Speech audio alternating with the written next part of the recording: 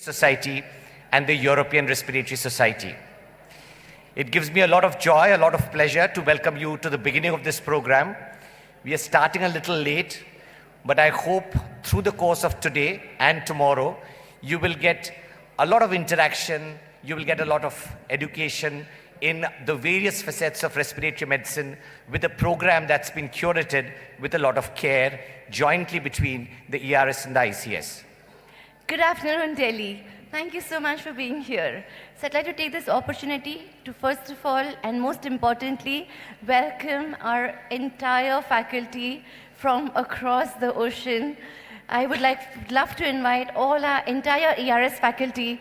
A huge round of applause for our distinguished faculty for traveling miles together to be with us, enlighten us, exchange us. We are so grateful to you. A warm welcome to our Indian faculty. Thank you so much for always being so updated, for always updating us, and for always indulging in most brilliant exchanges. Thank you for taking your time and for being us. A big round of applause for our Indian faculty.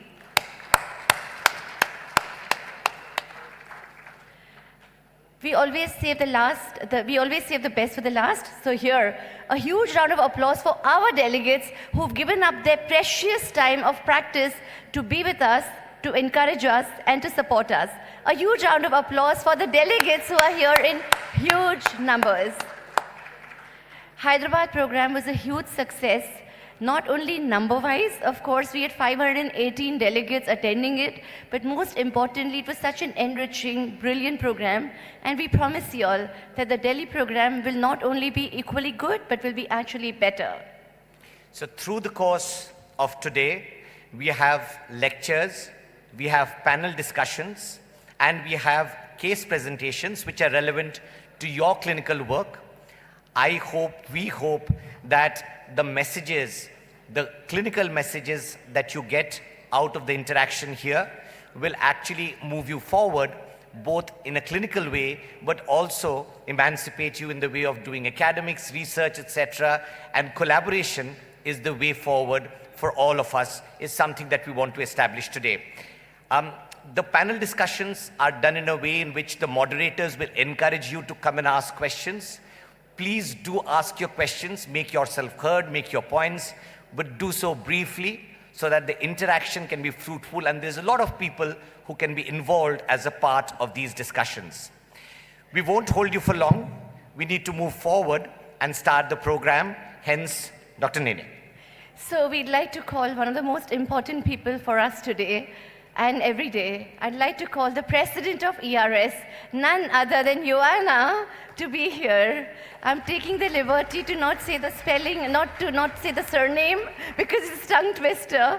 Joanna, please, thank you so much for being here.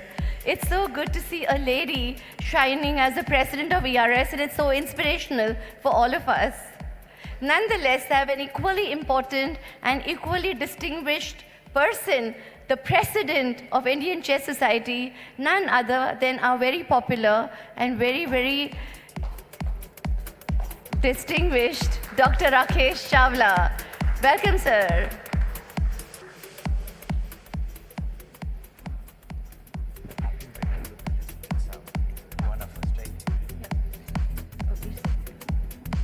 Can I request Joanna to come and do an inaugural address welcoming all the delegates to the ERS India Summit 2026.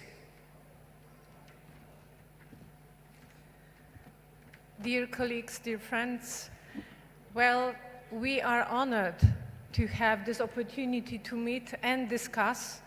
I think this is an absolutely innovative way of interaction between European Respiratory Society and Indian Chess Society. And as Amita kindly emphasized, the Hyderabad meeting was exceptionally good. We enjoyed it a lot. I hope that our delegates and faculty enjoyed it as equally. But I'm looking forward to this meeting in Delhi. I am quite sure it's going to be as good or even better. But I would like to take this opportunity and express my personal gratitude, but also on behalf of the European respiratory leadership and as well our members for this fantastic way of working together. And I'm looking forward to the future. Thank you so much.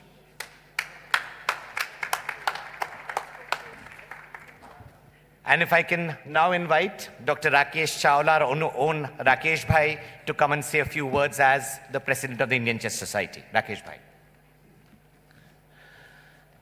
Thank you, Bhai, for the humble introduction. Yes, I am proud member and grown to be the President. Indian Chess Society is like your BJP. The ground worker can become the President. And this is your society, not my society. Respected dignitaries on the dais and off the dais, esteemed colleagues from the European Respiratory Society and the Indian Chess Society, distinguished faculty, dear friends, my colleagues, a very warm good afternoon to all of you. It gives me immense pleasure and deep sense of pride to welcome you all to the second edition of ERS India Summit 2026 here in New Delhi. On behalf of the Indian Chess Society, I extend heartfelt welcome to our international and national faculty and to every delegate who has joined us for these 2 days of intense learning, reflection, and scientific exchange. I am adding here, because I have not made a print of it, my experience of 2 days. First day and hesitation, the next day I am communicating to them, believe it, they are from Europe, but their thought process is Indian. They think like us, they behave like us, they are bothered for the poor. This country, 80% is in the villages. They think the way think for our population. They think how this should be delivered and how you are able to address the basic problems and how we can have our people to this kind of a program and are able to showcase their work through the national stage in their presence to walk to the international stage.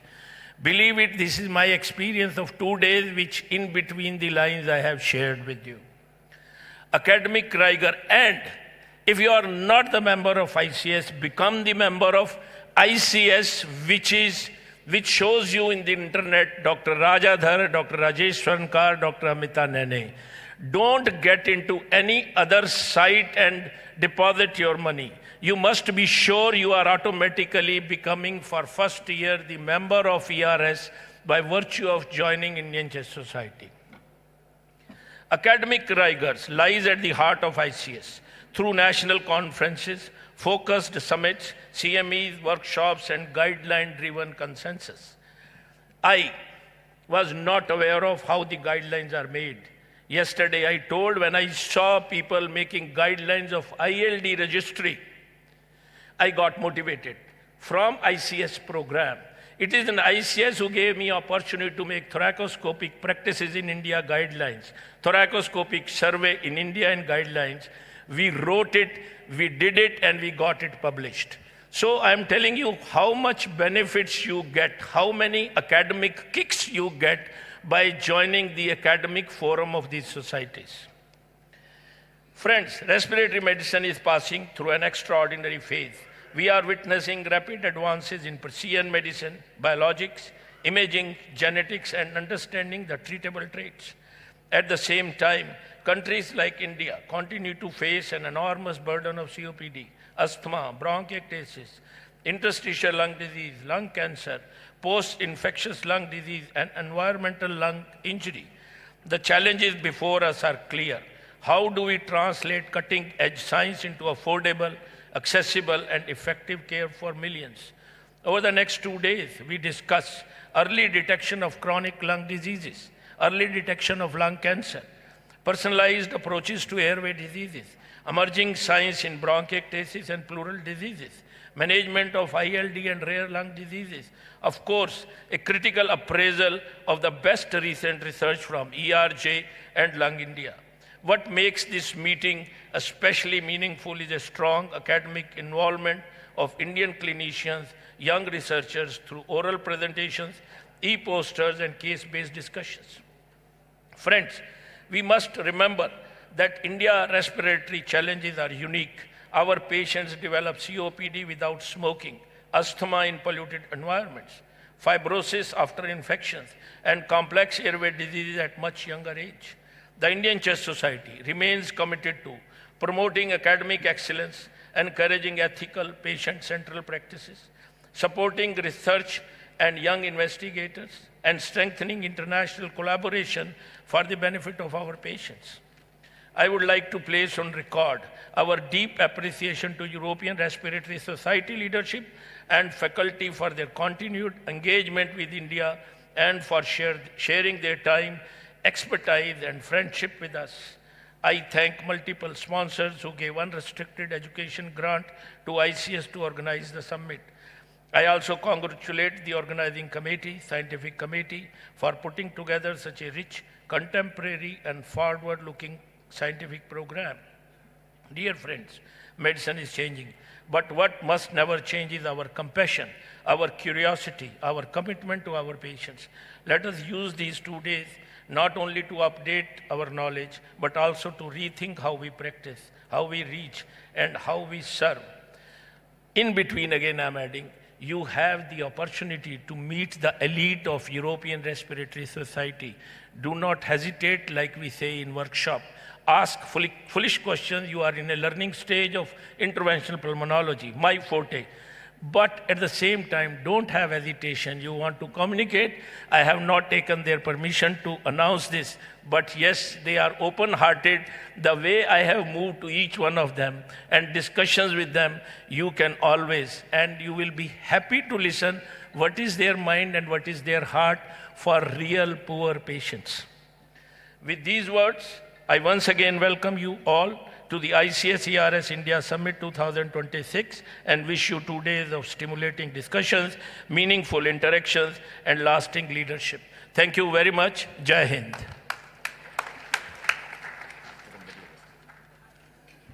Thank you very much. Wonderful words. Thank you to both Joanna and to Dr. Rakesh Chawla for the kind words. We'll start off with the program in a moment. I think one of the things that Dr. Chawla finished off with, which I'll echo, is do interact, do network, do ask questions. There's no question which is supposed to be stupid, silly, foolish. All of us have asked these questions, and that's the way we have grown. So make sure we have a fruitful day together, and we start the program. Thank you very much.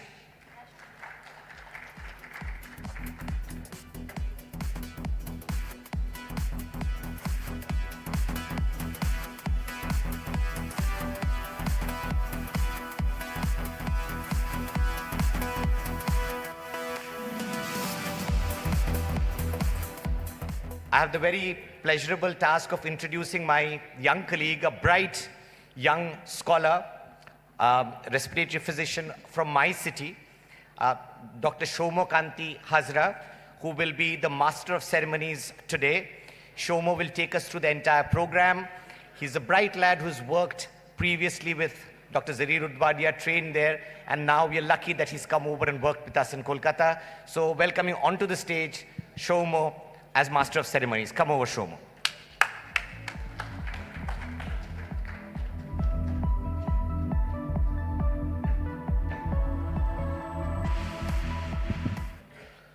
With the brilliant introduction that's done by the presidents of ICS and ERS, and with a warm welcome to our ERS faculty, we'll start the ball rolling for the events for today. Our first keynote lecture is a session 1 on early detection of chronic lung diseases. And I would like to call upon stage our esteemed subject expert, Professor James Chalmers. Professor Chalmers happens to be from the University of Dundee, and he's the chief editor of the European Respiratory Journal. I would also like to call upon stage as a co-subject expert, Dr. Naveen Pandey, who's a professor and head of Department of Pulmonary Medicine at the Government Medical College, Amritsar. Over to the subject experts.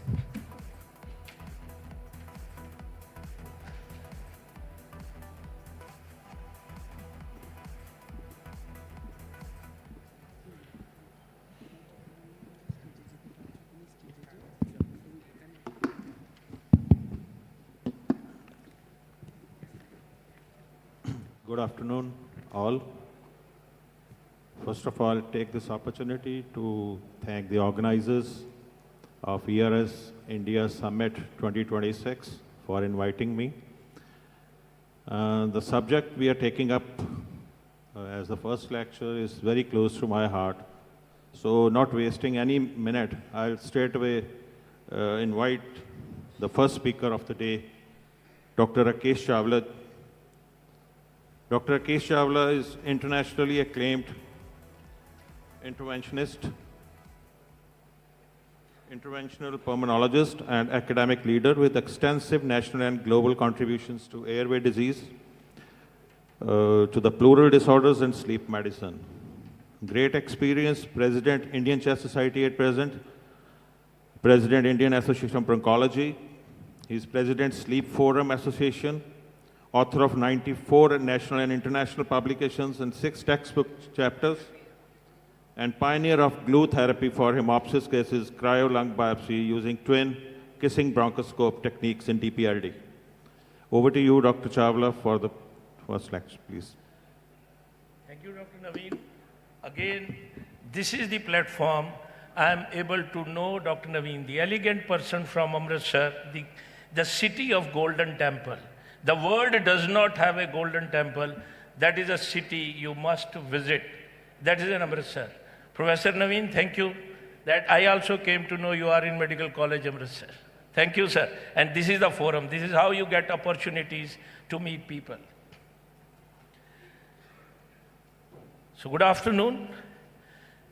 The chronic lung diseases is a very, very important subject. As I proceed, you will realize India has one of the highest burden of chronic lung diseases globally. COPD alone affects over 55 million people, while asthma prevalence is rising, especially in urban areas due to pollution. Occupational lung disease like silicosis are also widespread among workers in mining and construction. Rajasthan, silicosis. People don't report till their lungs become stone, and they are direct referral for the lung transplant. This is an area we need to focus and address. The economic burden is enormous with lost productivity and high treatment cost.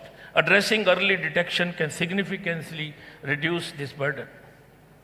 569.2 million cases are reported globally from CRD, and 4.2 million deaths are reported globally for chronic respiratory diseases.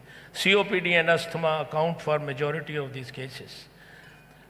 7.4% of adults are suffering from COPD in India. It's more in males, urban area than North India, because smoking is very much prevalent in our part of the country, and North India is polluted equally. It's not Delhi. If you draw a boundary, Delhi and around 300 kilometers, same AQI. 1.6 to 1.6 million annual deaths are reported from COPD. In asthma, 33 million cases are reported in India. Asthma accounts for more than 10% of global burden. Respiratory disease are 15.3% of all disease burdens. We know the chronic lung diseases are COPD, mainly caused by smoking and air pollution, asthma triggered by allergens, pollution, and genetic factors, interstitial lung disease, often misdiagnosed due to overlapping symptoms, occupational lung disease as silicosis and asbestosis are prevalent in industrial areas. Each requires a tailored diagnostic approach. We know the key risk factors include smoking, both active and passive, occupational hazards, dust, chemicals in industries, air pollution indoor from biomass fuels, outdoor and from vehicular emissions. Genetic predisposition, especially in asthma and ILDs, understanding these helps in targeting the screening programs. Early detection can slow the progression of the disease, avoid irreversible lung damage, reduce hospitalization, lowering the healthcare cost, improves quality of life through timely interventions like pulmonary rehab. Yet, most of the cases are diagnosed late due to lack of awareness and screening. Current diagnostic methods are spirometry, gold standard for COPD, imaging, X-rays and CT scans, scarce in the rural area. Even spirometry accessible to the rural areas is not there. So, biomarkers, clinical evaluation, I am happy to tell you Cipla has brought in a very cheap spirometer, which they can make it accessible to the tertiary care, primary care centers.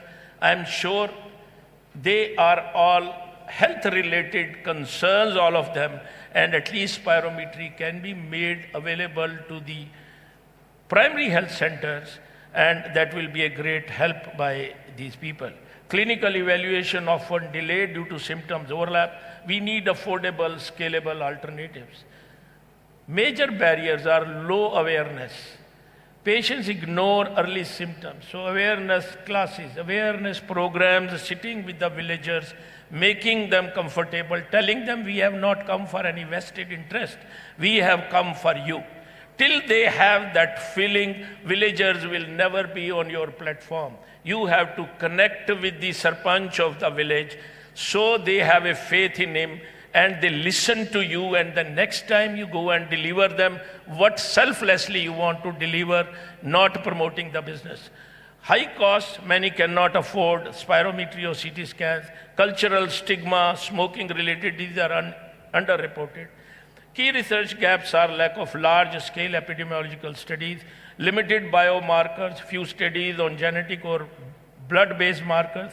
Occupational lung diseases, you need data, is underreported. Another lacuna in India is we don't have a central system where we collect the data. We put in the central registry and we can report how much disease burden we have in India. Closing these gaps is essential for evidence-based policies. Early detection can be through the ASHA workers. They are again at the primary health center, public-private relationship, mobile diagnostic vans with x-rays, telemedicine, with the remote consultations. Innovations like AI-assisted diagnostics, wearable sensors for the PFT recording, digital health program can always help bridge these urban-rural disparities. Policy interventions needed are for chronic lung diseases screening in Ayushman Bharat. One of the scheme unique to the world, not to India, that age 60 and above, 5 years, 5 lakh of rupees, free downloadable card.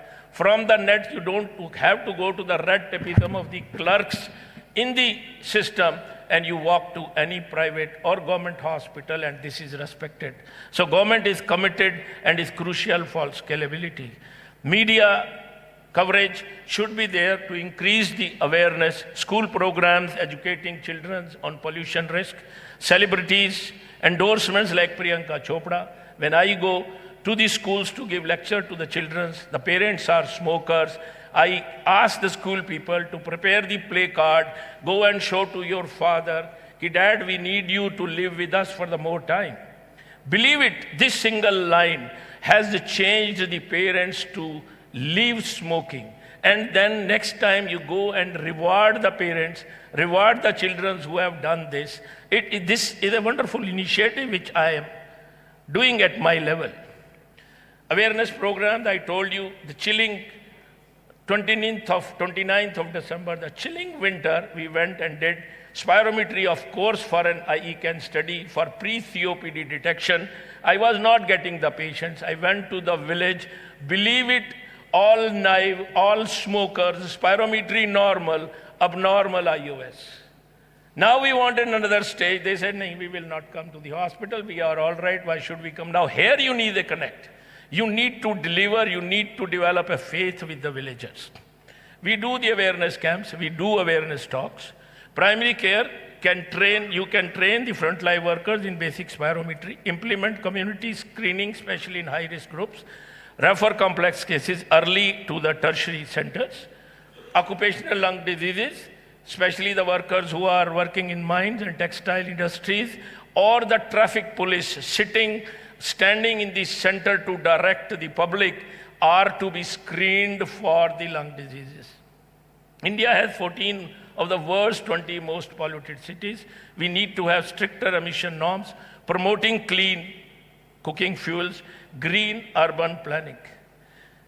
Air pollution is responsible for more than 50% of COPD cases, contributes more to COPD than smoking in India.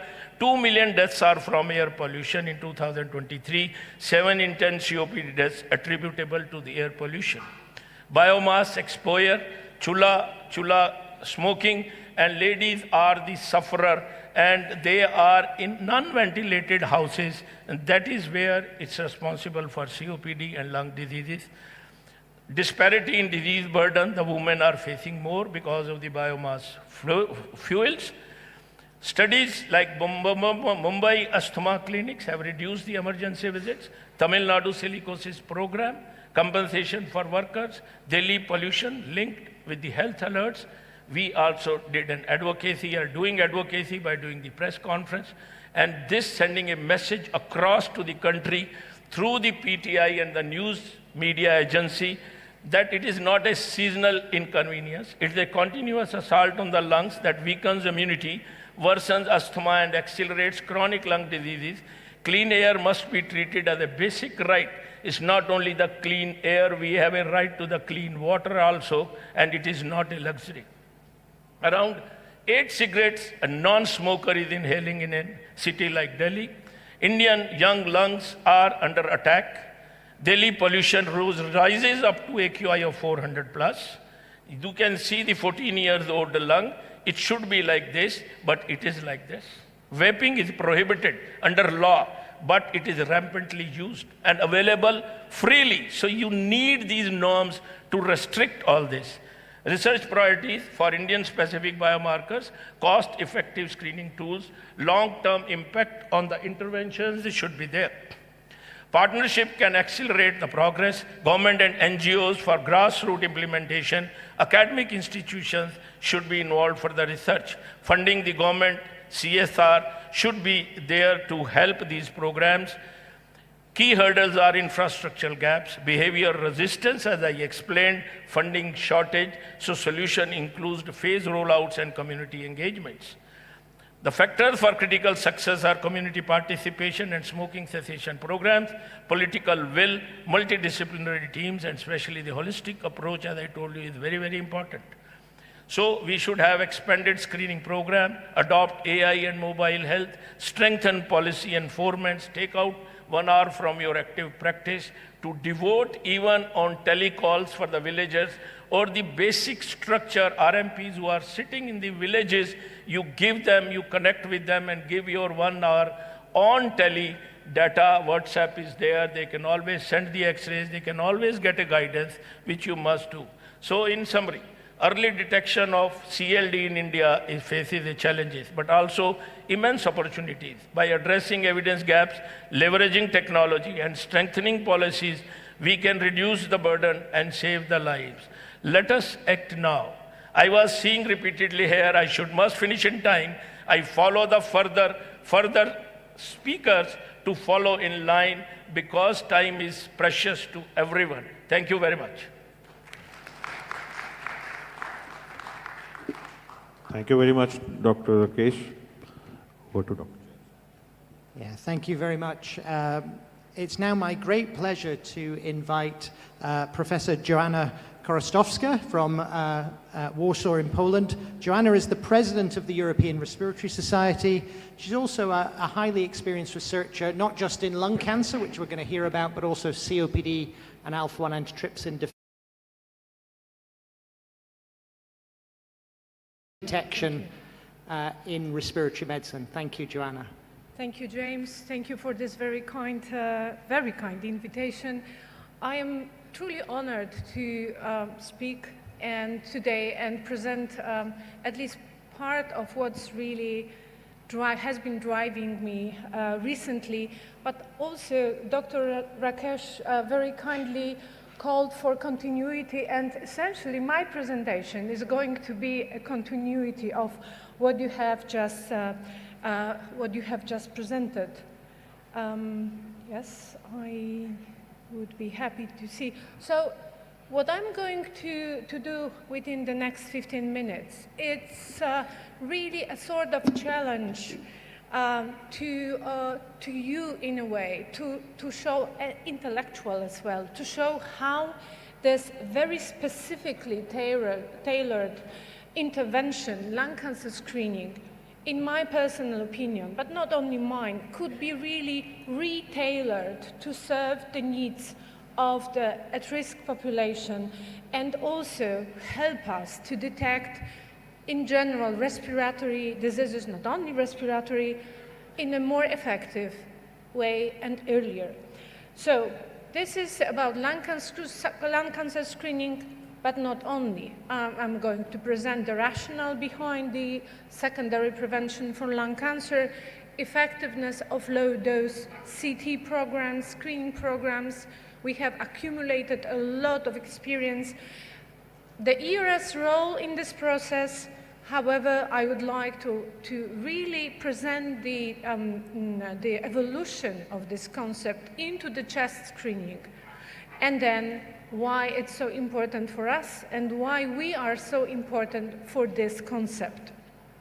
So I will start with some facts, lung facts, about lung cancer screening coming from the European perspective, but not only.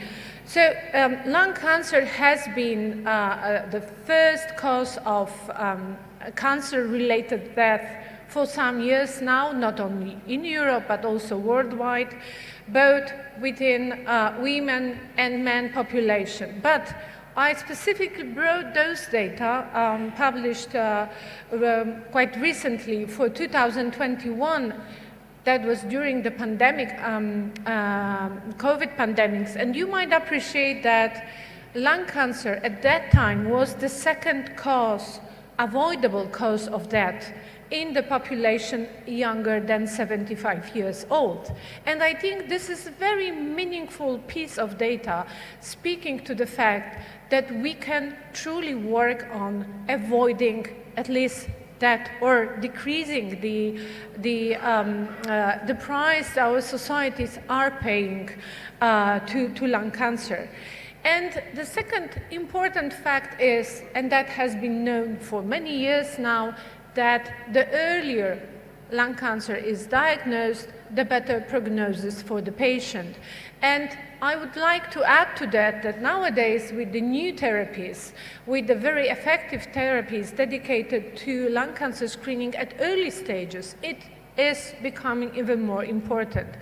So here comes the concept of lung cancer screening with low-dose computer tomography of the chest. The very first publication I'm presenting here comes from United States, from the National Lung Screening Trial, published as early as 2011, and that was the very first study to really bring a reliable, solid data demonstrating that in the population of more than 50,000 participants, 3 annual low-dose CT screenings really allowed to significantly decrease the mortality due to the lung cancer by 20%. Even more importantly, that has been also looked at in Europe. This is the Nelson trial. This is the fundamental trial for this concept of lung cancer screening. For the very first time, volumetry of nodules was used as a tool. And to make the long story short, they were able to demonstrate again and repeat the American data, showing that having followed this population for 10 years, the reduction in mortality due to lung cancer was demonstrated again, as you might appreciate, 25% for the study population, but even more importantly for female, it was 33%. And the major fact is that the lung cancer screening with low-dose CT allow us to not only diagnose patients, but diagnose them at the early stage. You might appreciate that in the screening arm, almost 60% of cases were diagnosed at stage 1, so very early on, and only 16% at advanced stage, whereas it was reversed in the control group. So very important. And that was repeated in a number of studies. I'm presenting here one of the meta-analysis, and then also a comparison between other screening interventions that really are taken for granted nowadays, so breast cancer screening or colon cancer screening. This is a commonly accepted intervention, but you might appreciate that actually effectiveness of lung cancer screening seems to be even higher. Of course, there are many issues around it. I would like just to bring one, which in my understanding is extremely important. It is how we do identify at-risk population. So at the moment, we use the risk factors-based inclusion criteria. So the age, the smoking history, and the current smoking status. This is universally being used in any ongoing or planned lung cancer screening as a general rule. We do believe that with new technologies, that with AI coming in, we would be able to use even more the risk-based models, so use this technology and risk the validated predictive models that have been already developed to better identify the individuals at risk that would also allow for a more cost-effective intervention. And the ERS has been very active in this from the very beginning. You might appreciate the first statement published in 2019. That was joint statement of the European Respiratory Society and European Society of Radiology, so two driving forces behind the lung cancer screening, and then also another statement coming later in 2022. All that speaks to the fact that importance of this intervention has been very early on identified within DRS. And of course, statements were followed by the guidelines. So I'm just bringing a number of guideline documents that have been published, some of them published together with other societies. Again, we really see the fundamental importance of early detection. And I would just like to bring one example. I am privileged to be a scientific coordinator of this EU-funded project, strengthening the screening of lung cancer in Europe, SOLACE project, that brought in 37 partners from 15 European countries, specifically to look at how we do lung cancer screening. How could we do it in an even more effective way? We have identified a number of bottlenecks. We developed a number of strategic documents, accumulated a lot of data. You can appreciate here a number of pilot studies that have been and are still ongoing in Europe, and there is a bulk of information coming from those studies to make lung cancer screening even more important. And now I'm coming to this, for me personally, very important part, essentially reshaping, redeveloping, rethinking lung cancer screening into chest screening programs. So a very important document, as really demonstrated by the numbers of society that had been part of this guideline working group, that looked at the incidental findings. Of course, with low-dose CT, we are able to identify not only nodules, suspicious nodules, but also other incidental findings of potential high clinical importance. So I'm just listing some of those. You might appreciate that many are linked significantly to the number of respiratory abnormalities, chronic respiratory disorders, and those guidelines really address the issue of incidental findings in low-dose CT screening programs in terms of how those need to be reported and what is the suggestion action to follow such a finding in a clinical management. Just bringing one example, I don't have time to discuss it in more depth, but emphysema, of course, in the smokers, one would expect it to be an issue. But as Rakesh kindly mentioned, early detection is our priority in those screening programs. So you might appreciate an example coming from UK, the SUMMIT study, where the idea was to really first survey the participants, smokers at the age of 55 plus, regarding whether they have been diagnosed with COPD. You might appreciate 16% confirmed, yes, indeed, they are COPD patients, but then spirometry was performed in all and 45% had undiagnosed airflow obstruction. So I think that really speaks volume about how much lung cancer screening might change the fate of those individuals. And again, I said changing the life and the prognosis for those individuals. This is an excellent study coming from US. You might appreciate 25 years follow-up of individuals that have been identified through low-dose CT lung cancer screening with asymptomatic emphysema.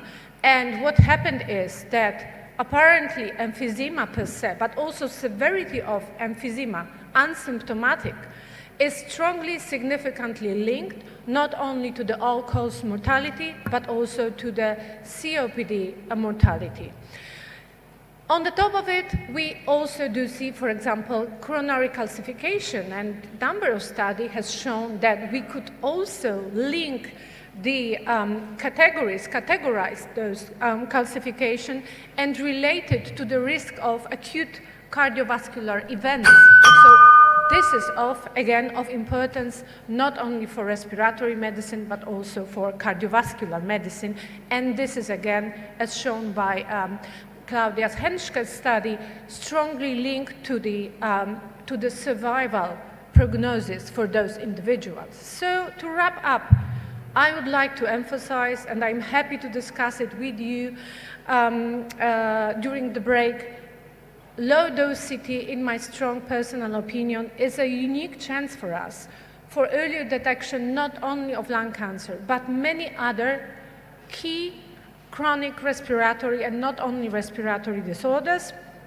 as presented here. And we as a respiratory community have a fundamental role, a key leading role in this intervention, not only due to the fact that I just tried to emphasize, so early detection, but we are the ones who care for patients with COPD, interstitial lung diseases. Those individuals are of high risk of lung cancer. We are the one that bring the primary prevention, smoking cessation to the population. We are we are expert in diagnostics for many of those abnormalities. And finally, we are also a knowledge of post-treatment surveillance, not only for lung cancer. With that, I thank you very much.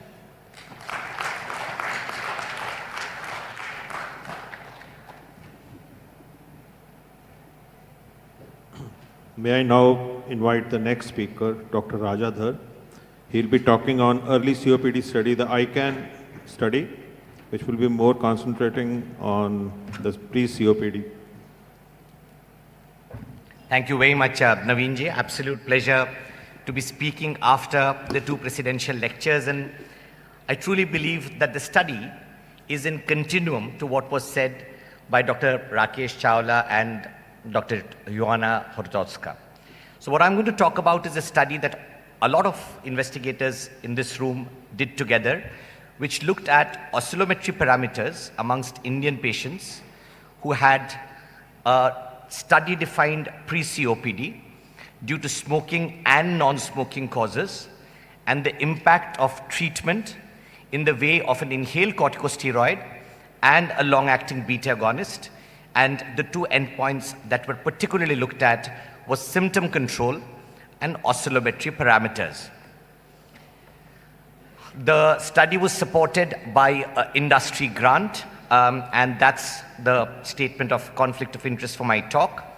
You heard when Dr. Chawla spoke a little while ago about the burden of COPD globally, and especially in India. The second largest killer, more than 55 million cases. And one of the important things which both our presidents stressed on was the late diagnosis, which is especially true in our country. So that's the background. Let's then speak about the concept of pre-COPD. So there's a lot of work that happened about 20 years ago on the so-called gold zero COPD, a term that's since become archaic.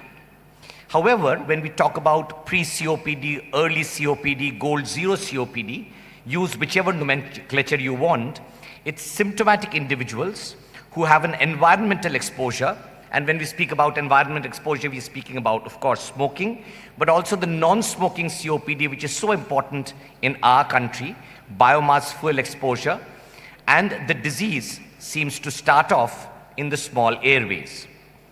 The way pre-COPD has been defined in studies is those with a symptom burden, but a lung function which is essentially normal. So a FEV1 of more than 80%, a ratio of more than 0.7, and symptom burden in the form of a CAT score of more than 10. Now, across studies, across the globe, the percentage of at-risk population who might be having pre-COPD is somewhere between 4 to 50%. So that's a very large gap. However, the gap depends on the definition used, the way the patients were screened. Fact remains that there is a large burden of patients with pre-COPD, and early diagnosis, as has been said already, makes a lot of difference. This population of patients also has exacerbations, less than 1, but still significant if you think about the disease severity. And then there are CT changes, which again was spoken of just now. So CT changes of emphysema, small airways disease, which Joanna spoke about a little while ago. Now, you would have understood when I've tried to define pre-COPD that this is not easy to diagnose clinically. There are various parameters which are not properly defined, and if it cannot be defined properly, the argument is there's no clear treatment for this. And I have quoted the Gold Zero paper from Milan Han, the pre-COPD paper, which was presented in 2022. So the objective of this study was to try and answer these two questions. Can oscillometry help diagnose pre-COPD? And the second is, can we treat pre-COPD as we have just defined it with an inhaled corticosteroid and a long-acting beta agonist? And in recruiting patients, we looked at the smoking and the non-smoking as in the biomass exposed population of patients. So it was enriched with both population, the smoking and the non-smoking COPD population. The design of the study was double-blind, placebo-controlled RCT, and the drug that was used was a combination of fluticasone furoate at 100 micrograms and vilantrol 25 micrograms. So that was one arm, and the other arm was placebo. These are long-acting agents, as you know. So the dosing was once daily, and the drug was given for a 3-month, a 12-week period. And the endpoints which captured, and I'll come back to this in greater detail, but the important endpoints captured were CAT score, spirometry, oscillometry at baseline, 6 weeks and 12 weeks. So 3 visits, baseline, 6 weeks and 12 weeks. One of the questions which keeps coming back to us, and this is still unpublished, we are writing up the manuscript, but questions that have been asked during the course of presentation is why an inhaled corticosteroid and LABA? Why not dual bronchodilation? So just before we started the study, the results of the RETHINK study came out, where in a similar population of patients, without the oscillometry criteria, so patients with normal spirometry and symptom burden, a combination of a LABA and a LAMA gave a negative result. So that was one of the rationales. There's others which we can come to later, but this was one of the rationale of using an ICS and a LABA in this patient. So the next question, something which is novel in this study, was the effort to try and define small airways disease, define pre-COPD based on oscillometry. So spirometry, as you all know, more than 200 years old, but we know it's not reproducible, it's not sensitive for small airways disease, and a much more sensitive parameter we felt going through the literature was the AX.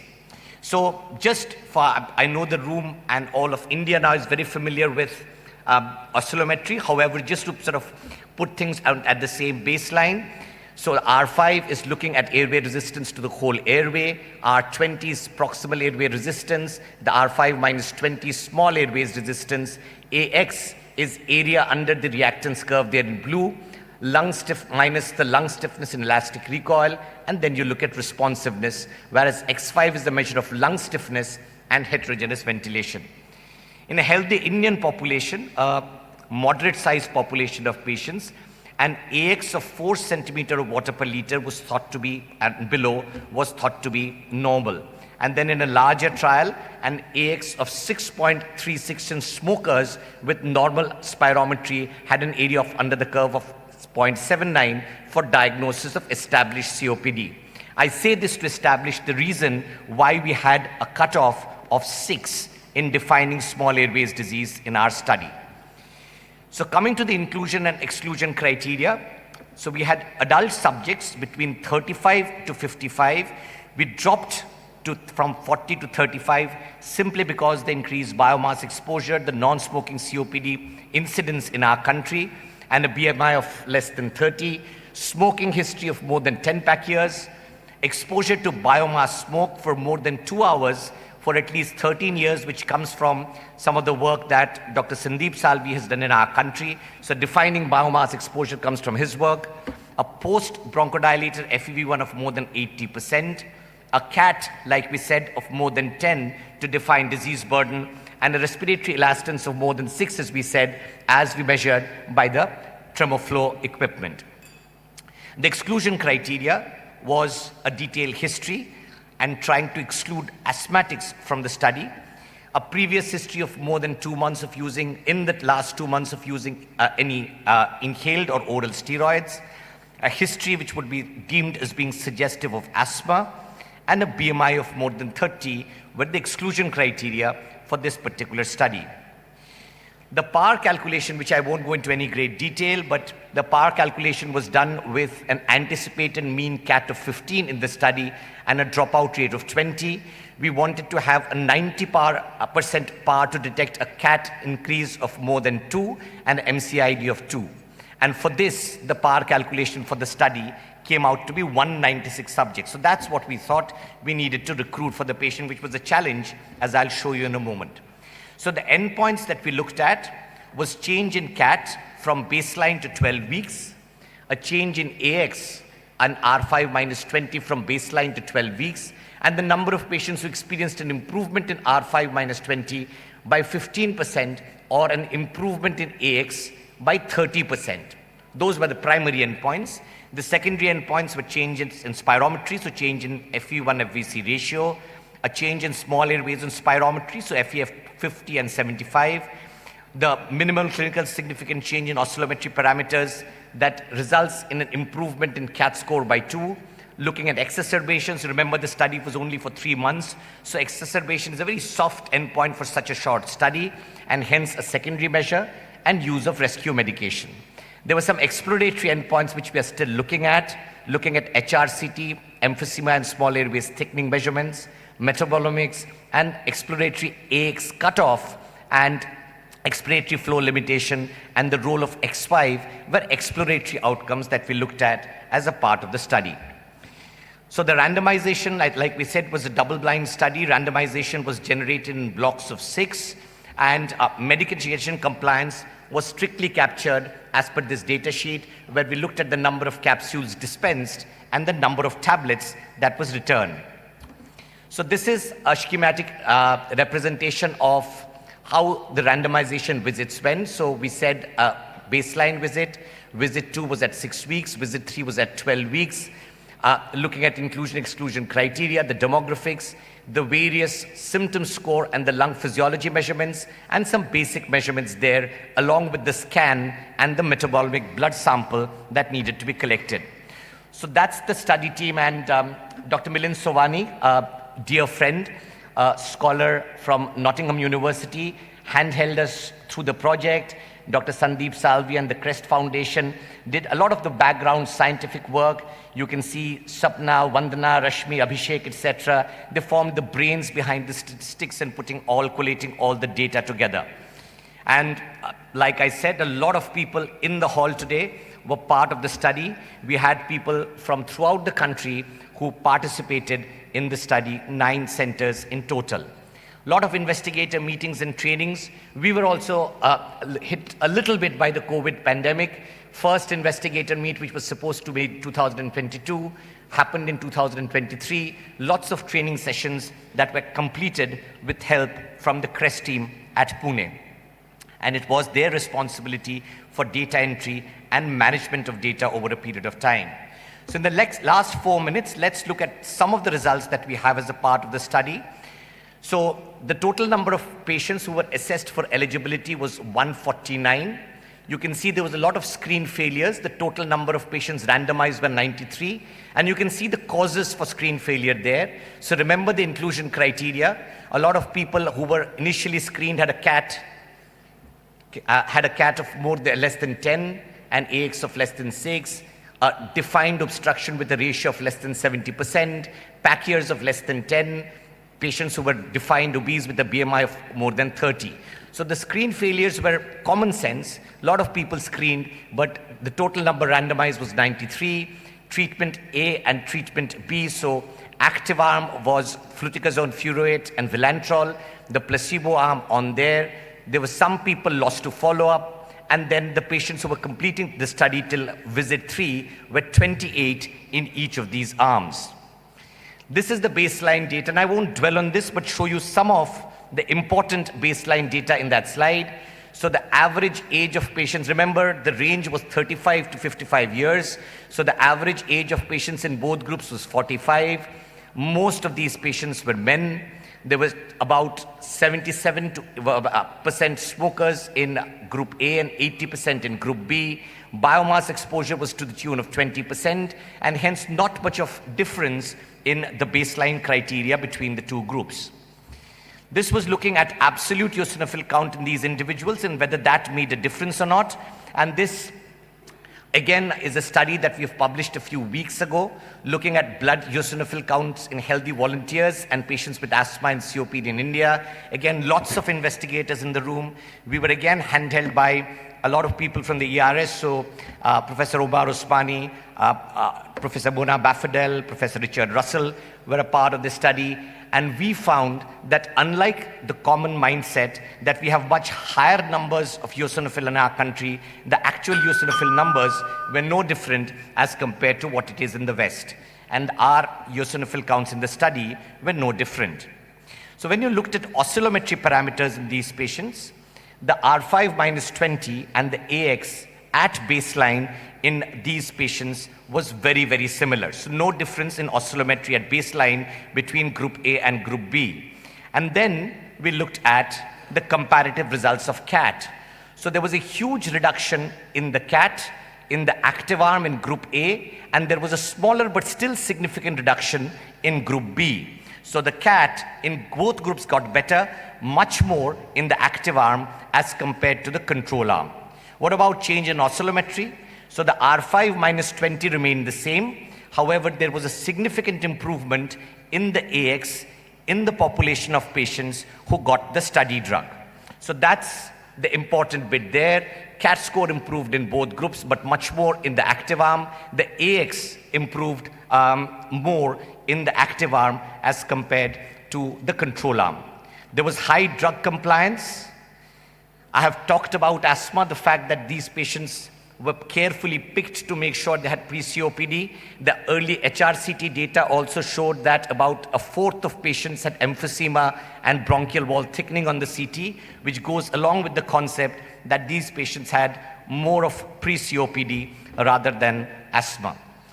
So those are my conclusions. So symptomatic at-risk individuals with normal spirometry can be defined with an AX of more than 6 and helps identify a treatable trait of pre-COPD. Even those with the lowest of AX had improvement with the study drug, and hence we propose that in larger studies using this value, we can try and diagnose patients with pre-COPD with larger trials. This is probably the first study that I know of with the AX cutoff that came out to be positive. The fact that this drug happened to be fine particle was not designed and picked because of that, but had fine particles could have something to do with improvement of the AX. HRCT is valuable in this population, and hence going forward, we need to validate an AX cutoff with larger studies. We need to consider the dropout rates that we have quoted in the study, and we still await some of the data like the metabolomics and the X5 definition going forward in the study. Thank you very much for listening.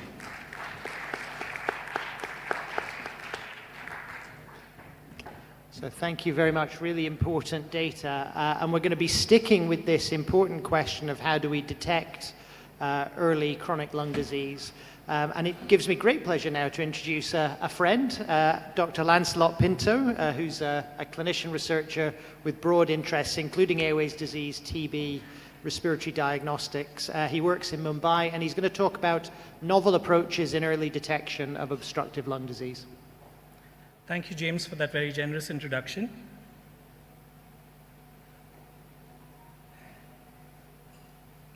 Okay, I will be speaking in the next 15 minutes about novel approaches in the early detection of obstructive airways disease. But let's begin with the first question. Should we really detect obstructive airways disease early? And this brings us back to the question of screening, the question which has been alluded before in lung cancer screening as well. So when does it help to detect a disease early? When we know the natural history of the disease, so when we call a disease as mild, it's not necessarily early if it doesn't progress. So knowing this is important. There should be a clinical interpretation. So if somebody tests positive on a particular test, are you going to suggest that the person be closely monitored? Or are you going to begin treatment? They're two different things. It should be sensitive if it's a screening test. You want to not miss anybody if it's a screening test. But if it's a diagnostic test that's going to lead you to begin treatment, it needs to be quite specific.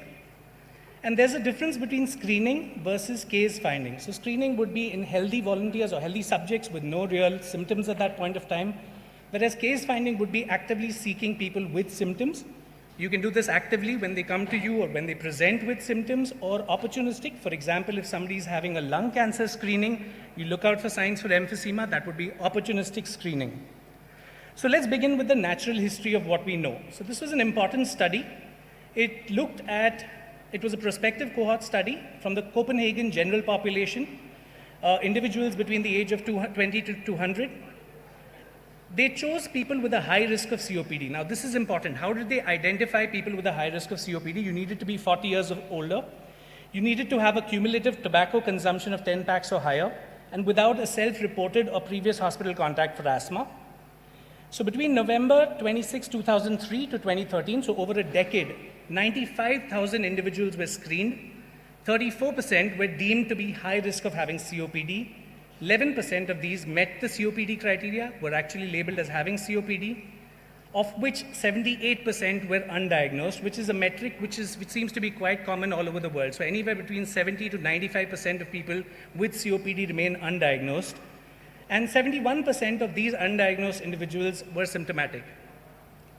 They then looked at a comparison between those who had without COPD and those who had symptoms and those who did not have symptoms. So three basic groups. So people who were undiagnosed and had no symptoms of COPD still had a 5 times higher risk for exacerbation, 1.7 times higher risk for a pneumonia. There was no signal for death from respiratory causes, but from all-cause mortality, it seemed to be higher among those individuals, despite the fact that they were asymptomatic. Among undiagnosed but symptomatic COPD patients, the numbers were much higher. You were 15 times more likely to have an exacerbation, almost 3 times more likely to have a pneumonia. Your death from a respiratory cause was higher. Death from all causes was higher. So having symptoms versus having no symptoms made a difference, although even not having symptoms led to a higher risk of future exacerbations. So I'm going to quickly run through the gamut of tests which are available to us, starting from low-tech tests which are available to a country like ours when we want to work at the grassroots, like what Dr. Chawla alluded to earlier, to newer cutting-edge stuff. So this was a study we did using the CAPTCHA questionnaire. The CAPTCHA questionnaire is a broad screening questionnaire for COPD. It looks at risk factors, it incorporates symptoms, and identifies those individuals who are at a high risk of developing or having COPD. We found that it had an excellent negative predictive value, so 98%, close to 98% negative predictive value. So remember, if you want a screening test, you want it to have a high negative predictive value. You want to not miss anyone who has COPD. 16 of the 24 individuals who were not screened by the questionnaire had Gold 1 COPD. So nobody with moderate to severe COPD was missed by the questionnaire, suggesting that this is quite a sensitive questionnaire. We also looked at a comparison between the PUMA and the CAPTCHA questionnaire. The PUMA has been validated very often in Asian populations. We had 355 participants. And again, we found both the PUMA and the CAPTCHA was reasonably good at ruling out COPD, and therefore they're good screening questionnaires even in the Indian population, and you can do it at a peripheral level. We then looked at handheld devices. So we had a microspirometer, which was called the Vitalograph COPD-6 device, basically looks at the FEV1 by FEV6. And again, we found that it had 100% sensitivity. It did not miss anybody with COPD, but had a specificity of about 82%. So you will pick up some individuals who don't have COPD, which is why it's important to then have a confirmatory spirometry to confirm the diagnosis. We did a systematic review. This was done in 2017. We did a systematic review of all the available literature for microspirometry at that point of time, and we found results similar to ours. Sensitivity does tend to be quite high, with a specificity that's not too bad at all. So again, if you're working at a peripheral center, these are generally battery-operated devices. These are small, compact, they're inexpensive. So the combination of a questionnaire along with a handheld device can lead to a good negative predictive value for COPD. Even in the study with the PUMA questionnaire that we did, we added on peak flow meter or peak flow readings to the questionnaire and found that it improved the sensitivity of the test at picking up people who may have COPD. Let's move on to radiology. And again, some of this has been covered in the earlier talks, where lung cancer screening studies have picked up a lot of individuals who have emphysema. This was our own study done by one of my students, Aditi. We looked at people who had a high CAT score, people who had a high pack year smoking history, so 10 pack years of smoking. And we did low-dose CT scans in these individuals to look at what the prevalence of emphysema was. These were all individuals who had a normal spirometry. So 10 pack years of smoking, normal spirometry. We said, let's see what the signal we get from a scan. And we found that 47% of participants showed emphysema on low-dose CT. So close to half of all participants had emphysema. What we noticed that those with radiological emphysema had higher CAT scores, which were statistically significant when compared to those without emphysema, again suggesting that there is a signal that correlates between symptoms as well as the findings on low-dose CT scan. There are more sophisticated studies now looking at radiographs to screen for early disease. So this was a SPECT CT study. It's a quantitative lung ventilation single photon emission computed tomography study, which provides a quantification of lung ventilatory homogeneity. So homogeneity is used as a surrogate to look for emphysema, and it's been found to be a useful early marker of airway disease. So the metric that they use is called the area under the compensated coefficient of variation density curve, or CV value, greater than 40%, and it's used as a measure of ventilation heterogeneity. And when they used that cutoff in this particular study, they found in identifying people who have an MMRC more than 0, so symptomatic individuals, the area under the curve was about 0.78, which is quite high, and this was better than FEV1, better than DLCO.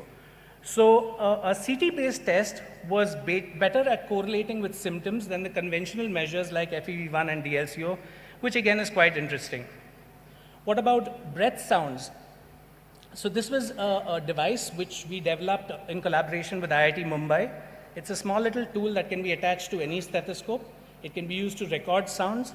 You can then, via Bluetooth, transmit those sounds, and those sounds can now be analyzed with different algorithms.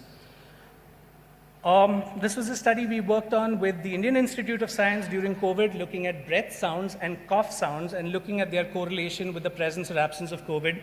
And there was a significant signal in terms of sensitivity. It wasn't extremely accurate, but it was a good starting point to look at breath sounds at diagnosing respiratory disease.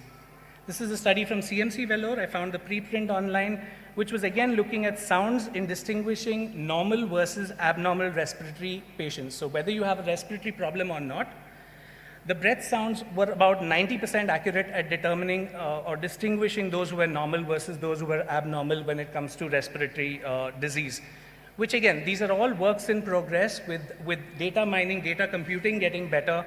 I think there's going to be a lot of improvement when it comes to breath sounds and its use in detecting disease. We are currently working on a project with EcoHealth. Again, this is just a small little piece that comes. There is no tube attached to it. You just place it on different positions on the chest wall. It has been validated for cardiac sounds and for EKG readings as well. And we are part of a validation study that is looking at respiratory sounds for different conditions, whether it's crackles, whether it's wheeze, whether it's prolonged expiration, to try and see if it can pick up an early signal which is more sensitive than the conventional metrics.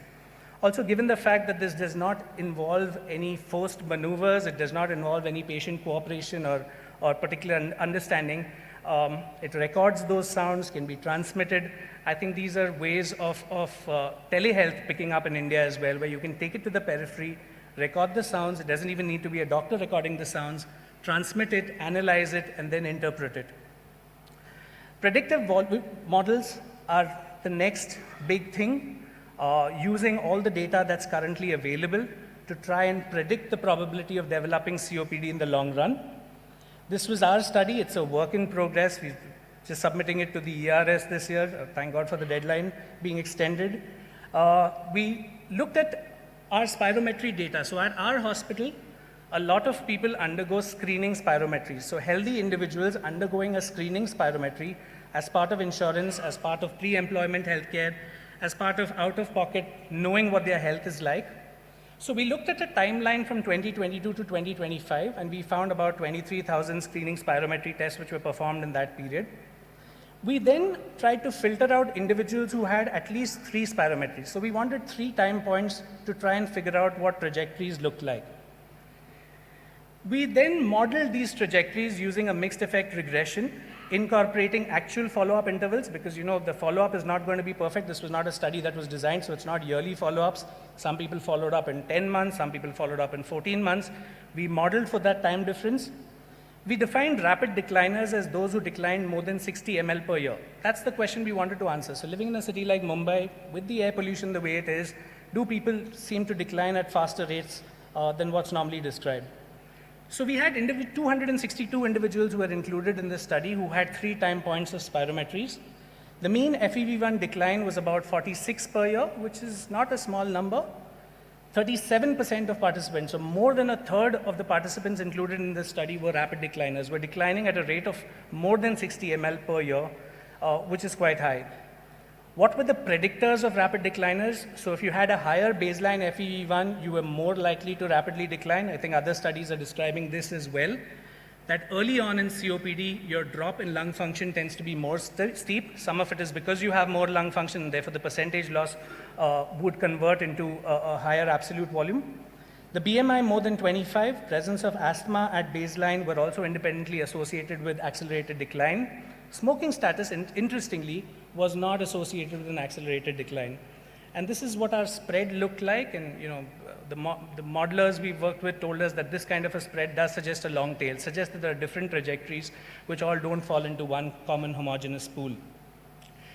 We then asked the question about incident COPD. So people who did not have COPD at their first spirometry versus people, let's not use the word COPD, let's use the word airflow obstruction at their third spirometry.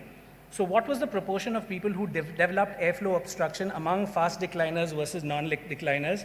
And if you see, 3 out of 164 people who were not rapid decliners developed incident airflow obstruction, while as 3 out of 95 3 out of 98 among the rapid decliners developed airflow obstruction. Again, the difference is significant, but because the numbers are small, it may not be statistically significant, but this is an interesting area for us to work on.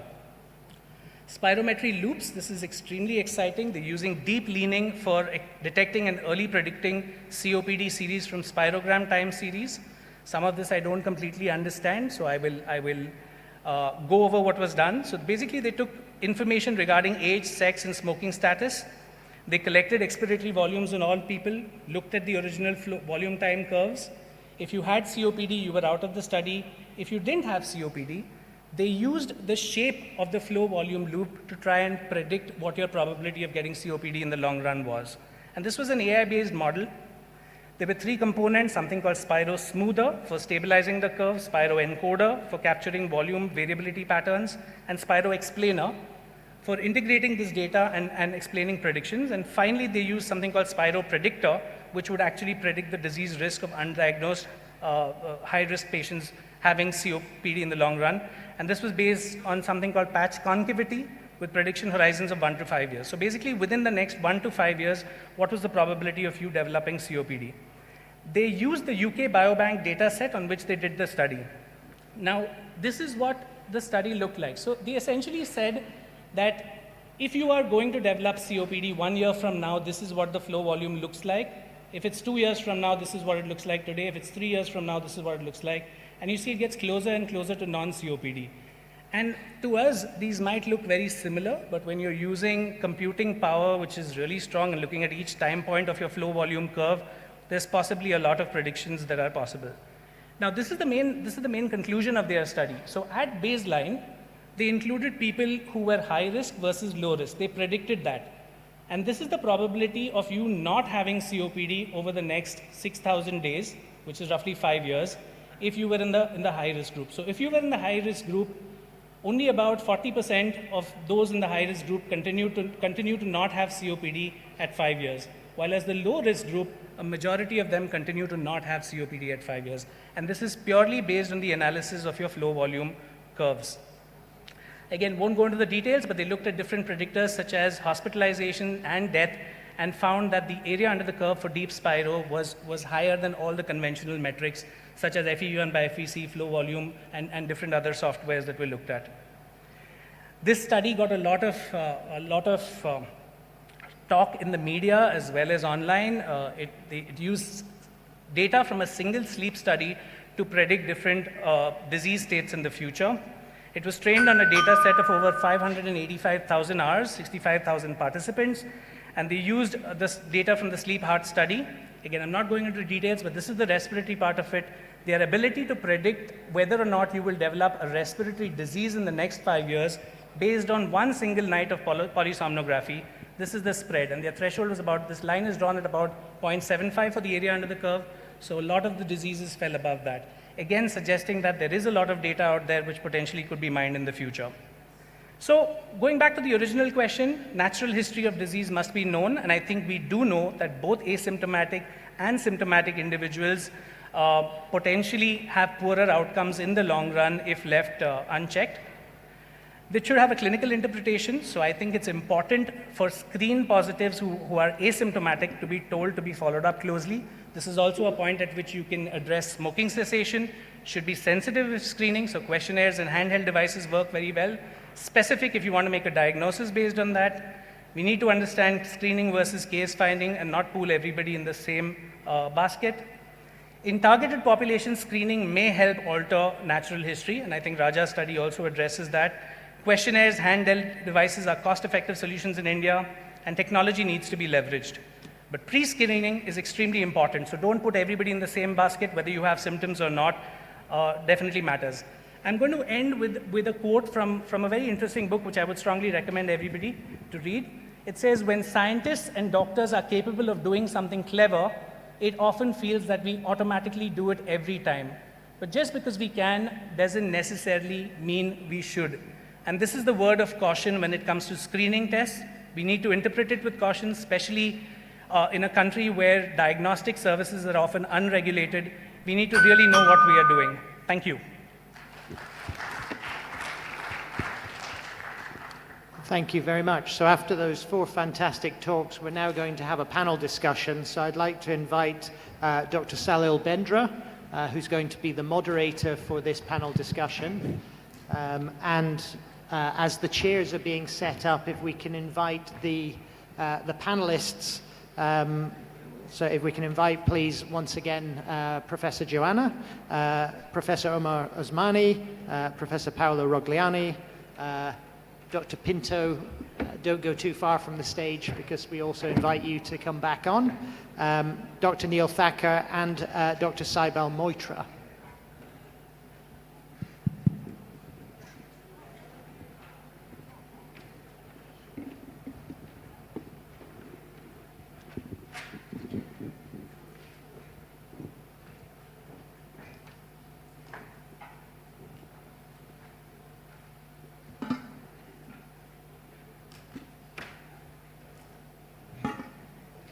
Yeah. Can we start the slideshow? Yeah. So, good afternoon, everyone. The esteemed panelists and all the audience in front of me. At the outset, I should thank the organizers of this wonderful summit, and especially Raja and Amita. So, we have been hearing wonderful talks, right from oscillometry to the study which Raja showed, spoken about early COPD, early asthma. And since the theme of this particular session or this particular panel discussion is 30 minutes, we will be trying to talk about or getting some inputs about the real world scenarios. Okay, because we very well know that prevention is better than cure and we need to diagnose them early. And the talks have all been emphasizing on that. At this point of time, I will make it clear that I want the audience to participate in this. If anyone wants to make a point or ask a question or make a comment, just raise your hand and it's an open forum. This is not going to be a question answer. It's not going to be like a examiner scenario where I'm going to ask questions and expect answers. It's just a discussion. So we'll move to the first slide where two things I'm going to talk about. The first one is about the burden and prevalence, which I think it has already been talked about by Dr. Rakesh Chawla also in his talk about the effect and the mortality effect of the diseases like asthma, COPD, and of course the cost burden as well as the man-hour loss. We very well know that. So I'm not going to talk much on that. We straightway go to these particular few pointers I felt which are very essential when we talk of chronic lung diseases. We all are practicing in different parts of India, and each of us sitting in our clinics face different kind of set of patients. Some of them are neglecting themselves, thinking this kind of a cough is because of allergies. Few of them consider this kind of cough is because of my family problem or maybe occupational issues, genetic issues, self-assessed and self-concluded thoughts. So we have got a chronic cough which is easily left away as a smoker's cough, not even given importance. Women exposed to biomass fuel not again being reported so early, and tuberculosis, which we very well know in our country. The first thought in the treating physician's mind, I am saying at the primary level situation, is it could be tuberculosis and it could be empirically treated as tuberculosis, not understanding that it may be actually worsening or it could be a misdiagnosis, and the post-TB lung diseases.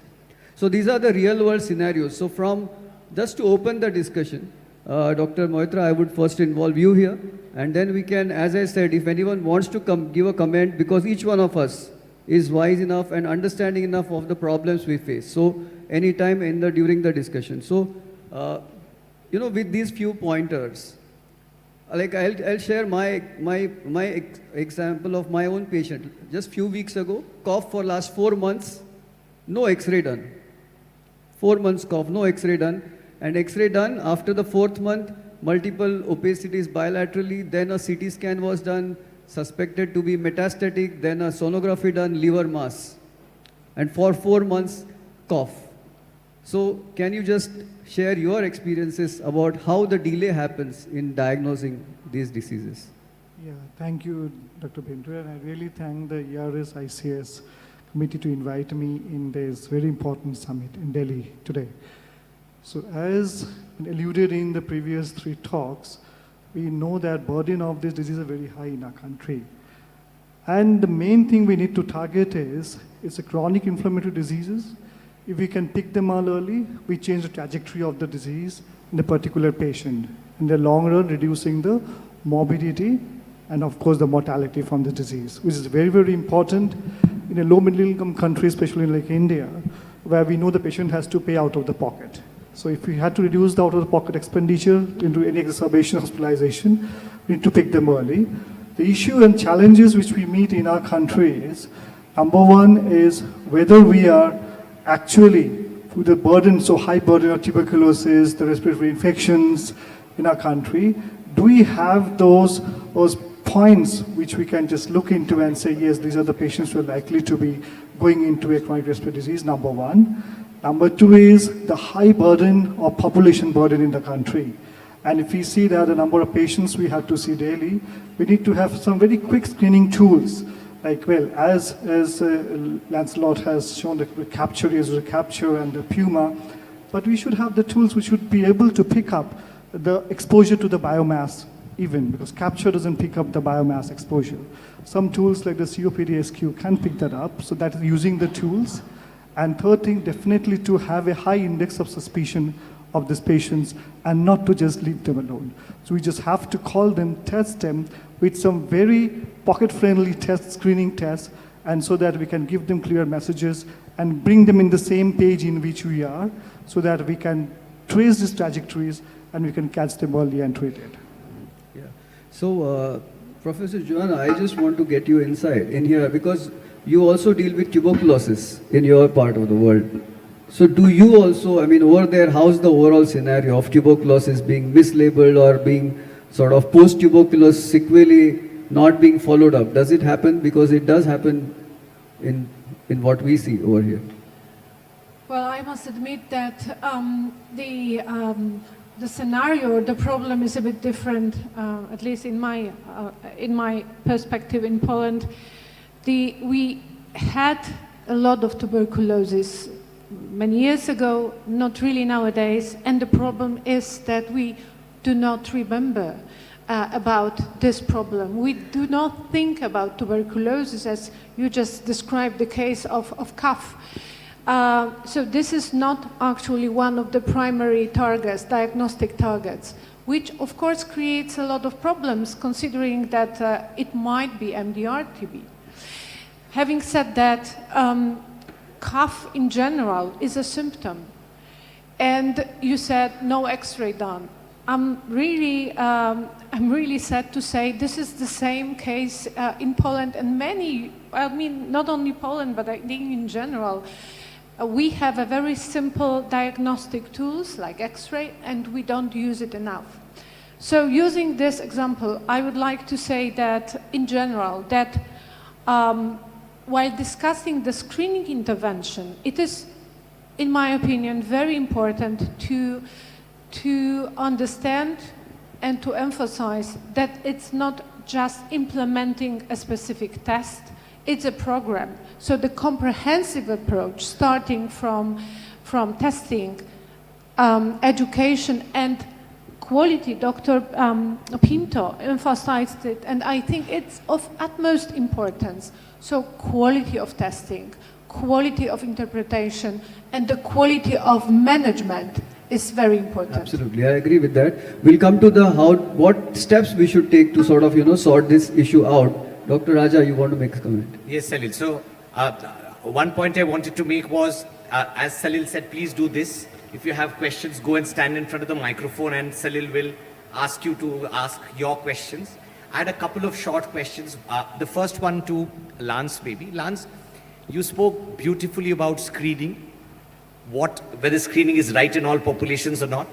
And then you went on to speak about the screening tools, be that questionnaires, be that the microspirometry.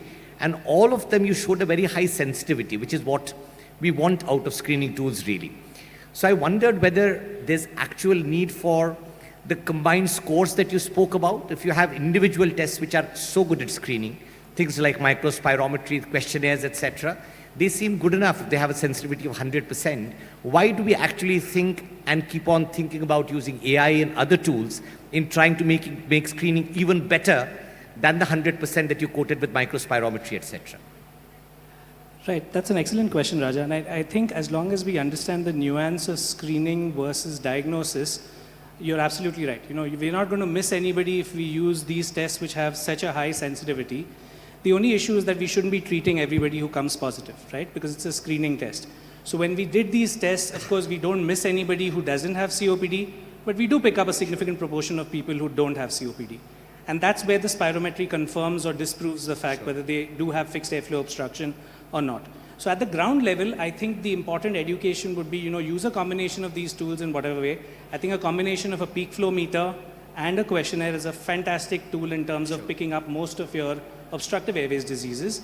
But also then at some point, if you have zero access to a higher care center, then okay, maybe consider starting treatment if a person is symptomatic, because at the end of the day, you want to relieve the person of his symptoms. But if you do have access to a higher care center, then a confirmatory test should be done. Sure, grand. And just another question that I had, Radha Didi, if you come to the microphone after. So, yeah, Dr. Radha, you can come to this side. Yeah, so the other question I had in continuation with what Dr. Bendre asked, maybe one of our Indian colleagues on the faculty, on the podium. I mean, for us, microbiological cure of TB is cure of TB according to the National Tuberculosis Eradication Program. And all of us see patients who come in with symptom burden, the post-TB lung disease scenario. So I wondered any thoughts, and I know Dr. Salvi is going to speak about this later on, but maybe a short message as to how we follow these up whether there's any guidance about who to follow up and who not to follow up in the long term after microbiological cure of tuberculosis. Correct, absolutely. Radha, you wanted to make a comment? Yeah. Yeah. I didn't want to make a comment. I wanted to ask a question. Yeah. And it's to the panelists as well as people in the audience. We know after COVID, the number of CTs which are being done in our country have gone up significantly. And many incidental findings, as Joanna mentioned in LDCT also, that many incidental findings were noted. If we talk about the respiratory findings, do we not now need to have a mechanism where these would be directed to the particular specialty? So for example, if we detect COPD, a CT is being done to look at metastasis. And because it's the first step before you take up the whole body PET scan and all that. Don't we think we need to direct them properly to a pulmonologist? And how can it be done? Isn't it the need of that? Yeah. Because So- anything that we ask to do is a cost to the patient. So even the patient should believe if he continues to be asymptomatic. Thank you. This is an excellent question. And this is also a huge problem that has not been solved as yet in terms of a very diverse findings that we see with the low-dose CT. Of course, in terms of nodules, we more or less know, at least management of suspicious nodules has been addressed. There are guidelines for that, both for radiological assessment as a clinical management. However, as you very correctly emphasized, we have a number of other findings. Well, with emphysema, it seems easier, and we should follow its spirometry and proper management of the patient if chronic disease has been proven. But for example, interstitial lung abnormalities. This is a huge issue that has not been addressed properly as yet. We are on the way. There are studies looking at how properly and with a specific rationale in mind, interstitial lung abnormalities could be assessed, but this is in development. Having said that, I would like to emphasize one more time that it's not enough to set up the screening program. The organizers have to be very clear about how to implement it in the specific healthcare setup in a given country or region, and how to link the individuals that would need to be followed in terms of nodules, in terms of emphysema, bronchiectasis, cardiovascular findings, and how this could be implemented within the given setting. Absolutely. Thank you. Absolutely. So Yes. just a question at the front. Sir, one comment with this, giving the Indian perspective to what Professor Joanna said, that so the Indian data, the current Indian ILD registry, which data was published, that in ILD patients, more than 50% of the cases that are diagnosed, a period of 12 months has gone by for their symptoms were there, before which a CT was done. That is published data from India that we have. So already the CT scan in a lot of cases is done quite late. And even if it is done, most of these patients, more than 40% of these cases, they've received some or the other form of multiple antibiotic courses, even anti-tubercular therapy. So like Dr. Rajadhar said right now, that if a lot of such cases are being treated with tuberculosis, they can have some post-TB sequel, or they've been misdiagnosed that this patient did not have TB but actually had ILD and empirically treated on lines of AKT. And in a lot of such cases, these eventually by, like Dr. Radha Madam just asked, that the pulmonologist, so there was also data where when was a pulmonologist involved? So a lot of times, especially in the Indian context, we find that if a patient has breathlessness, when the MMRC goes more than 2, that the patient by default at rest or at a minimum distance has to have breathlessness, that is the time the pulmonologist would be involved, and a lot of times the ILD has progressed to an irreversible state by then. So there the timely screening, if we are following, as with timely screening, even timely referral should also be done so that such cases can be picked up early. Even AI, suppose in our state, I'm from Gujarat, so there we have now the government authorities are now utilizing AI as part of with companies for radiological imaging, where AI-based imaging technology is used for X-rays now.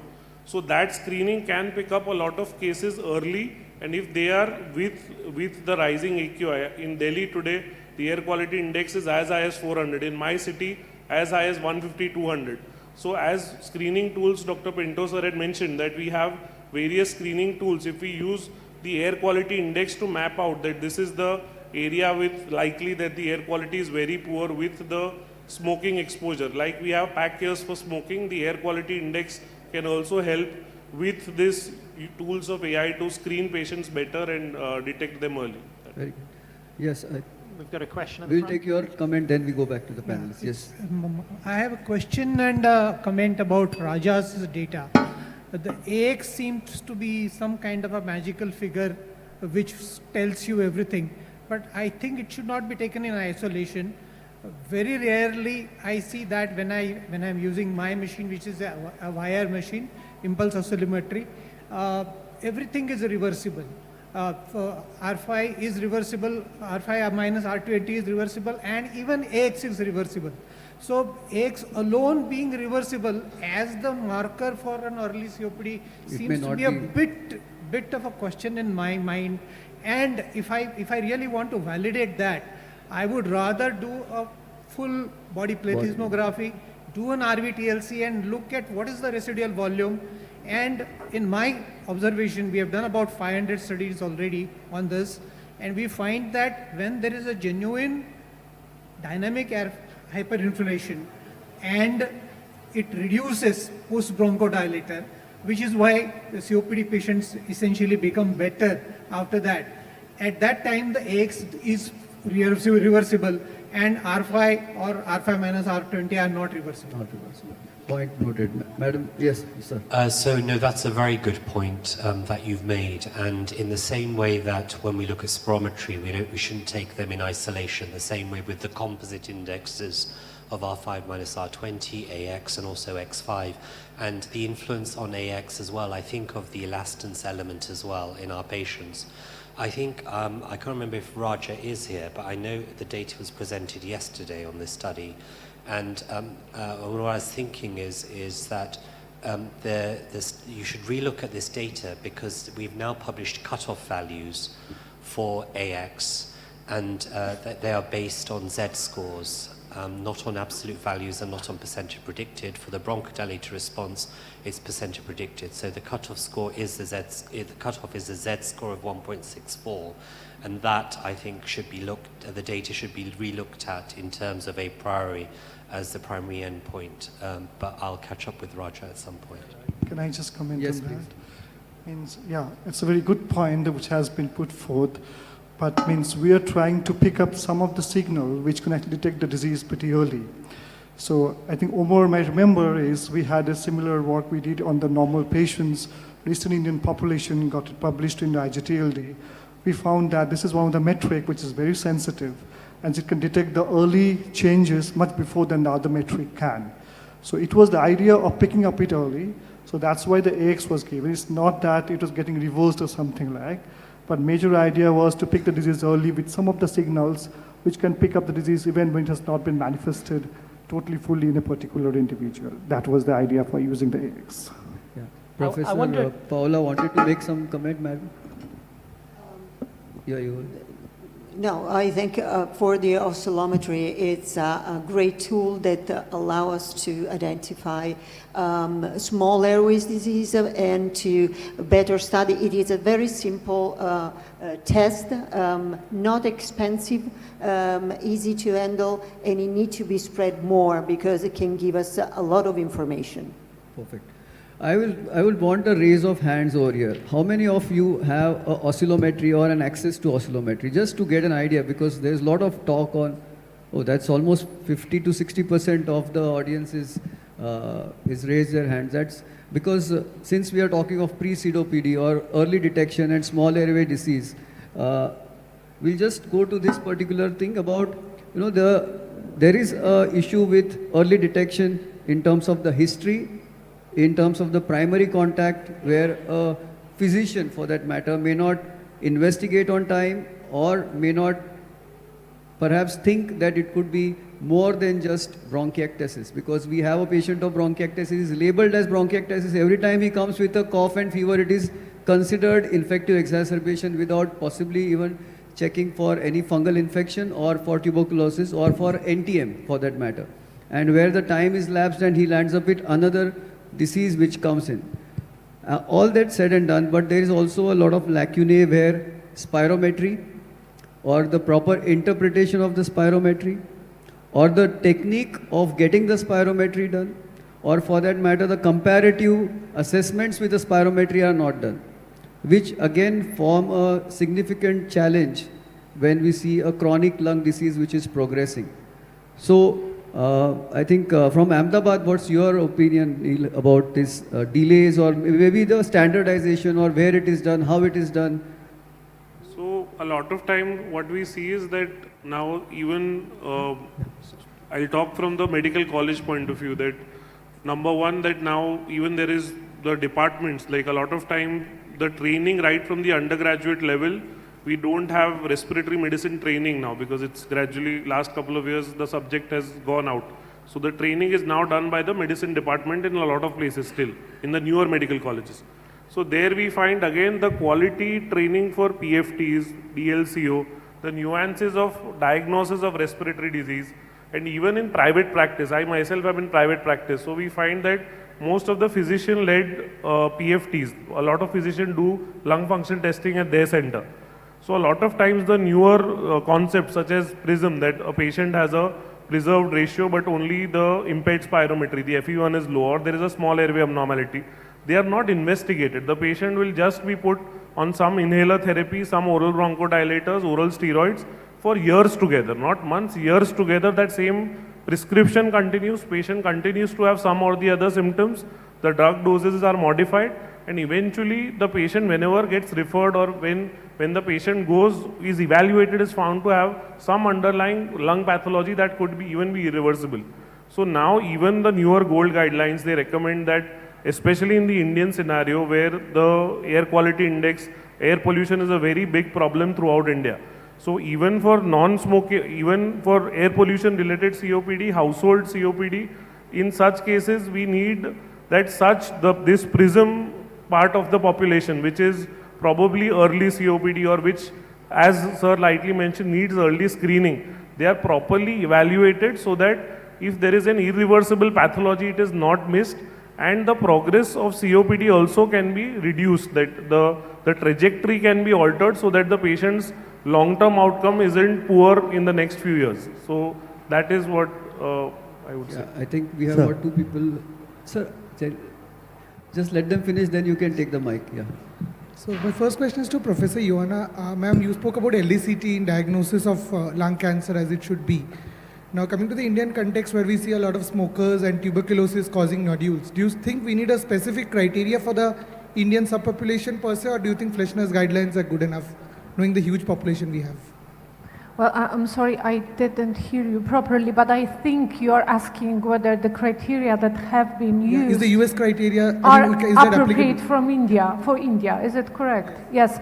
So, of course not. I think that considering what I've seen in Hyderabad, data regarding the exposure and the incidence of COPD in never smokers, that's actually saying volumes. So I think this is why, and it's not only true for India, but for many other countries, but specifically Asian continent, with the incidence of lung cancer in never smokers, we definitely need much better tools to identify at-risk population, where the models come, where AI comes. So I do believe that this is a very important issue that probably the experts in lung cancer screening, but also the national experts here in India and other countries need really to come together and discuss, and then really look at those hypotheses within the pilot studies. Thank you. Yeah, Tarun. Thank you so much. That's a really engaging discussion. Just one question: that who do you exactly screen for early airflow obstruction? Because can you take the mic down? You can't hear. Okay. Yeah. So yeah. my question is, who do you exactly screen to diagnose early airflow obstruction? Because if risk factor is something that you're looking at, and air pollution being a major risk factor, you are screening close to 50 million people in cities like Bombay and Delhi. So who would you generally want to screen for airflow obstruction? So your practice is going to increase, right? So, jokes apart, anyone can take that. Yeah, can I take that? Yeah, Tarang, you asked a very valid question. You know, like whom do we screen? So I just want to know the raise of hands that how many among this audience using the WHO algorithm for screening of the obstructive airway disease in their practice? How many? Well, we see that's the scenario. I'm also not using that. Okay. There is a very clear-cut WHO algorithm, like whom do we screen? We have a questionnaire, you capture a puma or anything, and then we do a PFR, and those where PFR less than 20%, these are patients with high risk of developing chronic obstructive airway diseases. But that's the point. All said and done, why is the implementation? So we are too different. Like people, we may say that we're in a tertiary care setup, we don't need the screening tool, we have the spirometry. But there's another group of people, or practitioners, who was in the rural areas, primary, secondary setups, who do not have access to the spirometry. We know that training and availability of spirometry is still a challenge in our country. So we need to have this questionnaires in place. Those who have more than 4 to 6 weeks of chronic symptoms, these are the patients who are exposed to the biomass fuel, who are exposed to like 2 hours per day, more than 13 years, or like more than 100 pack years of smoking. These are the at-risk individuals, and you should have a very high impact. Yeah, you wanted to make a comment. Yeah. Hello. Sir, my question is that India is a high TB burden country, and we all know that we are running a good TB control, rather elimination program, and now we are getting a good result out of this TB elimination program. And the lung tuberculosis, we are concerned with the lung tuberculosis, so post-TB lung disease are now emerging. And the reason being is late diagnosis or before the program was started, many tuberculosis cases are still late diagnosed, and reason causing lung damage and loss of lung volume, lung fibrosis, calcification, and collapse of the segment. So that resulted into the post-TB lung disease. Many cases are in a severe form and many are less. So we have categorized according to lesion wise. If we consider the post-TB lung disease patient, we have categorized 1 segment, 2 segment, 3 segment, and both the lung, single lung, like that. But if we think about the... Can you come to the question? Because then question is that after completion of tuberculosis treatment, lung tuberculosis treatment, we need to advise the spirometry, we rule out the lesions, we advise the patient to avoid the risk factors, and the risk factors are the biomass fuel exposure, smoking, avoidance of the highly pollutant area, the biomass fuel index, as you said.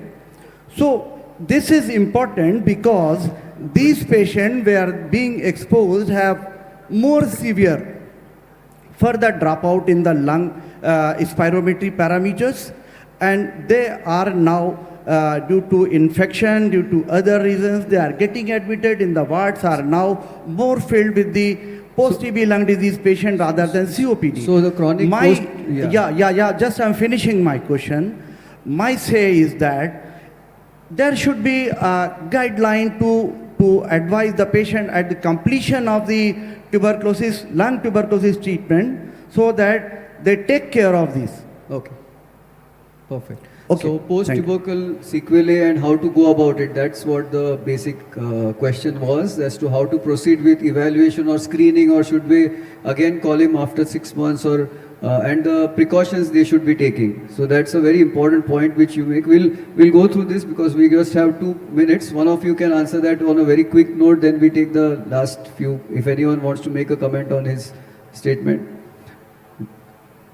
So just one regarding post-TB. So now, earlier on it was post-TB airway disease was just one modality. Now there is post-TB obstructive disease, post-TB restrictive disease, post-TB pleural disease. So there are a lot of, we need to phenotype the patient and go for specific therapy. That has to be the message. Second, the message that cough for more than 2 weeks, it is TB. That used to be the message earlier. We had data from Indian Journal of TB by Manu Chopra and colleagues, where they published and showed that cough for more than 2 weeks, when they did a survey, a long survey with patients, more than 20% patients turned out to have COPD or asthma. So it is not always that cough for more than 2 weeks is TB. That also you should go for evaluation and get a specific answer in such cases. And I will please request that everyone to go through the LASSI's data. Wave Wave 1 LASSI data, longitudinal aging study of India data. So there they have walked into the... No, sir, this is not true with the post-TB cases, that 2 weeks of cough with expectoration or without expectoration are having tuberculosis. This is not. Right now, they must be screened for CB naught for tuberculosis. Of course, majority I have studied study on this subject and found that only they are having the dyspnea, breathlessness, but they are not having tuberculosis. They are the clear-cut case of the post-TB lung disease patient. They are still having cough. Their management is similar to COPD with infective part. They are most of the time they come for the infection. So and along with the dyspnea. the structural disease is to be managed, and then we need to assess whether there is a reactivation at some point of time. And reactivation has to be ruled out so coming at the to very that, beginning. yeah. So coming to that now, since we are short of time. So this is a great discussion, but I know Sandeep Salve is going to give a talk entirely on how to assess this tomorrow. So I suggest that because we've run out of time, we table this for a big discussion about post-TB lung disease we may tomorrow. do it during the later part of the day, but I thank the panelists to give their opinions and thoughts, and of course for the active involvement of all the audience over here. So thank you so much. Thanks a lot.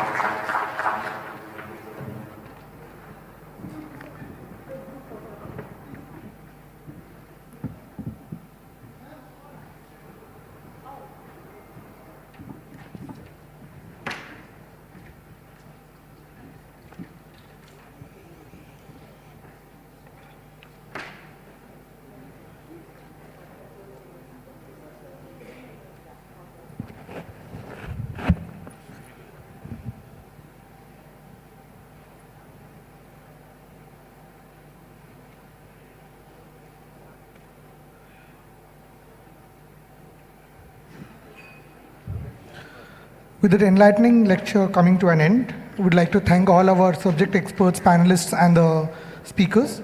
We are moving on to our next session, which is on precision medicine in airways disease. And I would like to call upon stage our esteemed subject experts, Professor Ehab Badawi, who happens to be a consultant respiratory physician and a clinical academics at the Oxford University Hospital's clinical leader in the Oxford Pleural Unit. And also chairing with him will be our second subject expert, Dr. Ashok Rajput, who's a senior consultant respiratory medicine at Morpheus Lung and Sleep Clinic, New Delhi. I would like the subject experts to take over the stage.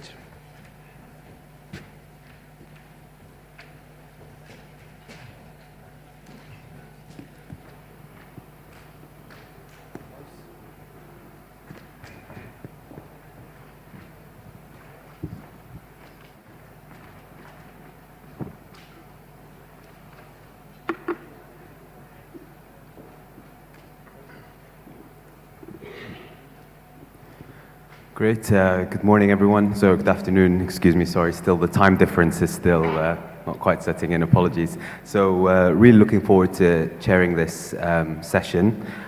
Starting up, it gives me great pleasure to introduce Professor Omar Usmani. Omar Usmani will be telling us about air strategy for asthma, underlining the implications for practice.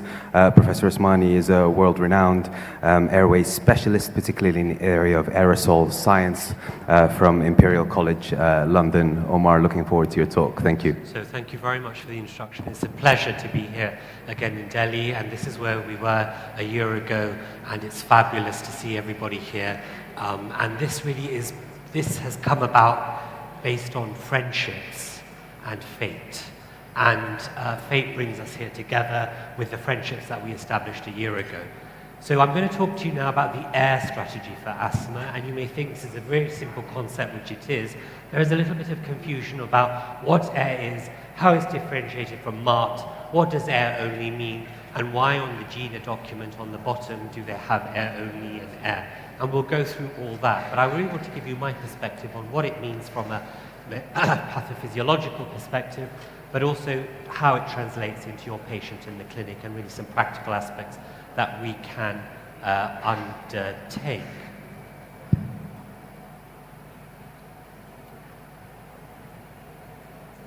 It's not working. So if we go to the next slide.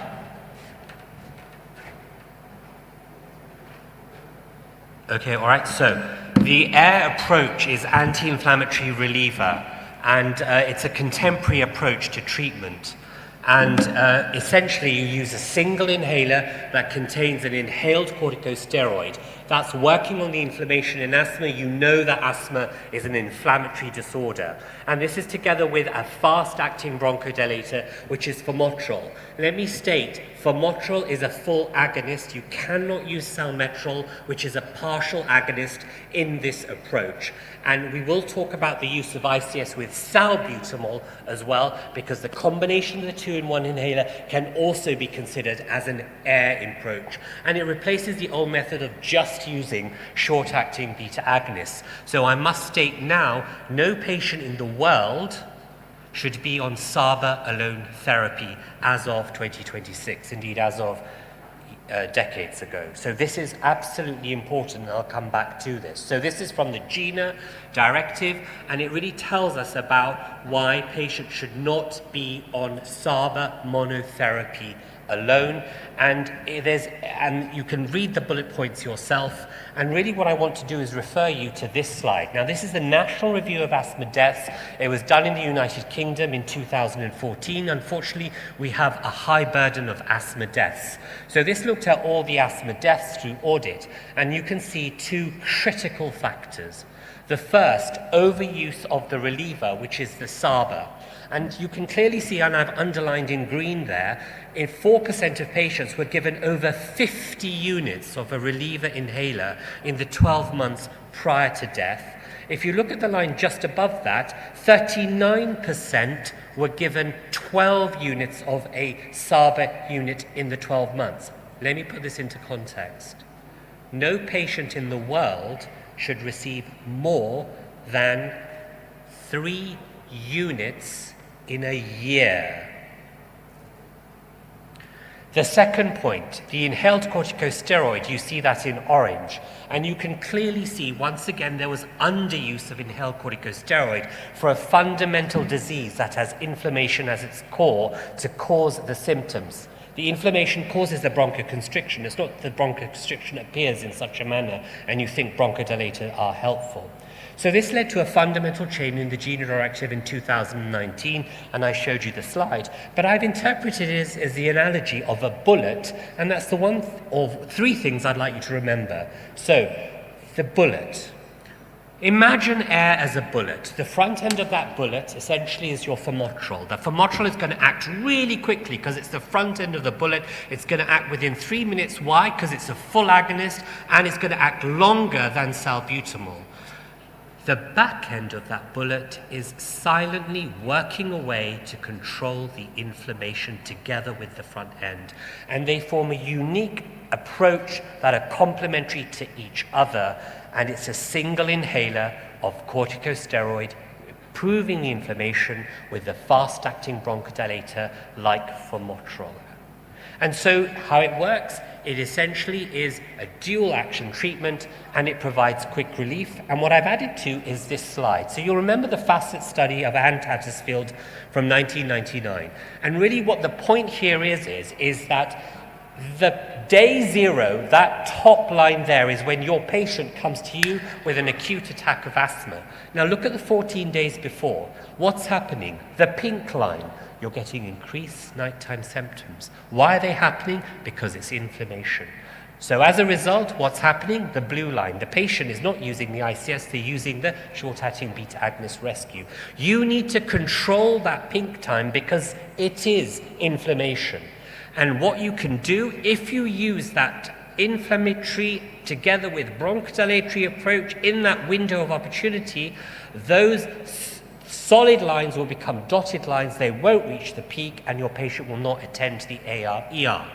So this is the critical approach of AIR. You are telling the patient now you will not use the salbutamol, but every time you feel the need that your airways require salbutamol, you use the combination of the AIR approach on demand, which is your formoterol, together with an ICS. So you now see this in GINA, and it's track 1 and track 2, and this is now updated. And you can see on the track 1, the preferred approach, steps 1 or 2 is AIR only, low dose ICS formoterol as needed. The patient is not given salbutamol. They are told you've used salbutamol in the past. You know the triggers that tell you from the lung to the brain to go to the salbutamol, so you direct them now to use the inhaler that you've given, which is formoterol plus an ICS, and the ICS can be budesonide or indeed beclomethasone. Then you have step 3, maintenance and reliever therapy. Now, what's maintenance and reliever therapy here? You tell the patient you have 1 puff in the morning, 1 puff in the evening, and then you can take up to 6 puffs in the day to a maximum of 8 to manage your symptoms. So that's what MART is and how it's different to AIR. And then on the bottom, you've got the reliever, which is the in light yellow in track 1, which is as needed low dose ICS formoterol. Now, track 2, should you not have the ICS formoterol, or should your patients desperately want the salbutamol inhaler, then you must in concert prescribe an inhaled corticosteroid, and you tell them every time you reach for your SABA, you take your ICS as well. And you see that in step 1, track 2. So this is really the key now that's been updated. So that's the recommendation. Track 1, ICS formoterol anti-inflammatory reliever is preferred. Track 2, you can clearly see using the 2 inhalers separately, but you take them tell them every time you take the salbutamol, you must take the ICS, and then you can see the transition to MART. And I reinforce that here today with some of the terminology. So AIR, again, AIR only, low dose ICS formoterol as needed. Very different to MART, maintenance and reliever therapy, which is 1 puff in the morning, 1 in the evening, and you can take up to 6 puffs to make it 8 puffs in a day. That's MART, that takes you through from step 3 to step 4. And then you've got the reliever as needed low dose ICS formoterol. Now, people have said, well, look, AIR only and AIR on the bottom, it's confusing. Why don't you manage it all together? And I suspect that they're going to make it more clear in the next iteration of the GINA directive with respect to that. So that's your track 1. The evidence is really clear for those over the 12 in more than 10,000 patients. Again, this is from the GINA directive, so it's referenced clearly there. And what did they find with this approach? Their severe exacerbations were reduced by 65%. The ED hospital visits were reduced as well, you can clearly see. And there was improvements in symptom control and quality of life. So that's clear. The evidence for MART has been presented. We talked about it last year, and you have been engaged in educational programs where you are familiar with MART, which has now been around for actually over 20 years. The benefits: it reduces attacks, it addresses the root cause. The root cause is inflammation that underlines asthma, that leads to the cascade of the symptom burden and the potential acute asthma attacks, and it's 1 inhaler that is required in the AIR approach.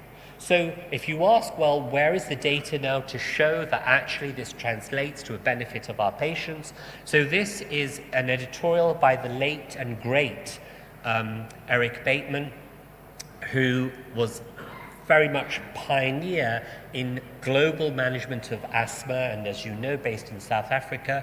And here he summarizes the Sigma 1 and the Sigma 2 studies, which clearly, you know, 2018, 2020, looking at ICS formoterol, in this case budesonide formoterol, in mild asthma. And this is the second point. Air is in mild step 1, step 2 asthma, on demand, MART maintenance and reliever therapy, 1 in the morning, 1 in the evening, up to 6 puffs in the day with an ICS formoterol is from steps 3 and steps 5 beyond. Clear translation into an improvement in essentially their symptoms and improvement in their control. I decided to show this. This is just data that's been published 2 months ago in eClinical Medicine, and really again by Richard Beasley's group, who led on the Sigma studies. And what they have done is look at panel A and panel B. So in this group, step 1, step 2 and step 3, and you can see that very clearly on the maintenance, and then the relief was 1 actuation when needed for relief of symptoms, and the AIR algorithm of green stepping down, yellow continuing, and red stepping up. And in essence, you can clearly see that the AIR algorithm was associated with enhanced asthma control. That translated to patient satisfaction.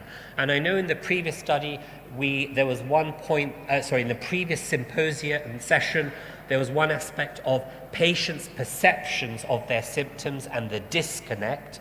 And that is very interesting here, that here the satisfaction was correlated to the control that was correlated to their use of the AIR algorithm. So I think I've said that, and now I finish in the last really 2 slides with this, which is from the GINA directive. So, symptoms less than 3 to 5 days in a week with normal lung function, as needed AIR. Symptoms most days or waking at night, once a week or more lung function, MART, maintenance and reliever therapy. And then daily symptoms, medium dose MART. Track 1. And then track 2, you see the correlate, as we've described, of using the 2 separate inhalers, but telling them every time you reach that SABA, you must take your ICS. So this is, in summary, over 12. This is something that we wrote for primary care in the UK, and it is astound people, but the number of units, we've put less than 2, they have been different. I reinforce the point that your patients should not be on more than 3, in some studies 4, units of salbutamol in 1 year. If they are, that's an absolute red flag, and they should be on more than 6 units of an ICS metered dose inhaler. So, last slide. It's powerful, it's combined, it's contemporary, it's modern. No patient in the world should be on monotherapy SABA. Thank you very much for your attention.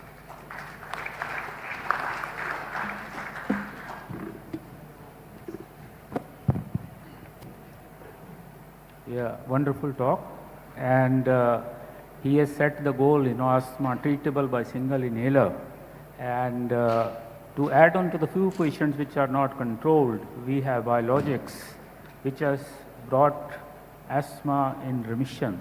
But the same thing is not getting repeated in COPD. In India, we don't have biologics or a targeted therapy for COPD. So we have a next speaker, Professor Paula, who will be highlighting the role of making sense of personalized biologics in COPD.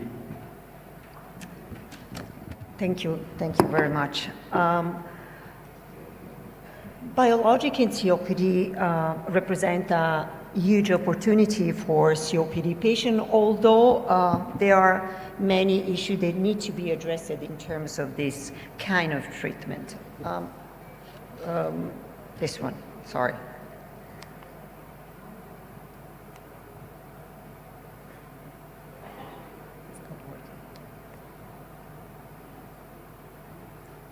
This one is supposed to be this, right?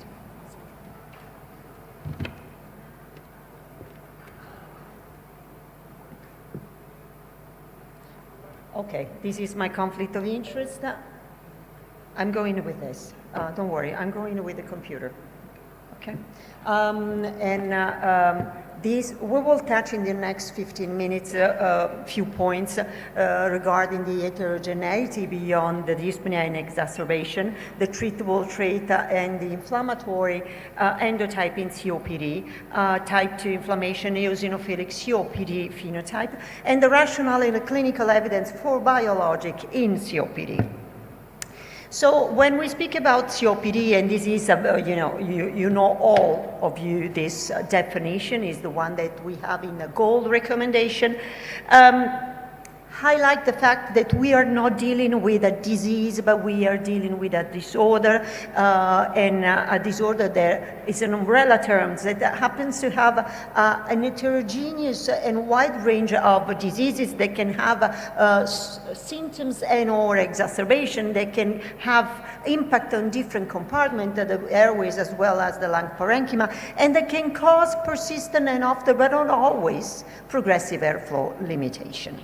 So one way to actually address the complexity of COPD can be the treatable traits, although treatable traits have to be put in the context, and we can consider treatable trait using several domains. If we take into account just the pulmonary domain, we can address the airflow limitation using spirometry and giving to the patient, as we know, the bronchodilator, or using specific tool to evaluate the inflammatory profile, for instance, the eosinophils, that will lead us to predict a better response to eventually the ICS in the strategy of the treatment or for the biologics. And there are also the imaging that we have heard earlier, very helpful in defining the parenchymal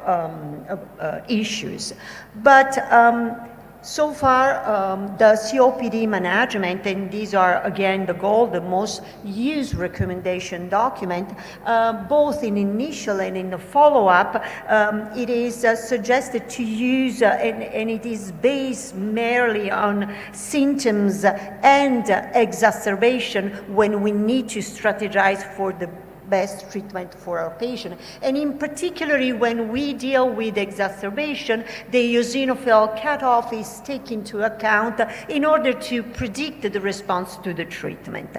And when we speak about exacerbation, it is itself the acute event in COPD, a complex event. This is the very famous cube that Mona Beffeldel published a few years ago, capturing the complexity, also examining the inflammatory profile that comes with the exacerbation. So we can have the bacterial predominant exacerbation, which are mainly represented by the neutrophil and all the cytokine that comes with the neutrophilic inflammation. The eosinophilic predominant, which is represented by the blood eosinophil count, the viral predominant, the pause inflammatory, and just a few years later also Surya Bhatt add other pieces to this very complex puzzle, adding in specific to the eosinophilic predominant the presence of specific chemokine which are related with the migration of the mainly Th2 lymphocytes. So there are several pieces of the puzzle that are trying to clear out this complex picture. But one of the questions when we are talking about the exacerbation and the eosinophils in COPD is one, how many are those patients? How many are the COPD with the eosinophilic inflammatory profile? There are several studies that has been published, evaluation, post-hoc analysis, and we have a wide range of prevalence that has been detected that goes from 12 up to this evaluation in the ECLIPSE trial. This is the post-hoc. In this population, it goes up to 37% of the patient that exhibited an eosinophilic profile persistently present, evaluated as above 2%. So there is a wide range, but we are still trying to understand how really much are those patients in numbers. The fact is that those specific patients with the eosinophilic, the COPD eosinophilic, tend to have more strategy in terms of treatment that we can use for them. But how to evaluate them? We can evaluate this T2 inflammation using, of course, the blood eosinophil count, and the cutoff that we use here also in the gold, it is reported is above 300 cells per microliters, and it comes from the trial that highlighted the better response when we use this cutoff. Although it's still debated, there is a good, it seems a good correlation in the periphery blood count, and they correlate of what happened eventually in the respiratory compartment, so with the sputum eosinophils, and it is of course predictive of a good response to the ICS treatment, so the ICS in the triple therapy. Also the FeNO can be used. FeNO, low FeNO eventually exclude airway eosinophilia, but it seems to increase in acute exacerbation, and it is predictive of response when we use an anti-IL-4 receptor alpha. But what are the differences between eosinophilic COPD and asthmatic patient that exhibited eosinophilic profile? So the literature give us a few differences that we can focus our attention. The different distribution in COPD, it is reduced presence of eosinophils in large airway. There are different presence of eosinophil subtypes because COPD has a more balanced distribution of different kind of eosinophils, the so-called resident eosinophils that they have a more regulatory function rather than inflammatory propensity compared to the inflammatory eosinophil, which seems more represented in the asthmatic patient. And then there is also a genetic signature that is different between the two. The U-Biopred highlighted that there are only one gene that it is shared by the two conditions. And then there is the immune inflammatory mechanism, the IgE-independent activation of mast cells with a possible role in the progression of eosinophil COPD and eventually toward tissue damage. But what happened in response to an insult to the airway epithelium in COPD? The insult can be infection, bacteria, viral, or can be the smoke, the pollution, the biomasses that actually trigger the inflammation and release the epithelium damage, release the alarmins, in this case TSLP or IL-33, initiating immunoinflammatory cascade with they can go toward a more T1 response rather than a T2 response, so a more neutrophilic rather than more eosinophilic response. And this is important because in this cascade we have many targets that can be used actually to have an impact on this inflammation and inflammatory cascade that we can use in COPD patients. Although we were not very lucky in looking for the T1 and specific target in the eosinophilic, in the neutrophilic profile, we have been more lucky in the neutrophilic, in the eosinophilic profile, where we have many targeting IL-5, IL-4, IL-13. And some results are coming also for the upstream inflammatory cascade, the TSLP and the IL-33. So in here there are summarized the clinical trials that are use biologic agent in COPD. The majority of these didn't give us a very strong result. For the IL-33, we have a mixed result that are not really conclusive, so we still need to look for what happened when we use especially IL-33. What we know is that we have positive result for the IL-5 and IL-4 receptor alpha, the only two agents that right now are being approved by regulatory agency. In particular, the first one, the IL-4 receptor alpha antagonist, the two twin study, the NOTUS and the BOREAS, have shown consistently in both studies having an impact on the primary outcome, the exacerbation, with a reduction of exacerbation in COPD of 30 and 34%. So it is a huge result. But also they achieve this molecule an impact also in lung function in both studies. So yes, a biologic, they can have an impact since week 2, as you can see from the graph, in both graphs, and then for the entire length of the study, the 52 weeks, there is a consistently elevation and improvement of lung function above the MCID, which is more than 60 ml versus an active comparator. In this case, we have plus 83 and plus 62. And there is also a pharmacological rationale why this molecule can have an impact on the mechanic, and so we can have an improvement, because blocking the IL-4 receptor alpha block the pathway of the IL-13 that ultimately have an impact on the flux of the calcium and hence the calmodulin, which act in the bronchoconstriction, the kinases that mediated the bronchoconstriction. But enough about pharmacology. The dupilumab, so the anti-IL-4 receptor alpha, and the post-hoc analysis highlight the fact that this drug works better in patients that are a certain profile, the one with high EOS and high FeNO.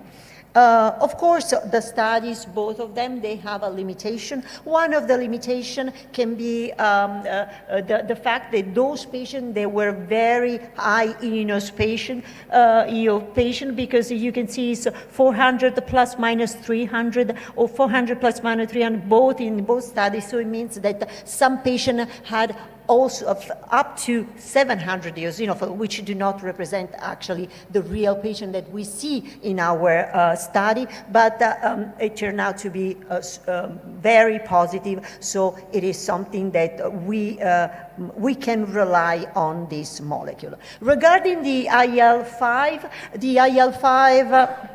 is a few years ago, this is the METREX study, and this population was mainly non-eosinophilic patients, but reached the primary outcome, which is the reduction of exacerbation, although just by minus 18%. The METREO, which was a population with high EOS, did not reach the primary outcome, the reduction of exacerbation. And so they designed a study, the Matinee, that has been presented last year, and that reached in a eosinophilic patient population above 300 eosinophil per microliter in this population, the primary outcome minus 21% in reduction of exacerbation, but did not reach the secondary outcomes in terms of lung function, quality of life. But the post-hoc analysis that has been presented last year at the ATS highlight a specific profile, because the greater result in reduction of exacerbation was highlighted in a chronic bronchitis population, and this opened, a new chapter in profiling a specific patient for a certain agent. In the GOLD, it has been reported that if your patient do not respond properly to the triple, then you have another option. And there is a table that actually highlight which are the outcome that has been reached by the two molecules. Just last week, NICE introduced in their guidelines also the IL-4 receptor alpha for COPD patient. And the biomarkers that we can use to use those molecules are definitely the blood eosinophils and the FeNO. This is a future direction comparison between biologics. We need that, but we do not have a head-to-head study, so we have to rely on this statistical evaluation, as in this case, which reported that anti-IL-4 receptor alpha, it's a bit highlight more improvement compared to the other. This is the first real-world evidence only on 33 patients, but it is very nice because it reports in real patient that has an impact of the anti-IL-4 receptor alpha on exacerbation and quality of life, but it does not have an impact, at least in this group of population, on lung function in real life. These are the RCT ongoing right now. And so there are other molecules in evaluation in phase 2, and COPD is heterogeneous, it's complex. Type 2 inflammation, it's something that we can aim in our therapeutical strategy, and biologic represent a step forward to the personalization in the treatment. Thank you very much.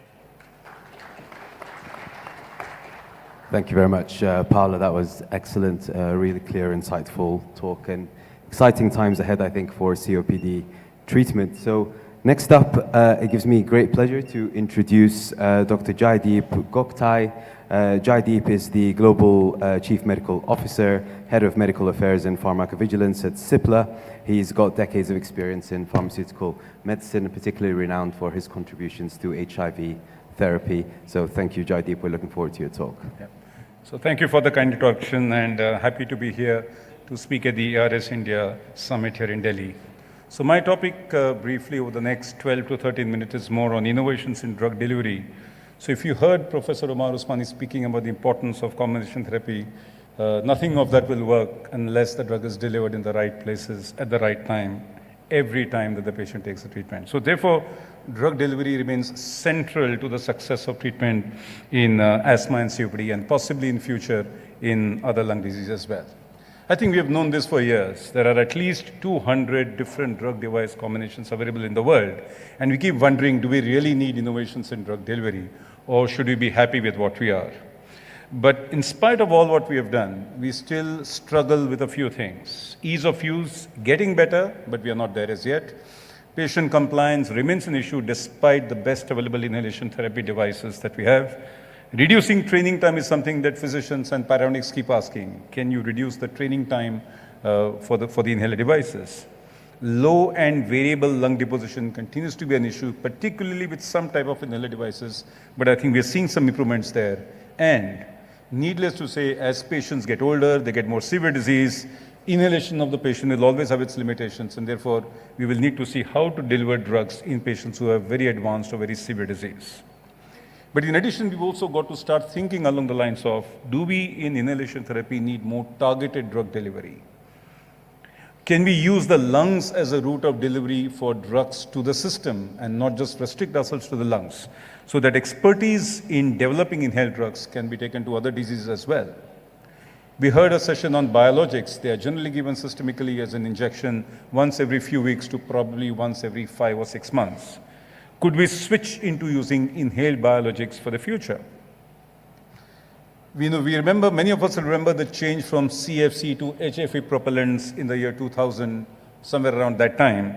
We now see that there is an environmental concern with some of the new propellants that we use, which is HFAs, and going ahead, we may have to change propellants from the current HFAs to newer ones. Will that impact in the way drug is delivered? That's something to be decided. And finally, whatever new innovations we develop has to be cost effective, and not just that we develop an innovation and charge high prices for it. So very briefly, I'll address some of those points. I can't do all of that in the next 12 or 30 minutes. But multi-dose dry powder inhalers clearly have come to stay globally. But in India, we still see predominance use of unit dose DPIs. That may be related to affordability, the ease of use, just the familiarity with the unit dose devices that we have had. But this is really one of the first studies which was conducted in the Indian population to see how patients could more easily or not use a multi-dose DPI. And you can see this is 65 patients, both asthma and COPD, with an average age of just over 50. And you can see that after simply reading the patient information leaflet, about 2/3 of patients were able to use the multi-dose dry powder more easily as compared to about 30% with the unit dose.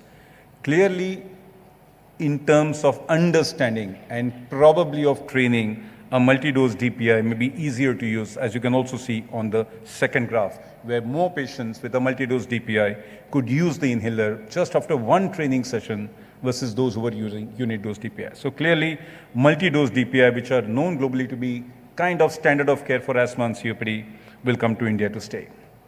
This is a subsequent study, more a real-world efficacy study, where patients who are not doing well on their current unit dose DPI regimen were switched to multi-dose DPI, and you can see the improvement in asthma control more than 0.5 points, which is an indicator of improved control. And on the right, you can see most patients who were uncontrolled, a large proportion now switching to well-controlled or partly controlled when switched from a unit dose DPI to a multi-dose DPI. So we have to keep in mind this is an open label switch study.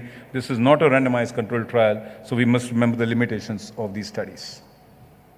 But I want to take you back to breath-actuated metered dose inhalers, which we are all familiar from. All of us here are familiar with the SynchroBreathe. But did we really start with there? This is an old paper from India which was published in Journal of Asthma, where the first breath-actuated inhaler that came to India, called as the Autohaler, contains salmeterol fluticasone. And this is one of the few randomized controlled trials comparing a PMDI with a breath-actuated inhaler over a period of 12 months and looking at asthma control and lung function. And you can see here that in the first 2 weeks, there was a significant difference between the two in terms of improvement in FEV1, which sort of was no longer significant at the end of 12 weeks, but you do see a marginal difference of about 50 or 60 ml in favor of the breath-actuated inhaler in this. So clearly, use of breath-actuated inhalers does seem to have some advantage, although it will not always be statistically significant in the clinical trial. But when you actually administer questionnaires, more patients, more than 90% of patients, found them easier to learn, fewer steps of using, and showed a significant favor of preference in favor of the breath-actuated inhaler as compared to a standardized PMDI. So clearly, for a PMDI and a DPI, we seem to be moving along to breath-actuated inhalers and multi-dose DPIs. So this was a very interesting thing that was reported to us by a pediatrician from Bangalore, that we always talk of PMDI as device spacers. We have never really considered children with special needs. And he published this very interesting letter to the editor in Pediatric Pulmonology, saying that there's a positive association which has been reported between ADHD, autism, and asthma. And issues such as functional impairment, poor cognitive development, impulsive actions can make it difficult to deliver inhaled medications to some children. And he has cited 3 cases where the children were taking PMDI with spacer and were finding it difficult to breathe multiple times through a PMDI and spacer. And all 3 patients in the age group of 10 to 13 who had recurrent asthma exacerbations despite taking inhaled medications were switched from fluticasone salmeterol PMDI spacer to actually the breath-actuated inhaler, which is available in the form of SynchroBreathe. All 3 patients at follow-up at 3 months were actually well controlled. So clearly, children with special needs such as these, and probably adults, something which we may not have considered, who struggle with their current inhalers may do better with breath-actuated inhalers, and this could be considered as a special group of children and adults. And I don't think as yet some of the standard international guidelines or strategy documents have looked at children with special needs who may warrant a different kind of device for their treatment. We also have seen more efficient nebulizers of late, and while it looks very exciting, I also would like to put a word of caution. We do know that jet nebulizers do have variable deposition, but in India, jet nebulizers are extremely popular. Handheld mesh nebulizers provide greater deposition of lungs, seem to be more efficient, and have somewhat a reduced variability in the amount of drug that is deposited in the lungs. However, because of the presence of the mesh, suspension formulations, which are typically those products which contain steroids, should be avoided because they can get clogged into the mesh. It may work for the first few inhalations, but by day 2 or day 3, you will find that the mesh actually gets clogged because of the suspended steroids. Steroids are in a suspension form. Unless you get into solution forms, it may be difficult to continue taking a mesh nebulizer for a long time. And we do find that there are some challenges in using mesh nebulizers. I may equally say that efficacy data generated on mesh nebulizers should not be directly extrapolated to jet. And the classic example I can give you is glycopyranum 25 micrograms, which was initially developed in the US through a high efficiency jet nebulizer, but unfortunately the same dose got approved through a jet nebulizer in India. And we do believe that in some patients, delivery of the drug of glycopyranum through a jet nebulizer may be suboptimal, and you may have to actually double the dose or increase the dose when you're using a jet nebulizer specifically with glycopyranum. I think this is a topic many have heard of, and I will not spend too much time on this. Targeting small airways, a form of targeted drug delivery in people who have more predominant small airways disease, whether it is asthma or COPD, is something that we have talked about for the last few years. I'll only present one particular very interesting study which came from Japan. This is a study where patients were taking ICS-LABA and were stepped down to monosteroid, either switched to either budesonide or cyclesonide at equipotent doses. And what you can see here on the left side is that patients who were switched to budesonide tended to have a fall in their FEV1, while those who were switched to cyclesonide at equi-effective doses seem to maintain their lung function well. And this was also true in some of the other lung function parameters and asthma control as well. So interestingly, this study does suggest that extra fine particles in many patients with asthma would probably maintain control somewhat better, if not at least as good as what you see with the standard particle size steroids. Let me take all of us to now beyond and a little peek into the future of what we could do with our technologies for inhaled drugs. This is the first time, and I'm happy to say that India has become the second country after the US to have an approval of an inhaled insulin, which is called Technosphere insulin here. And here you can see a simple dry powder inhaler devices with cartridges of 4, 8, and 12 units of insulin. The unique thing about this is it uses a very specific excipient called FDKP, which is compatible with insulin, and a very specific technology called a spray dry technology, which renders the drug particles to be more efficiently deposited into the deeper lungs. And on the right side, you can see how the insulin molecule actually crosses from the alveoli into the circulation. And if you look carefully at the pharmacokinetics of insulin, what you can see here is endogenous insulin in healthy humans has an effect in about 10 minutes, the Technosphere inhaled insulin in about 12, but the rapid-acting insulins that we typically use in practice is about 15 to 20 units. Similarly, you see that the inhaled insulin more closely mimics the physiological response to insulin of the body as compared to some of the injectables that we use. And therefore, we believe that there seems to be some advantages, in most cases, in the post-meal spikes that you get in blood glucose with delivering insulin through the lungs, because it's rapid in and equally it comes out quite rapidly as well. The next has been all our drugs currently use 10, 12, 50, 100, 200 micrograms. But there are some medications which require the amount of drug in milligrams. And what I'm showing you on the right side is a remarkable phase 1 study of inhaled antifungal itraconazole for ABPA. This was a study, this is a phase 1 study where the product was developed using what is called spray dry technology. And what you can see here is concentrations of the drug in the sputum at different time points when the drug was given either through the inhaled route or orally. And you can see till the end of 48 hours or 24 hours, perhaps I would rather say, the inhaled form of drug gave higher concentrations in the sputum as compared to when you give it orally. So for diseases which are lying in the lungs, particularly ABPA, it may be better to deliver antifungal drugs to the inhaled route as compared to the oral route. And this product would actually enter the phase 3 clinical trials in India somewhat in the later part of this year. I have limited time, so I will quickly jump to other drugs. For example, liposomal amikacin can be delivered through the lungs, and these are liposomal formulations which help the antibiotic stay in the lungs for a longer period of time. Fairly complex, look at the time it takes for administration, and has a lot of adversaries, but it's there available for non-tuberculous mycobacterial disease.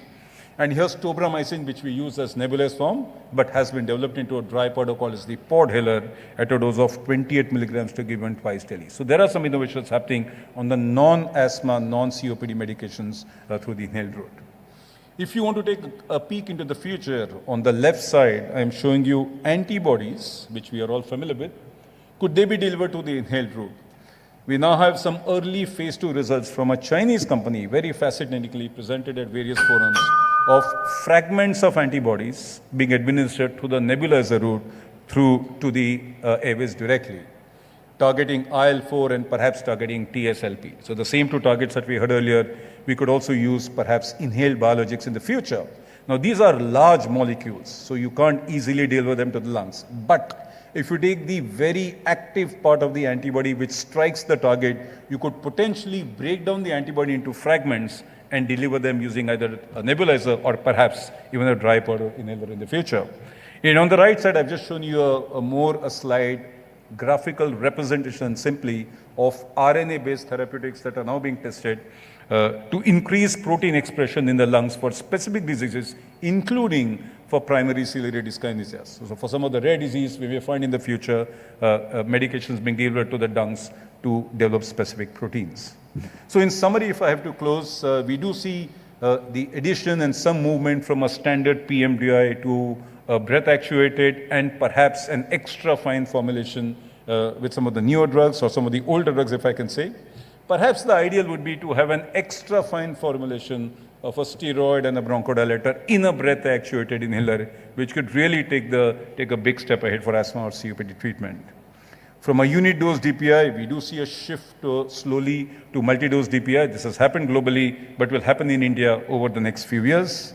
From a jet nebulizer, we had some initial excitement for the mesh nebulizers, but I'm not so sure how long that will last. We seem to have some dampening effect because of the problems of suspension particles to be delivered for the mesh nebulizer, and I think we still need a lot more of that. And one thing that did not cover was digital inhalers, but that's something we can leave for another time because this is fairly extensive. So thank you all very much for your special hearing and for your time. Thank you.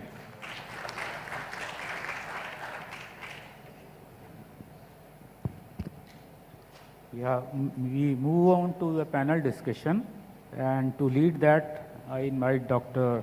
Avya Bansal to moderate the session. And we invite in the panelists Professor Umar Osmani, Professor Paula, Dr. Mansi Gupta, Nitin Abhyankar, Dr. Praveen Balsalan, and Dr. Suhas. And I'll just remind the audience that there are plenty of mics around the room, so these sessions are really the best when there's lots of audience panel interaction. So we look forward to your questions.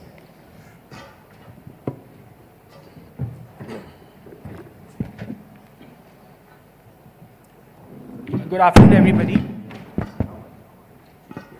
A warm welcome to my panelists, and at the onset, I'd like to thank the ICS and ERS for organizing this wonderful event. After having 3 fascinating talks, we've got our 2 previous speakers, and we're going to extrapolate some data from each of their talks and pick the brains of our panelists with respect to precision medicine. All of us are experts here in managing asthma, COPD, understanding high-dose inhaled corticosteroids in asthma, LABA/LAMA, ICS, roflumilast, azithromycin, the works in the treatment of airway diseases. But what do we do next when it comes to that tough patient or that patient who requires further escalation of treatment, or what holds in future for this patient? That's where precision medicine comes, and each and every patient of ours should be treated in a precise way. I encourage audience participation at the start of the session itself. Please feel free to ask questions to our esteemed panelists and our subject experts, because that's the way we're going to learn from one another and ensure that we offer the best possible therapy to our patients. To start with, Professor Omar Osmani, you spoke about the anti-inflammatory reliever therapy.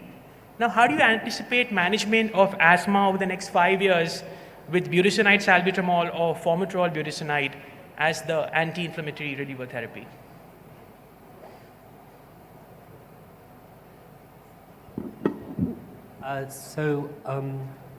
That's what we should be using. Very plain and simple, absolutely right. Yeah. And would you want to add something over to it in the future? Do we have any more anti-inflammatory reliever therapies coming up front in the future? Yes, you do. You have different combinations of the ICS with the formoterol, and they will be approved, I guess, over the years. But we already have 2, budesonide formoterol and beclomethasone formoterol, and track 1 is the suggested track, which is clearly now, that's why I showed the evidence from just 2 months ago to show the impact it has on asthma symptoms and patient acceptance. If the patient is getting relief that's targeted to the right airway, which is precision, then they will adhere because they see benefit in the treatment.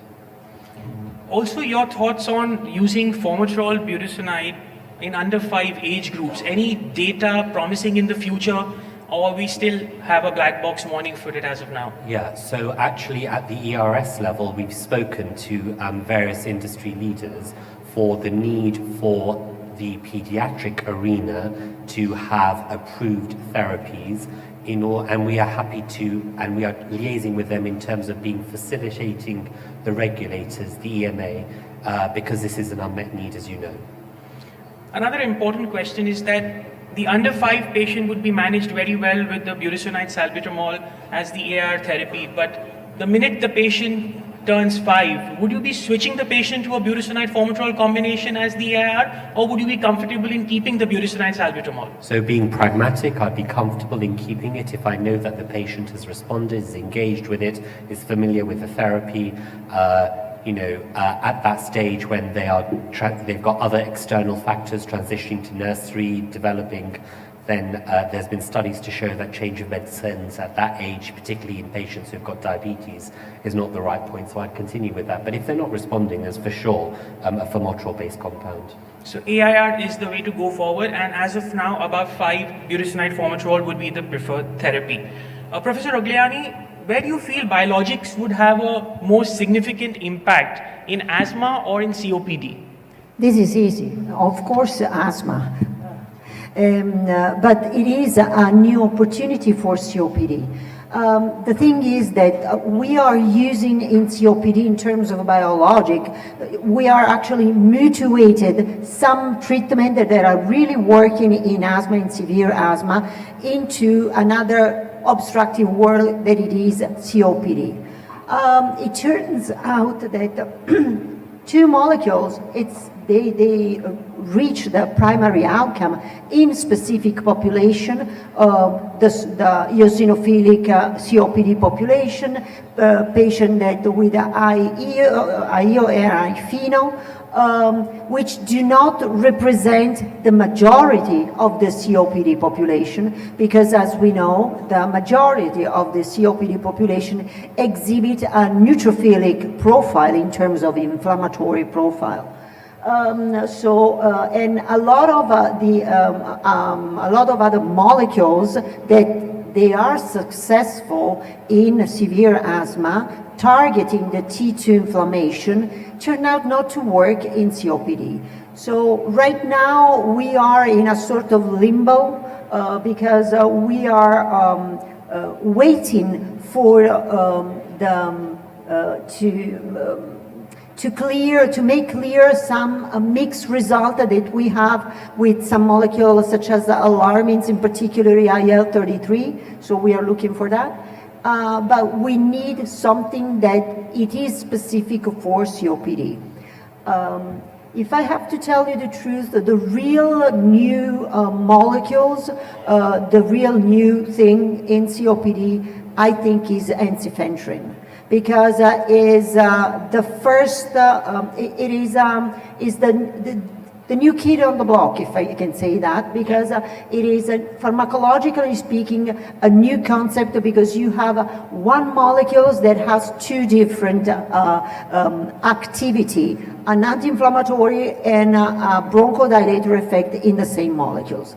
But Going back to biologics, definitely they are an opportunity. Right now, we have something else to give to patients that do not respond properly to the inhaled treatment optimized.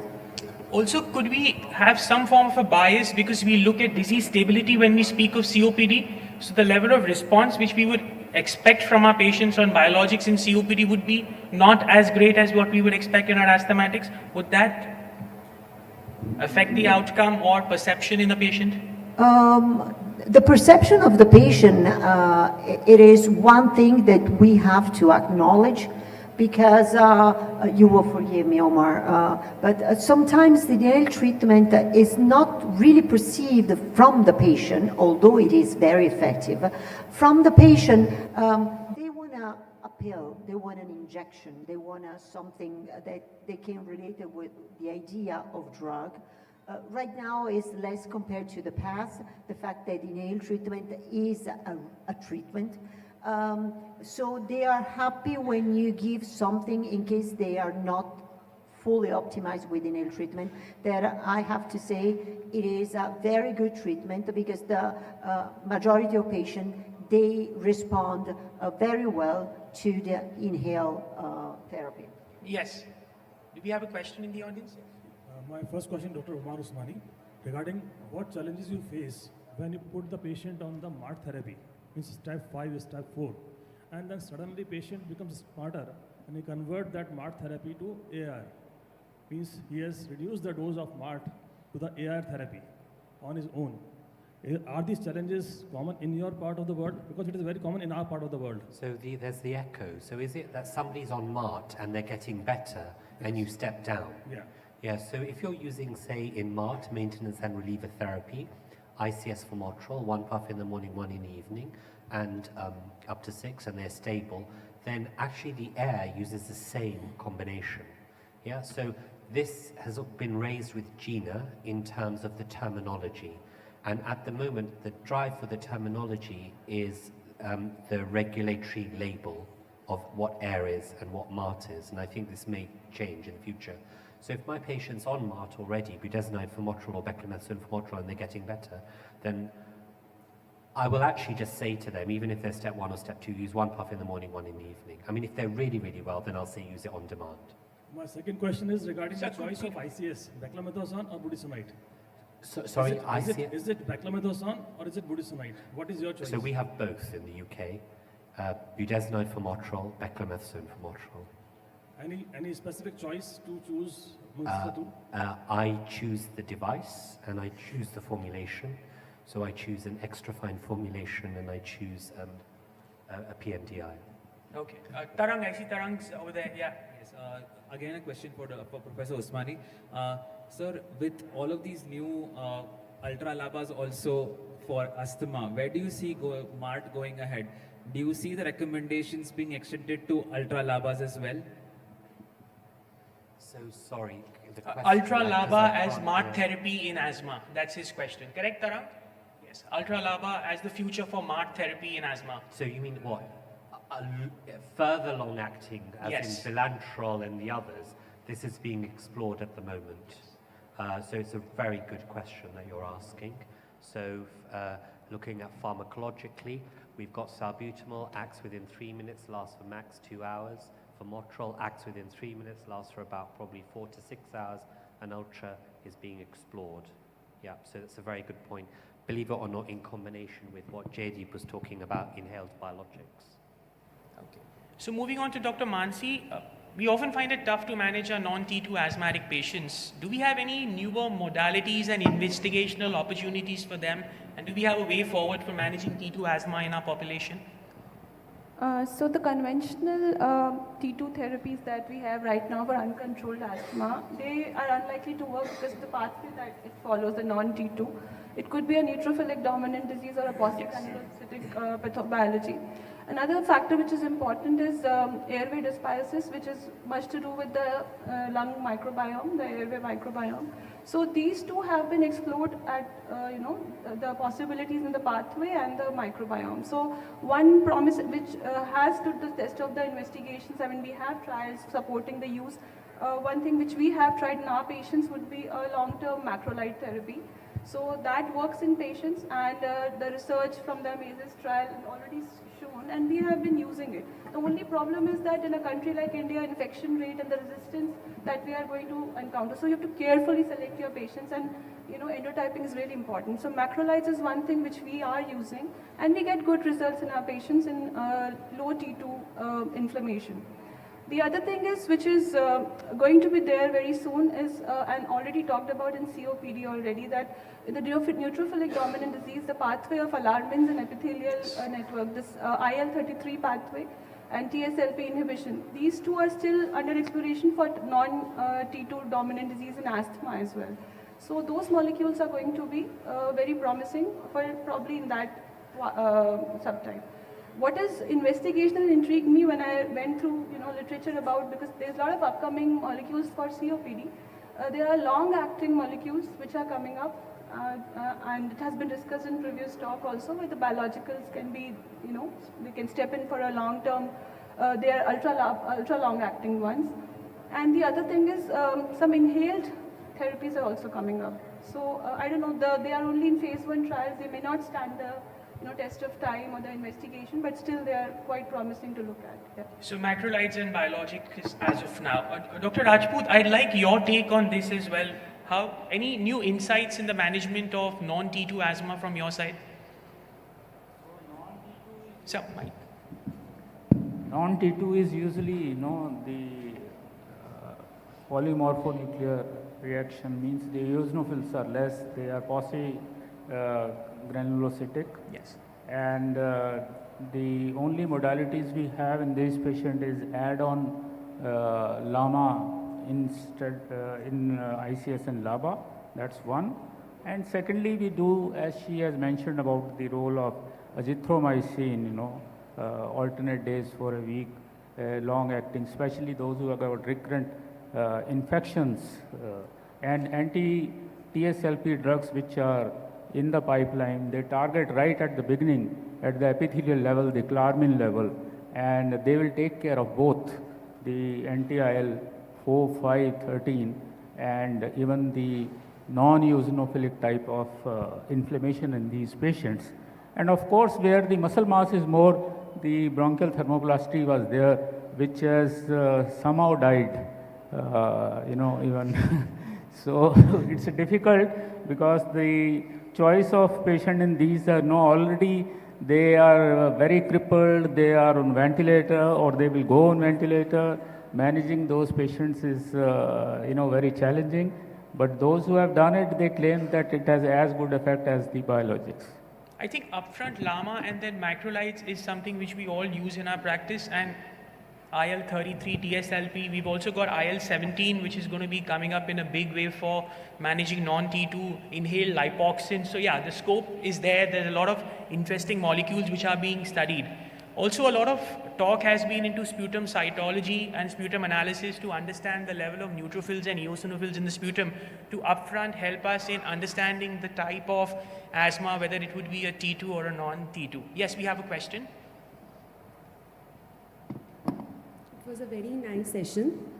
Thank you, everyone. My question is for Dr. Paula. So the question is that you mentioned a lot of biologics which can be used or which are being used for COPD. Now, what about IL-6 inhibitors or IL-6 receptor inhibitors?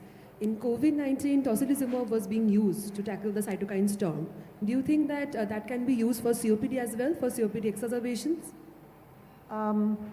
It has been used during COVID, molecules that target the type 1 inflammation, such as IL-1 or IL-6, but to actually cool down the inflammation. Those molecules, it didn't show having an impact in COPD, and in COPD usually the primary outcome are the exacerbation or the PROs. So right now we really need more molecule to test. There are some, as I show you, there are not too many, because the little table that I show are the molecules right now under evaluation in phase phase 2, phase 2, 3 on the NIHtrial.gov. So we need more, and we need something that it is taught for the majority of COPD patients. Are there any MMP inhibitors you know of? Like inhibitors of MMP9 or something, because they also play a very important role in COPD? Not that I know, not that I know. But thank you for asking, because this is a very important issue. Thank you very much. Moving on to Dr. Abhyankar, we've always learned that the drug and the delivery system are both equally important. Now let's add another thing, the drug, the delivery system, as well as the size of the particle. Which way do you think we need to move forward in managing airway diseases? Are the size of the particles, the drugs and the devices equally important, or you have your preferences in each segment?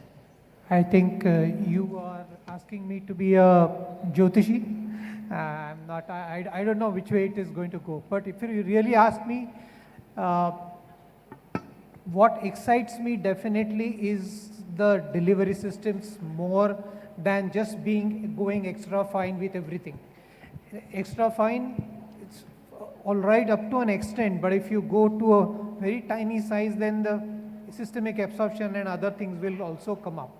And we have, of course, I think with the techniques like Impulse, we have documentation that there is a substantial small airway disease, particularly in COPDs we see that, and there the extra fine particles will be more used as we see more and more documentation coming up that way.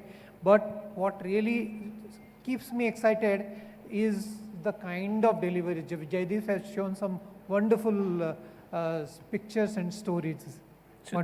So the drug delivery system would be your preference, yes, and the future would be that, because it would cater to all the patients rather than just a subset of Just patients a requiring subset of the extra patients. fine particles. Absolutely. But if you could combine both of them in one, it would be wonderful. Wonderful. I can see Dr. Beravi sir smiling over there. Would you like to comment on this? No, I just wanted to tell you that there's someone waiting patiently there to ask a question. Okay, in the yes, audience. please. This is about the use of biologics. GINA guidelines suggest that use should be done at the stage 5, where the airway remodeling has already been occurred. It is a known fact, or it has been advised, it has been published, it has been proved also that the biologics can delay the airway remodeling. So why not advise biologics in the early stage? Okay. No, I would caution against that strongly. So you wrote a question saying significant impact. The impact of biologics is only 35% to 40%. And we mentioned azithromycin, and you'll know the study from Australia. Azithromycin in this group was 40%. So azithromycin is a cheaper treatment that's readily available, provided the patient doesn't have any cardiac arrhythmias or hearing problems. I actually proposed to Gina and other guideline people that actually this should be the option that's number one before a biologic. 40% of patients who attend severe asthma clinics, and this is reported in the ERJ, in the Blue Journal, and in others, actually have poor inhalation technique, not adherence compliance, technique. And by improving the technique can actually improve that response of that patient. So, Professor Rogliani, they may not require the biologic. So, the next point, remission stability. We've got to be careful. These are terms used by the pharmaceutical industry. So we need independent, and the ERS is doing this. It has a task force on the definition of disease remission, independent from pharmaceutical companies, so that when we have the group that comes with the rubric, this can be applied to every single biologic in asthma, and it can be compared.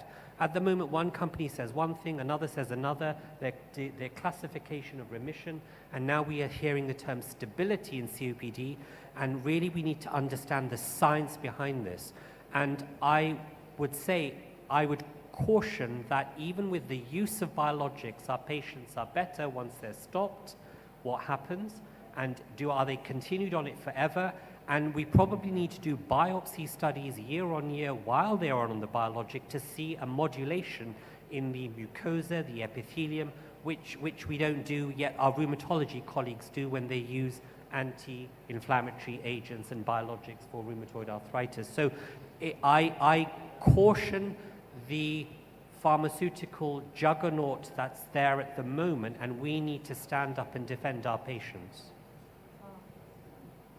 totally agree with your comment and the fact that we need biomarkers in order to better profile the patient, and also the fact that we need maybe to use more in those patients the introduction of LAMA for patients that are with uncontrolled asthma, severe asthma, because the triple therapy, it is an opportunity for those patients, because the introduction of LAMA, as also mentioned by the chair,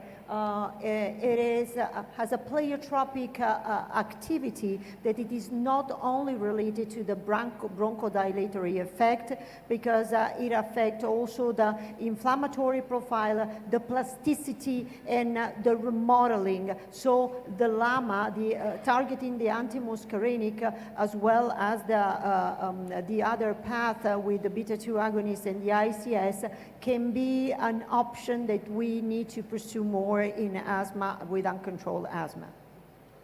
Yes, Neil, you have a question? My question with regards to the biologics is, so as a case scenario, this is personal experience. I had a case where a patient had ulcerative colitis, was prescribed a biologic therapy from the gastroenterologist. Patient was on tofacitinib for a long time, for I think 4 to 5 months by that time. And patient ended up on investigation to have primary mediastinal and bone TB. So in a country, this is for both the Indian panelists as well as those from the ERS, that when we are using biologics for asthma, or we are considering that these are some immunomodulator drugs that we are going to use for a category of respiratory patients. One context is in India, where TB is so prevalent. Do you normally as a practice screen for latent TB when you start or consider starting biologic therapy? And also for low prevalent scenarios, like in Europe, that if TB is not that prevalent, like do you screen any parameters of latent tuberculosis? So both the panelists. So basically what he's asking is that reactivation of tuberculosis should be considered important before starting biologics. Am I correct? That's his question. TB, yes. Yes, Praveen, you'd like to add something? No, so the biologics, when we are talking of in these sort of situation, is primarily an anti-eosinophilic, and no, tofacitinib is not for asthma anymore. In general? In generally. In general, do you screen when Yeah, you start? yeah. If it is anything other than that, yes, no doubt about it. We do need to think about tuberculosis, screen for tuberculosis, like IL-6 or any other things. But in the classical ones, we probably need not be bothered about it.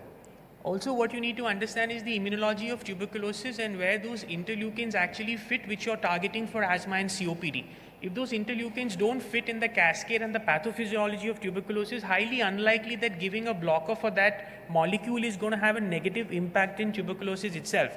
It could be a coincidence because of the burden of TB in our country that an asthmatic child or an asthmatic adult would eventually develop tuberculosis later on as a reactivation in any case. I think there was reference to tocilizumab, and during COVID, and I have a horrible experience with it, because of the immunosuppression caused by it. The patient developed bilateral upper lobe cavitating, aspergillus, invasive, and is still recovering, getting sick. So one has to be a little careful when how much immunosuppression biologic is causing also needs to be kept in mind. Yes, since it's a known interleukin-6 inhibitor, then we know that we're worried about infections. Moving on to Dr. Praveen, the good old debate between DPIs and MDIs. What is your preference? And also, let's look at the environmental sustainability as well, the global warming potential, and roughly the amount of carbon emission with PMDIs. So does that impact your choice of inhalers? So we all know where we use our DPI and MDI in our patients. So DPI, where we know the advantages of it, it has its own, significant advantages, especially in terms of the ease to use, ease to understand. Patient finds it much more easier to use, and very importantly, the reduction in the carbon footprint that we always talk of. So what is being said is almost 20 times less than the PMDIs when we look at the carbon footprint. So that's huge, and that's significant, very significant. But in a place like India, where we look at where the problem is regarding the cost, so always the PMDIs are much more, or at least probably it comes to even half of what the MDI cost is. So that's always there. And probably for what we always talk of for the kids and elderlies, PMDI with a spacer might find it easier. Even though things like Synchro-Breathe, they claim that yes, they do have some, and we all use that also. But in generally, usually what we see is when a new drug is developed, it always comes as a DPI because of the better formulation, easier formulation when a DPI is being used. So yeah, so when we are looking at it, I personally feel that a multi-dose dry powder inhaler, wherein if we can have that inhaler which we can reuse, and that the drug cartridge can be, which probably we need to use it again, like we had a novelizer before. So in those things, probably the carbon footprint will be much less, as opposed to that of an PMDI, or for that matter even a normal dry powder inhaler. Of course, no normal dry powder inhaler, it's much less, because what we are using, the capsules have NHM methyl cellulose capsules, which is again biodegradable things and things like that. So I feel that a multi-dose DPI which can be reused will be the ideal way forward. So multi-unit DPIs would be the way forward, but conventional and logistic challenges prevent you from giving each and every patient of yours a DPI. Also, newer innovations, probably getting better, safer propellants for the environment could give us a way forward. And I think Europe and India both are looking actively from 2027. I think that's the deadline for the HFA aspect in Europe. Professor Osmani, is that correct? No, it's been extended to 2035, but as of last year, we launched the first low global warming propellant triple inhaler in the United Kingdom, which is being rolled out. Fantastic. And in 3 years' time, all PMDIs will have a global warming potential equivalent to DPIs, so we should be careful in switching patients to the detriment of their health. So we should give the patient preference? Yes, ma'am. Just a question to Dr. Osmani and to all the panelists here. May I ask a question? Yes, ma'am, please. Yeah, okay. So actually, I personally feel that all the trials are actually using DPI because only DPI can ensure that the dose is taken by the patient. With the PMDI and even synchronized, the patient can waste the dose. According to me, all the trials in the world are happening only because of this feature of DPI, that if the dose is shown as taken, the patient has taken it, and if it's not taken, it's not taken. So I kind of feel that it would be really nice if trials happen also with PMDIs in such a way, because I genuinely feel a person with very poor COPD or inhalational technique, or not having very good lung volumes, according to me a PMDI would always be better because the medicine is already in action. So to inhale something which is in action is so much easier than to generate a force to vibrate something and then suck it in. To vibrate, the powder, you mean? Powder, yeah. Yeah, so the trials do show that with MDI, and I need to caution you, there is only one DPI device in the world where the dose counter is a true reflection of the dose delivered to the patient. Every single DPI device in the world, you actuate it, Exactly. the dose counter will go down. That doesn't tell you the patient's taken it. So the trials are there for PMDIs. DPIs are not the panacea. They are not easy to use. They require intense inspiratory flow rate. There is this perception that we give everybody DPIs. We have shown 30% do not have the inspiratory flow rate. Your patient needs to breathe out. In COPD, you get premature small airways collapse. That causes even more of an issue. And at the ERS this year, we will publish the largest systematic review ever on DPIs used in clinical trials in COPD and asthma that actually show there are big problems. I'm so happy you said this, because the thing is, unfortunately, because all the trials are with DPI, it is giving this wrong notion to other pulmonologists that DPIs are better than PMDIs, and a trial result is out, and actually patients on PMDI with spacer are moved to DPI. So I think it would be great if you address this. No, and the point is aligned that actually, you know what, as clinicians, our duty is to the patient. Yes. And we need to offer them the choice. And actually, it's not MDI is better than DPI, better than soft mist, and as we saw from Jaydeep, really nicely on nebulizers and the problems there. It is we as clinicians need to have the choice to give the right device, to link back to the title that you started off, to personalize the treatment to our patients. So giving the choice to the patient, yes ma'am. Giving the choice to the patient and giving the inhaler which is optimum and correct for your patient becomes the most important thing. Dr. Badrapurkar, I'm going to ask you a very... Can we just take the last question from the audience, Yes, please? please. So my question is to Professor Paula, ma'am. This is regarding eosinophils. So in a country like India, we generally face situation regarding this eosinophils that helminthic infections are very common, and even the patients with COPD generally consult a physician when they are already in the exacerbation phase, either admitted or in ER. So regarding the stability of eosinophils that you mentioned, so what would be the method, how would you like to look for the eosinophils? Like at what time, how many times to look that and to say that there is a stability of eosinophil that we want to say that the patient might be responding to biologicals? This is a very good point. Thank you very much. Because when you have a eosinophilic inflammation in COPD, of course, it needs to be ruled out every other cause that can affect that specific inflammation in the patient. And as you mentioned, the helminthic infection that can have an impact on the profile or the inflammatory profile that that specific patient can have. So it needs to be, every patient needs to be studied in their specific individuality as individual. The study highlight the fact that ruling out all the possible other causes that can give that specific eosinophilic profile to that specific patient, in case that COPD is inclined to have a eosinophilic, the better response happen in patients that have a stable profile during not only exacerbation but during stable phases. Because during an exacerbation, you can have an overinfection with a bacteria that can overcome, and so you can have a different cell that can go up and not really being representative of who is or who is she. Thank you. In the interest of time, I'm just going to leave the audience questions to pause right now, and I need a quick comment from Badrapurkar sir with respect to obstructive airway diseases.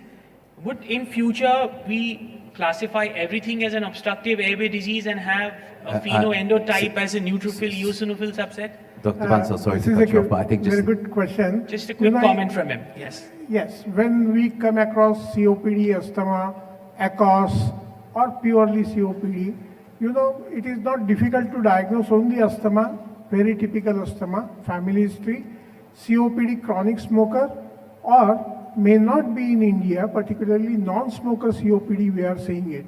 The real problem is diagnosing a patient who is elderly, say 50-year-old, he is chronic smoker, and on the other hand, same aged person who is non-smoker.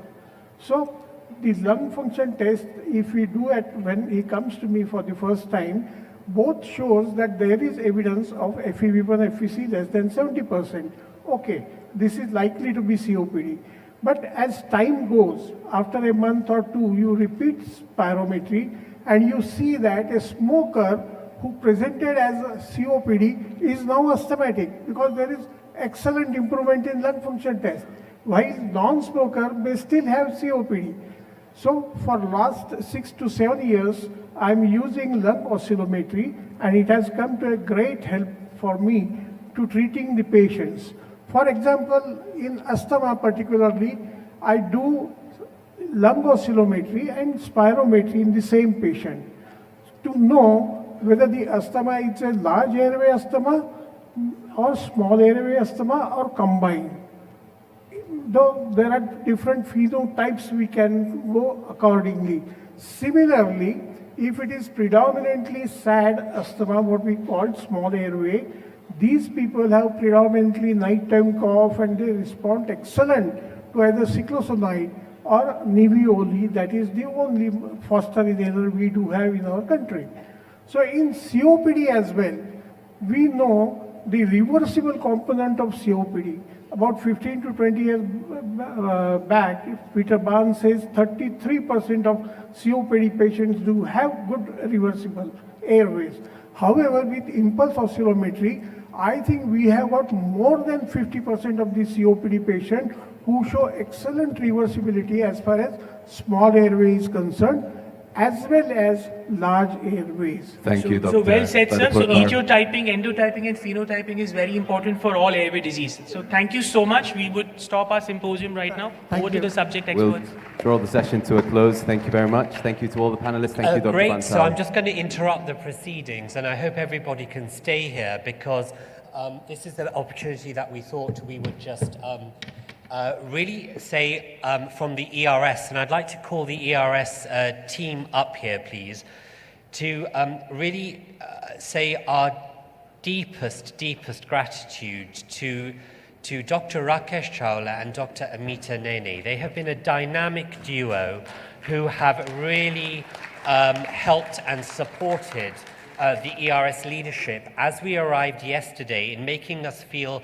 welcome, accustomed, and there is another person who we really also want to call, and that is Rajat Dar. So Rajat, please come up, and please can you join me at the podium. To give you a little bit of a background, we came here last year, we were absolutely delighted with everything that you guys helped us with in the 3 cities.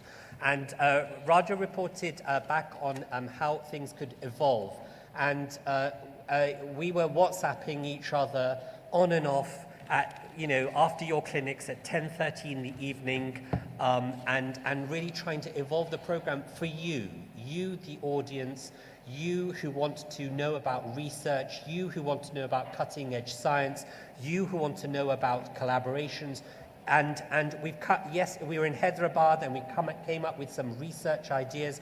And so it's you who drive the program that helps the Indian Chest Society and the ERS to be able to give you the top level science at the global stage, coming to you in India, the largest populace on the planet, and with the diagnostics, the innovation, as we saw in the talk from Dr. Rakesh, the dynamism and the passion, as we saw from Dr. and you will see from Dr. Amita, which was clearly evident yesterday, the thirst for bettering the population here in India is absolutely clear, and really, I can't, the adjectives are, really touching.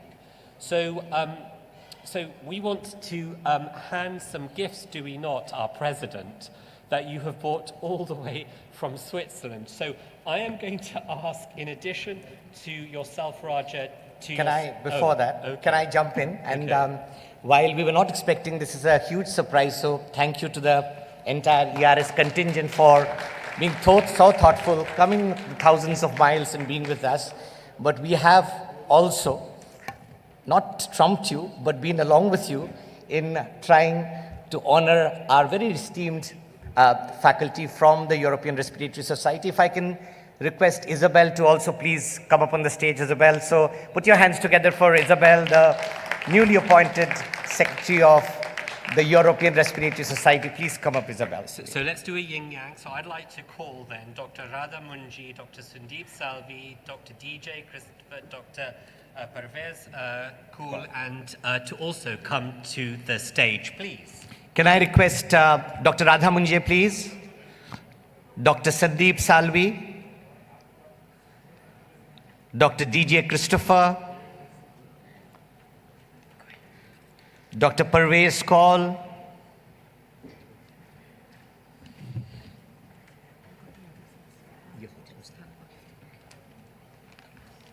Right, my turn? Your turn. Okay, fine. So, really, I'm going to give this to our president, who's then going to give them, under the direction of the president of the ICS, to the various members of the Indian Chest Society. Okay. Since I have been gifted yesterday, so I have the honor to request her to give it to our ever dynamic, academic-oriented Secretary of ICS, none other than Dr. Amita Nene, please.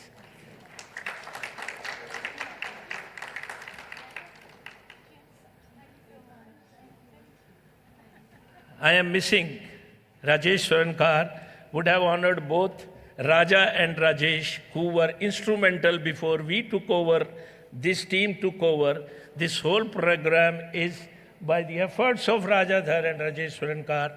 Please, Raja, and Amita Nene. And Dr. Sandeep Salvi. I'm missing him, he's not there in the crowd. Rajadhar, please.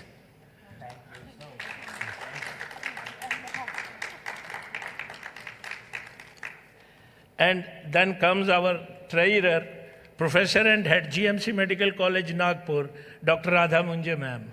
Very sweet, non-interfering, keeping cool and letting the society run.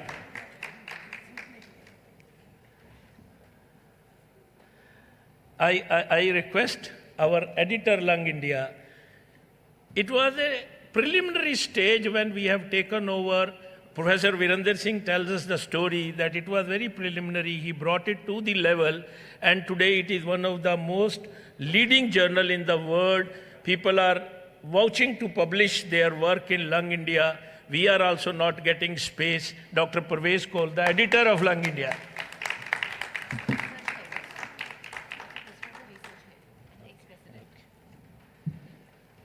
Now, another dynamic leader of Indian Chest Society who was past president and in charge of the research committee and doing with ATS every year MECOR and with the ATS faculty, they are teaching scientific research, how to do with their full team. Professor DJ Christopher is head of Vellore, CMC Vellore Medical College. Professor DJ Christopher.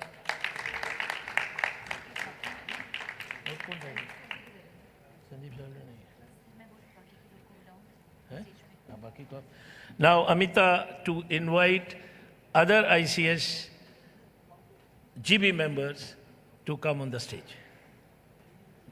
With a huge round of applause, may I request rest of our governing body members to please come on stage. Dr. Nitin Abhyankar, a huge round of applause. Dr. Saibal Motra, please a huge round of applause. Dr. Neil Thakkar, a huge round of applause. Dr. Mahesh Mishra, a huge round of applause. Dr. Kumar Utsav, a huge round of applause. Dr. Sandeep Salvi, are you there? We can't see you. So I'm just going to add, I know you said that we gave you a box yesterday in Hyderabad. Because you're the most important person here, you actually get another box for Delhi. So let's give a round of applause, please, to Dr. Rakesh. Thank you. So this is a double thing. So one more owes to me to give it to and I come there. Thank you. Thank you. And if I can now request Dr. Rakesh Chawla to honor our esteemed guests. So if you can have the guests, can we have nice music? Yeah, music. I don't think we have prepared music, but so Professor Joanna Chorotowska, the president of the European Respiratory Society. Joanna, thanks for being so supportive through NAPCON, through the ERS India Summit. Thank you very, very much for being there with us.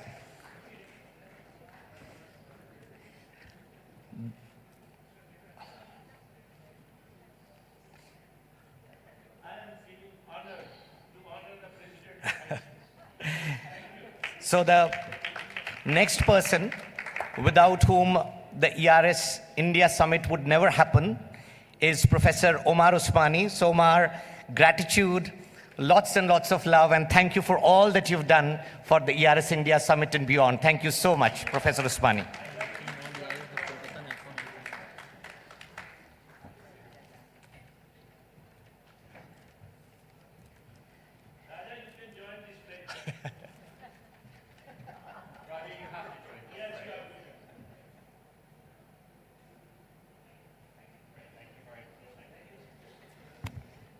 If I can then request one of my close buddies, one of my closest buddies, the global researcher and guide for bronchiectasis today, Professor James D. Chalmers, a regular to India, a patron for bronchiectasis, even for the entire country and the entire globe. So James, please come over.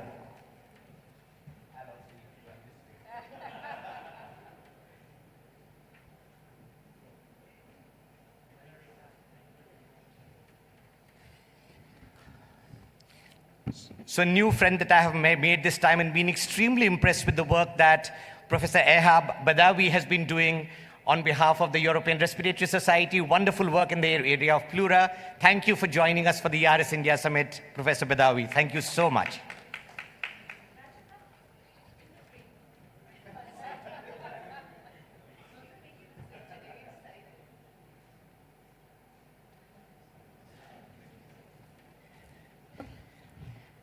If I can then request Professor Paola Rogliani. Professor Rogliani, thank you for being with us. You've been wonderful through the 3 days. You've been with us. We've really had a great time with you. Thank you so much for being there.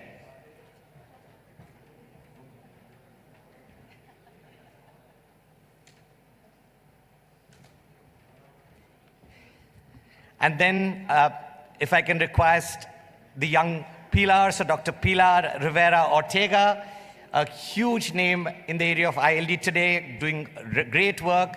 Welcome to India for the very first time. She said, this is definitely not going to be the last time, so thank you for being there with us this time, Pilar. And then if I can request Isabel to come forward, please, Isabel. Isabel is probably more South Asian than I am, actually. She was telling me about her exploits in this region of the world, spent years together in this area. Thank you, Isabel.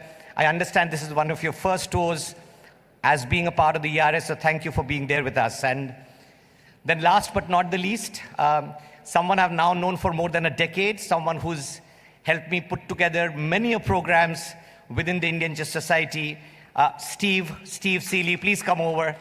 Let's have the pleasure of honoring you on the stage. Come, Steve.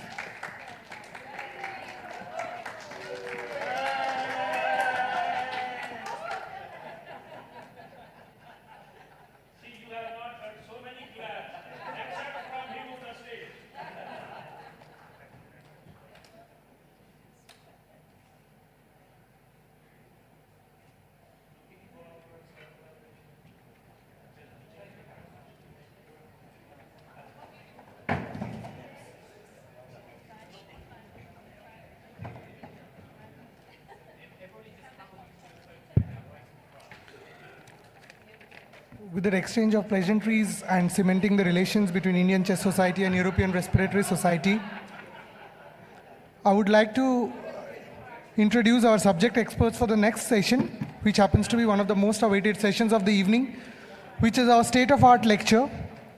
And for this, I would like to call upon stage Dada.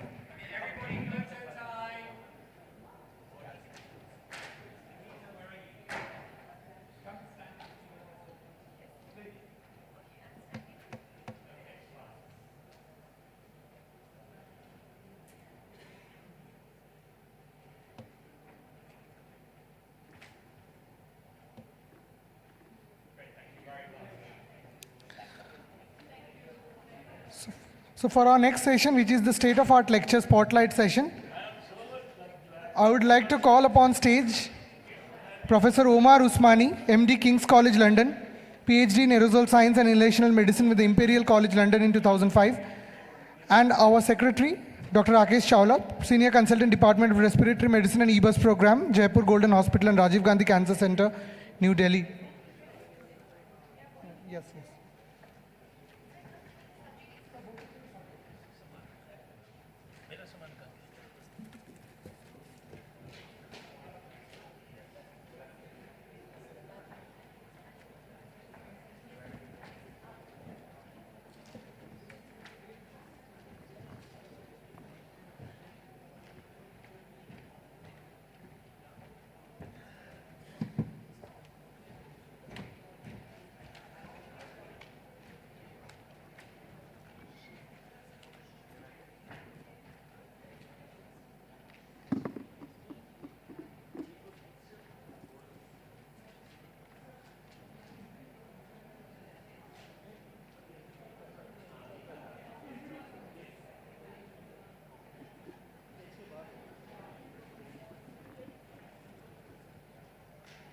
Well, again, yeah, that's what I wanted. That's what I wanted.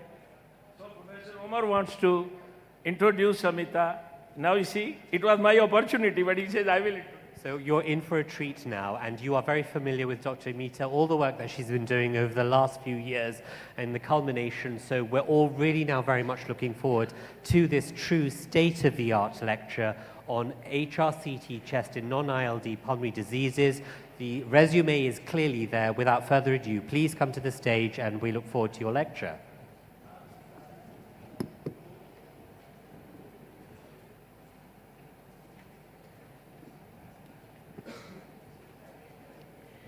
Good evening, everybody. Thank you so much for the kind introduction. So I'm going to be talking today about something that's extremely close to my heart. And after having so many discussions where we've been listening and using our brains, I want you all to see, watch, and use your brains. So let's talk about CT chest in important pulmonary diseases, but I'm not going to talk about ILD. I'm going to talk about non-ILD pulmonary diseases. So we all know TB is the biggest problem we are facing today, and therefore let's start with CT chest appearance of active TB. So I want everybody to know about this, the tree in bud sign. So the tree in bud sign refers to multiple centrilobular nodules arranged in a linear branching pattern. So please look at this diagram here, and please look at this particular thing that I'm showing you here, and it looks exactly here in the CT scan also. So this is known as tree in bud sign, where we see centrilobular nodules arranged in a linear branching pattern. So this means there is endobronchial spread of TB. So the first time this sign was described for TB, but we need to know that whenever you see tree in bud, it need not be only TB, it could also be endobronchial spread of other infections like bacterial or fungal infections, NTM, viral infections, and also aspiration pneumonias. We know cavities are hallmarks of active TB, and cavities are nothing else but a hole inside the lung. That is what we are seeing here, which is surrounded by a thick walled cavity. Can I have the AV team give me the marker on the computer, please? AV team, can I have the marker on the on my laptop? Can I just get the marker over here?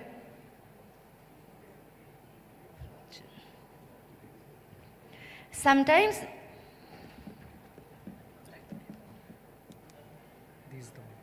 sorry, I use this one. Take it, fine. And move like this. Okay, fine. Okay, thank you so much. Sometimes the TB could be advanced by the time the patient presents to us, especially immunocompromised people, in which case we see not just cavities, but we see cavity consolidations. And we, in addition to we see the centrilobular nodules, the tree in bud, and we see nodules. And this is most commonly seen in posterior segment of the upper lobes and the superior segment of the lower lobes.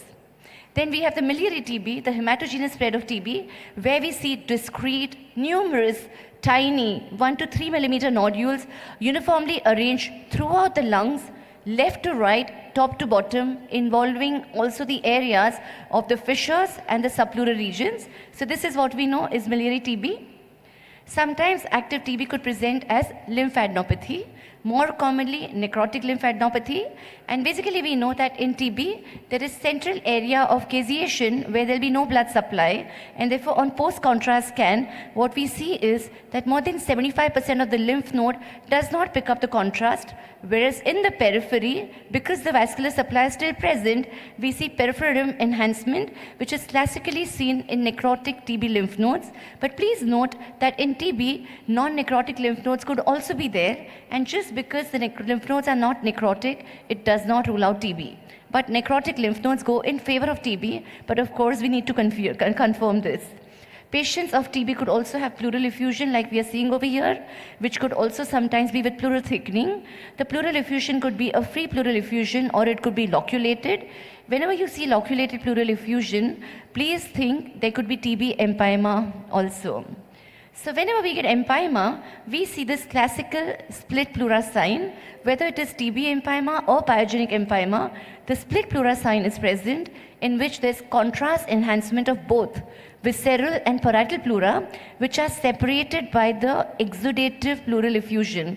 So you can see the enhancement over here, you can see the enhancement over here, and the visceral and the parietal pleura are separated by the fluid, and this is known as a split pleura sign.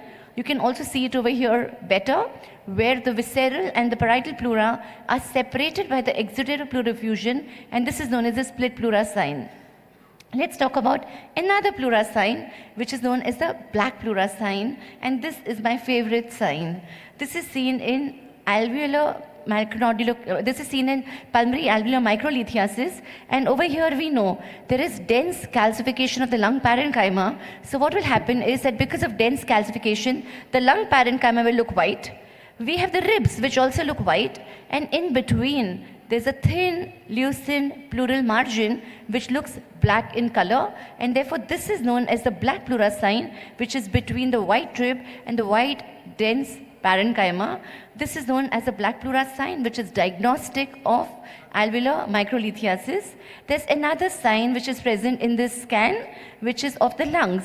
So in alveolar microlithiasis, we basically have ground glass and we have interlobular septal calcification, and this actually gives rise to sandstorm appearance. So both these signs, sandstorm sign and black pleura sign, are diagnostic of alveolar microlithiasis.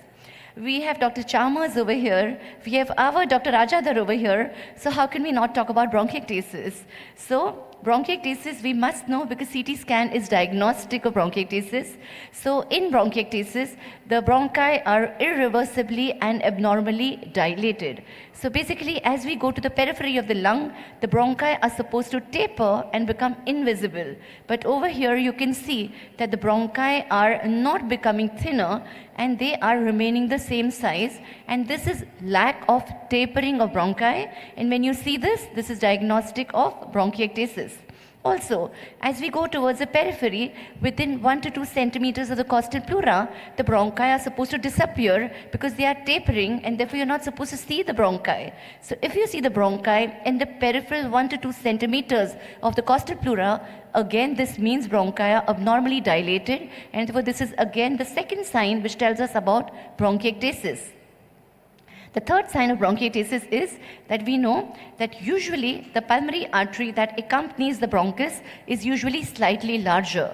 In bronchiectasis, because the bronchi are becoming dilated, as a result of this, the diameter of the bronchus will be larger than the accompanying pulmonary artery. So over here the bronchi are looking black in color, the pulmonary artery is looking white in color. So over here when the bronchi are larger than the accompanying pulmonary artery, that means the patient has bronchiectasis, and we have this very interesting sign, again my favorite sign, which is called the signet ring sign. So you can see over here, we have the bronchus, on that we have the pulmonary artery sitting just like a solitaire sits on a ring, and therefore this is known as a signet ring sign, and when we see this, this is again diagnostic of bronchiectasis. There's this interesting sign, the tram track sign, which is again diagnostic of bronchiectasis. So because the bronchi are not tapering, you are seeing bronchi all through of the same diameter throughout the lung parenchyma, and this resembles a track of a tram, and therefore this is known as tram track sign. So we basically spoke about 4 signs of bronchiectasis. One is lack of tapering, which gives rise to tram track sign. The signet ring appearance because of the dilatation of the bronchi, which become larger than the accompanying pulmonary artery. And we have bronchi which are visible in last 1 to 2 centimeters of the costal pleura. Any of this is diagnostic of bronchiectasis. Let's come back to infections. Let's talk about pneumonia. So we know in a lobar pneumonia, the alveoli are filled with inflammatory exudate, and therefore that part is going to look dense, homogeneous consolidation, and the bronchi inside are patent, which will look like black tubular structures, and this is known as the air bronchogram sign. We all know that. Sometimes the patient may be unfortunate and may not have a lobar pneumonia, but could get bronchopneumonia, and in bronchopneumonia we get patchy peribronchial consolidations along with ill-defined nodules, which are usually bilateral along the bronchi, and then there could be endobronchial spread of infection, and the bronchi could actually become very, very confluent, and you get this horrendous looking scan, which is bronchopneumonia, and these patients are usually very, very unwell. Atypical pneumonia is quite different. So atypical pneumonia, because of bacteria, will have ground glass and will also have consolidations. But what is really important is that they are affecting the interstitium of the lung, and as a result of that, they will have non-lobar distribution and they will be patchy. So when you see bilateral ground glass, you see consolidation, which is patchy and non-lobar. Always think of atypical bacterial pneumonia. Let's complete our spectrum with aspiration pneumonia, which is commonly seen in people who are elderly or are bedridden or are post-CV accidents. So over here we get ground glass and consolidations, but right lung is involved more than the left. And if the patient is supine, then it commonly involves the posterior segment of the right upper lobe, or it involves the superior segment of the lower lobes. So whenever you see a pneumonia, which is ground glass and consolidations, which is exclusively either in the posterior segment of the right upper lobe or the superior segment of the lower lobe, or both, then please think this could be aspiration pneumonia. If the patient was upright, sitting or standing, then it would involve basal segments of the lower lobe. Please remember, right lung more common than the left. How can we forget viral pneumonias, the COVID and also the persistent RSV and influenza pneumonias, which our ICU is really flooded and ARDS in with? So basically the viral pneumonias will have ground glass, reticulations, consolidations, and they will have peripheral appearance more affecting the lower lobes. So based on the time when the pneumonia is diagnosed, if it's early phase, we'll get multifocal ground glass, which will be bilateral and more common in the lower lobes and subpleural. If the stage progresses, we'll get ground glass and we'll also get emerging consolidations and septal thickening. If the patient is unfortunate, in that case, you get the peak phase in which there is whiteout of both the lungs with extensive bilateral consolidations. And if we end up treating, you or me, our patient is lucky because we'll make sure he comes out of this ARDS, in which case there is resolution phase with this gradual clearing of all the patches, and the patient is left back with residual fibrotic streaks and subpleural bands. If the patient is not treated in time, or if the pneumonia treatment is not good, it could result in a lung abscess. So we know in a lung abscess, we are going to see again a hole inside the lung, what we are seeing, and it will be surrounded by a thick wall cavity, and normally an air fluid level is present.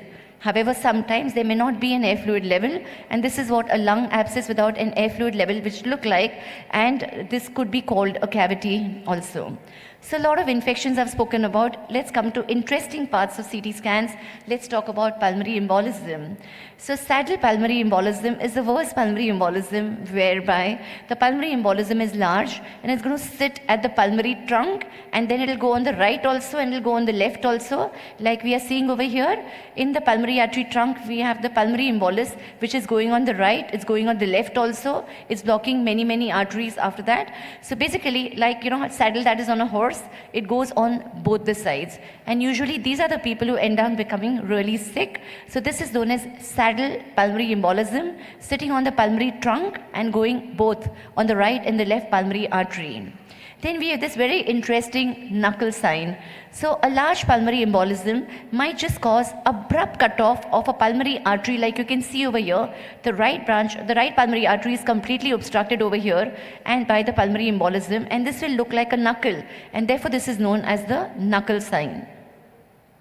Sometimes you have a pulmonary embolism which is blocking off the entire vessel, and therefore on post-contrast, like you're seeing the vessels like this, you'll see a filling defect, and this is nothing else but a pulmonary embolism which is blocking off the vessel entirely.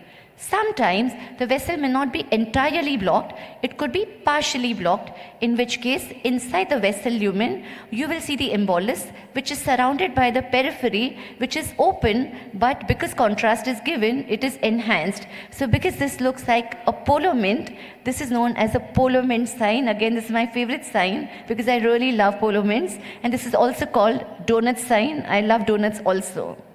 If the same sign we see in the longitudinal section of the lung, then you're going to have the vessel which is blocked in the center like this, and the periphery is the enhanced artery which is open, and this looks like a railway track, and therefore this is known as a railway track sign. I spoke of another sign. What sign was that? Wake up, audience. Tram track, excellent. Seen in which condition? Super. Excellent. So this is again a very important sign for us, especially for patients who are in the ICU and for the intensivists who are over here. So sometimes we have a pulmonary embolism. We are just so sure there's pulmonary embolism. We have all the indirect signs, but maybe we want to lyse the patient and we want to therefore want confirmation. But if the patient's creatinine is high, you can't give contrast to the patient. So pulmonary embolism can also be diagnosed on a plain CT scan, and this is what the entire funda is about. So basically we get pulmonary embolism. After a few hours, the blood clot in the pulmonary embolism will retract. There will be loss of water content, and therefore RBCs inside the blood are going to get dense. And these dense RBCs give rise to this appearance. So this is a post-contrast scan where you can see that the knuckle sign is present over here. Same patient, if the contrast was not to be given, then you can you see this part which is hyperdense, which is more white as compared to rest of the pulmonary artery. So this is known as a hyperattenuating sign or hyperdense lumen sign, and this can be seen even on a plain CT scan, and this happens because the blood clot of the embolism will retract, the water will be lost, the RBCs will get dense, and therefore inside the pulmonary artery you get a dense appearance which is diagnostic of pulmonary embolism, and you can comfortably lyse your patient when you get this CT appearance. Now we have effects of pulmonary embolism. So sometimes it may result in pulmonary infarction, and we know in that case we get this pleural base, wedge shape, subpleural opacity, which is nothing else but Hampton's hum. We have this Westermarck sign, which happens because of reduced blood supply to the part of the lung where the artery has got obstructed. So on the X-ray, Westermarck sign looks like this. But on the CT scan also we can actually diagnose Westermarck sign. You can see over here this pulmonary artery which is obstructed, the right lung is not getting well ventilated, well perfused, and therefore we see Westermarck sign also on the CT scan. Let's change tracks. Let's talk about allergic bronchopulmonary aspergillosis, which is very, very interesting and also quite frustrating for patients. So we know bronchiectasis affects 4th to 9th generation of bronchi. When the bronchiectasis affects the first 3 generations of bronchi, that is called central bronchiectasis. And when we see central bronchiectasis, where 1st, 2nd or 3rd generation of bronchi are affected, this is called central bronchiectasis, which is diagnostic of ABPA. In ABPA, patients are going to have thick mucus which fills up the bronchi, and as a result of that, we get tubular opacities which are known, giving appearance of finger in glove, and this is known as finger in glove sign. Again, my favorite. You look at this and you know patient either has ABPA or severe asthma. This sign is very important, the high attenuation mucus sign, which is also called as Ham sign, and senior pulmonologists should know about this because when we finished our MD, this sign was not recognized, it got recognized later. So basically what is really interesting is that in patients of ABPA, the mucus is very, very dense. Ideally, the mucus is supposed to have the same attenuation as the paraspinal skeletal muscles. So these are the paraspinal skeletal muscles. You look at this attenuation. Now this is the mucus. This should be having attenuation of the paraspinal muscles. But if the mucus is more dense, then this becomes high attenuation mucus sign, and this is diagnostic of ABPA. Ham also has other clinical significance in addition to being pathognomic of ABPA.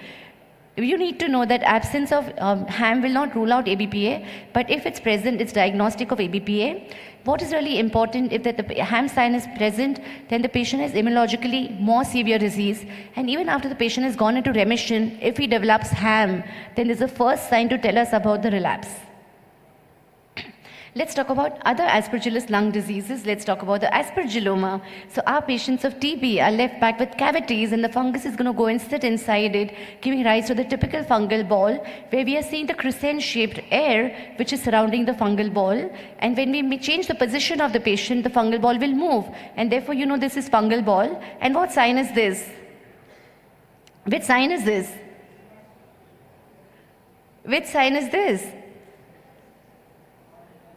Okay, so a lot of people have said air crescent sign. I'd like to say this is not the air crescent sign. This is actually called the Monod sign.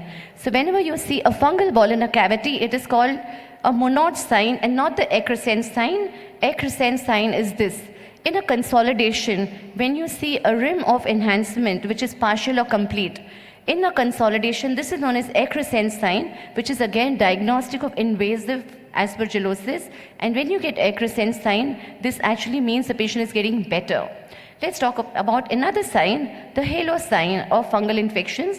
So in halo sign, we get this area or nodule which is dense, and around that we get ground glass opacities, and this is diagnostic of invasive fungal infections, angio-invasive fungal infections, which could be either aspergillosis or mucormycosis. And this happens because the area in the center, which is dense, is the area of pulmonary infarction, and the ground glass is actually the hemorrhage around it. And this is known as the halo sign, which is diagnostic of invasive aspergillosis or invasive mucormycosis. We saw a lot of this during COVID.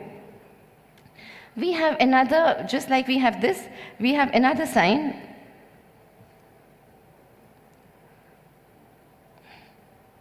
We have a reverse halo sign, which is also called the atoll sign. So in a halo sign, you have consolidation surrounded by ground glass. Over you have ground glass, which is surrounded by consolidation.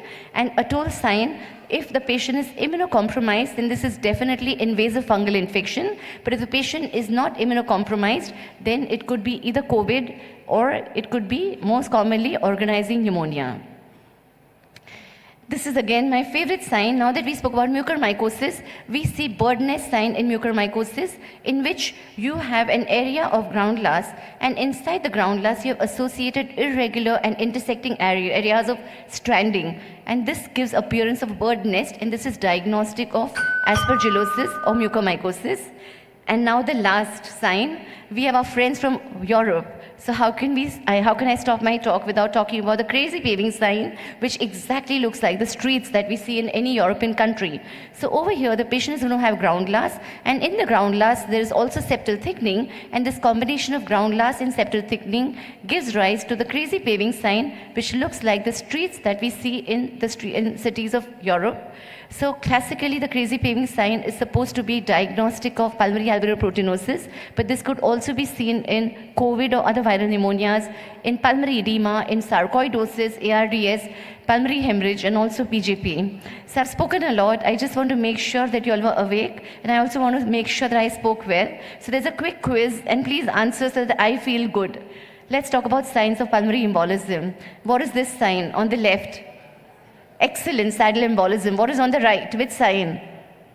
Knuckle sign, superb.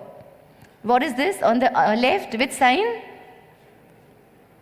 Yes, railway track, not the tram track. What are we seeing on the upper right? What is happening to the vessel? It's blocked. What is the sign below? Which sign is this? Polo mint, excellent, super. And this sign is? Hyperattenuate mucus, superb, great. Let's talk about the bronchiectasis signs. Can you all tell me what are the signs of bronchiectasis? Signet ring, excellent, and one more. Tram track, excellent. Which sign is this? Superb, air bronchogram. What sign is this? Split pleura, diagnostic of? Awesome. Which sign is this? Tree in bud, awesome. Which sign is this? Which sign is this? This is two signs, what are they? Awesome. What sign is this? Super. What sign is this? Awesome. What sign is this? What sign is this? Super. What sign is this?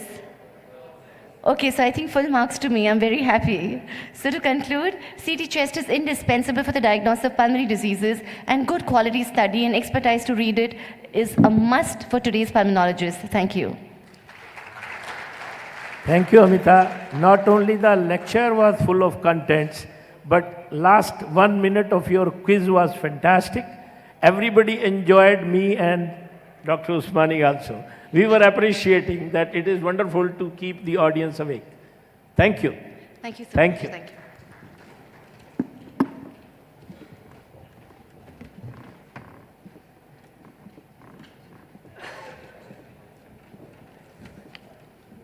With that amazing lecture, or keynote lecture coming to an end, we have in hand a very, very special session in which, in one of its kind, we have called our young pulmonologists, our postgraduate students and young career members to present their original research work in the main format of the ERS India Summit 2.0. It's very special to us looking at all the original research that has been put. And for this presentation session, I would like to call upon stage the subject experts. Dr. Dhruv Chaudhary. Sir happens to be the professor and chair, Department of Pulmonary and Critical Care Medicine at PGIMS Rohtak. Next, I would like to call upon stage Professor Dr. Rupak Singla, former professor and head Department of Tuberculosis and Respiratory Diseases, NIT New Delhi. And our third subject expert for the evening is Dr. Chandramani Punjabi. Sir is a consultant respiratory medicine and critical care at Mata Charan Devi Hospital, New Delhi. Over to our subject experts.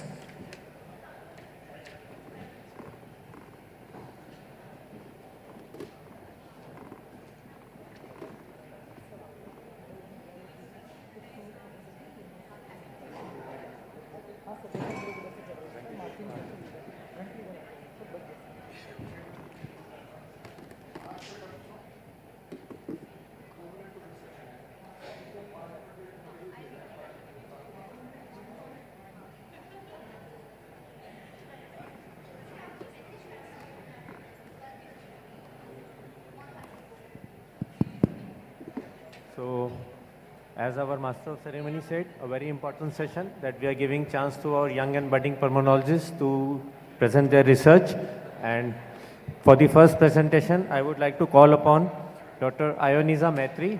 She is from Medanta, the Medicity, Gurugram, and she is going to present her case on silent traveler, incidental identification of a rare bone cement embolization. Good evening, everybody. I think rule of the game should be clear to every presenter before we start. Yes. Total time duration for presentation is 6 minutes. Yes. 2 minutes are for the discussion. So we have requested that at the 5th minute, they will give you a buzzer so that you know there is a 1 minute left. So after the 6 minutes, it will stop. In fact, you block the presentation at that point of time. And at 2 minutes, please, when we finish at 8 minutes, so I think again the buzzer needs just to clear the rules, there will be 3 buzzers for you. One at 5 minutes, which will say that you have 1 more minute left for your presentation. There will be another bell put when your presentation should stop. Whichever slide you are at, we will stop there, and whatever you have presented till then is the question and answer discussion that will happen with the faculty for the last 2 minutes.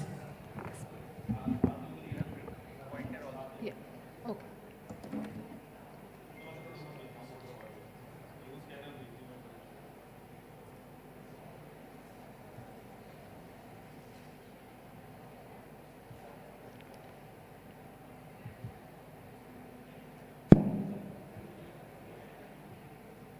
Start presenting. Okay.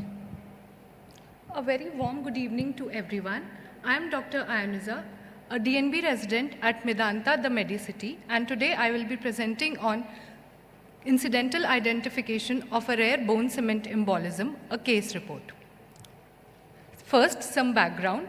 Vertebroplasty and kyphoplasty are widely used procedure nowadays for osteoporotic fractures, particularly in the elderly population. Bone cement embolism, while rare, is becoming an increasingly recognized complication of these otherwise safe procedures. These are often incidental and asymptomatic.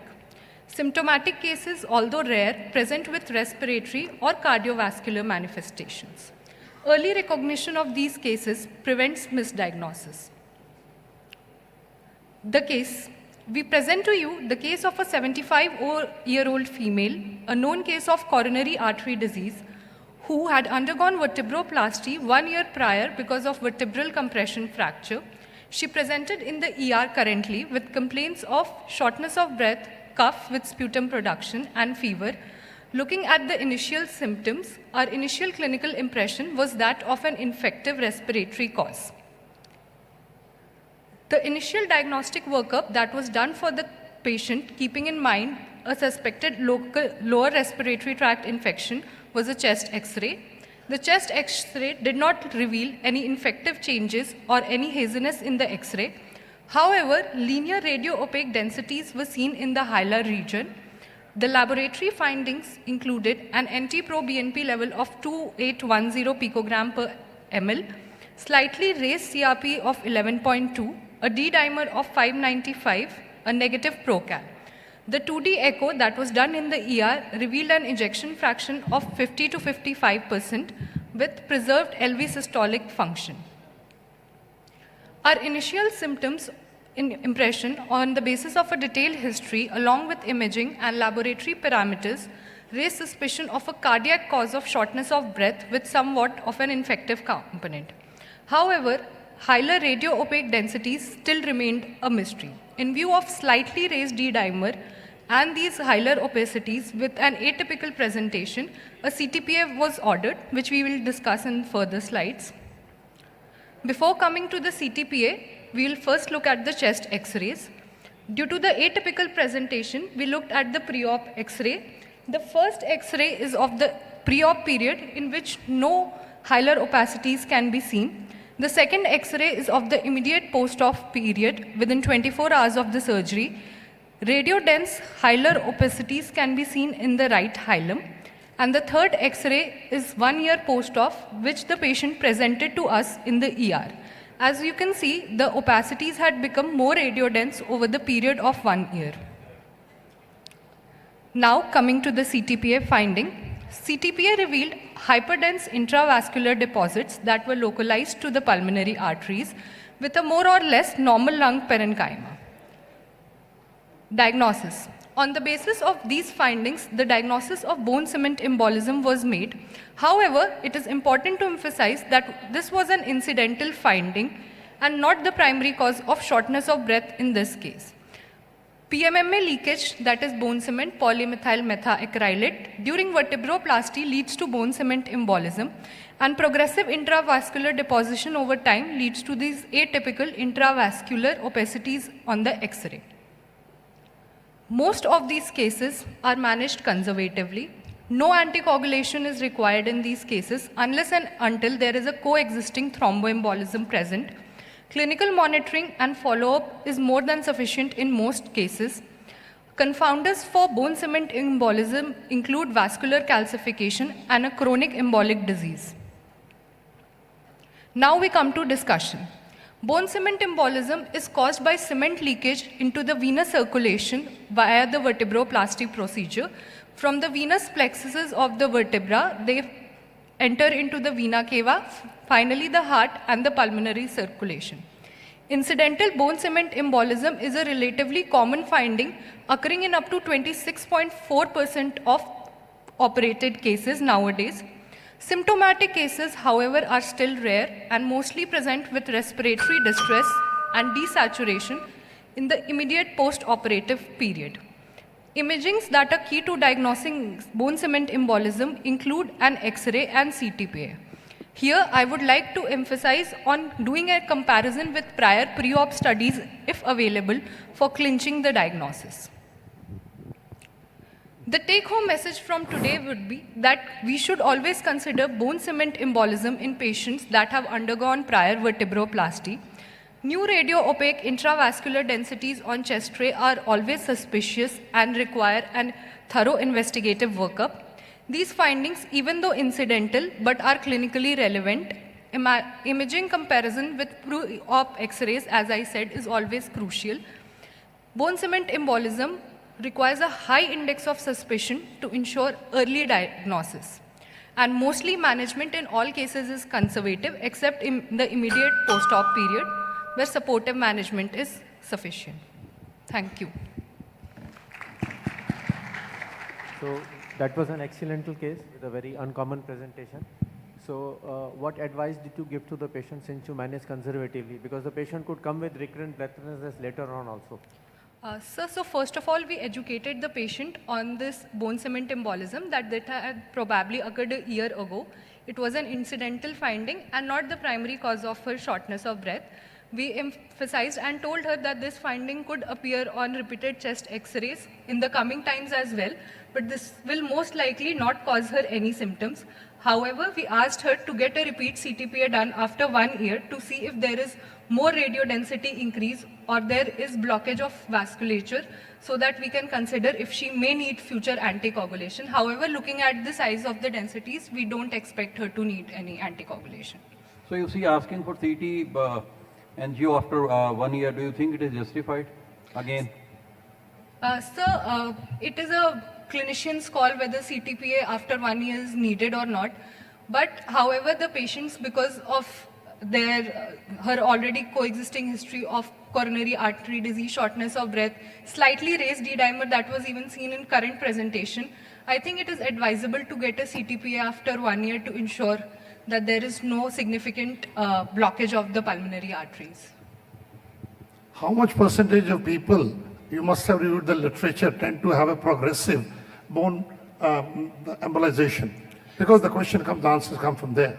Yes, so around 2% of the 2 to 3% of the cases have a progressive intravascular deposition, but mostly it gets arrested around after 1 year because bone cement consolidates and polymerizes by then there is no further migration. So do you think in that circumstance it is justified to recommend for a CTP? So no, after that period, I think it would remain static and there is no need of CTP. So you are contradicting yourself. So I would still go for one CTP. Thank you. Thank you, sir.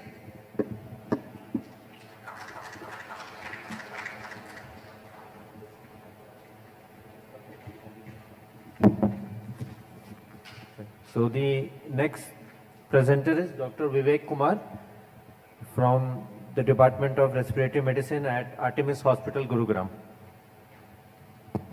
And he is going to present on the clinical spectrum and radiological patterns of high altitude illness, a case series from the Himalayan region.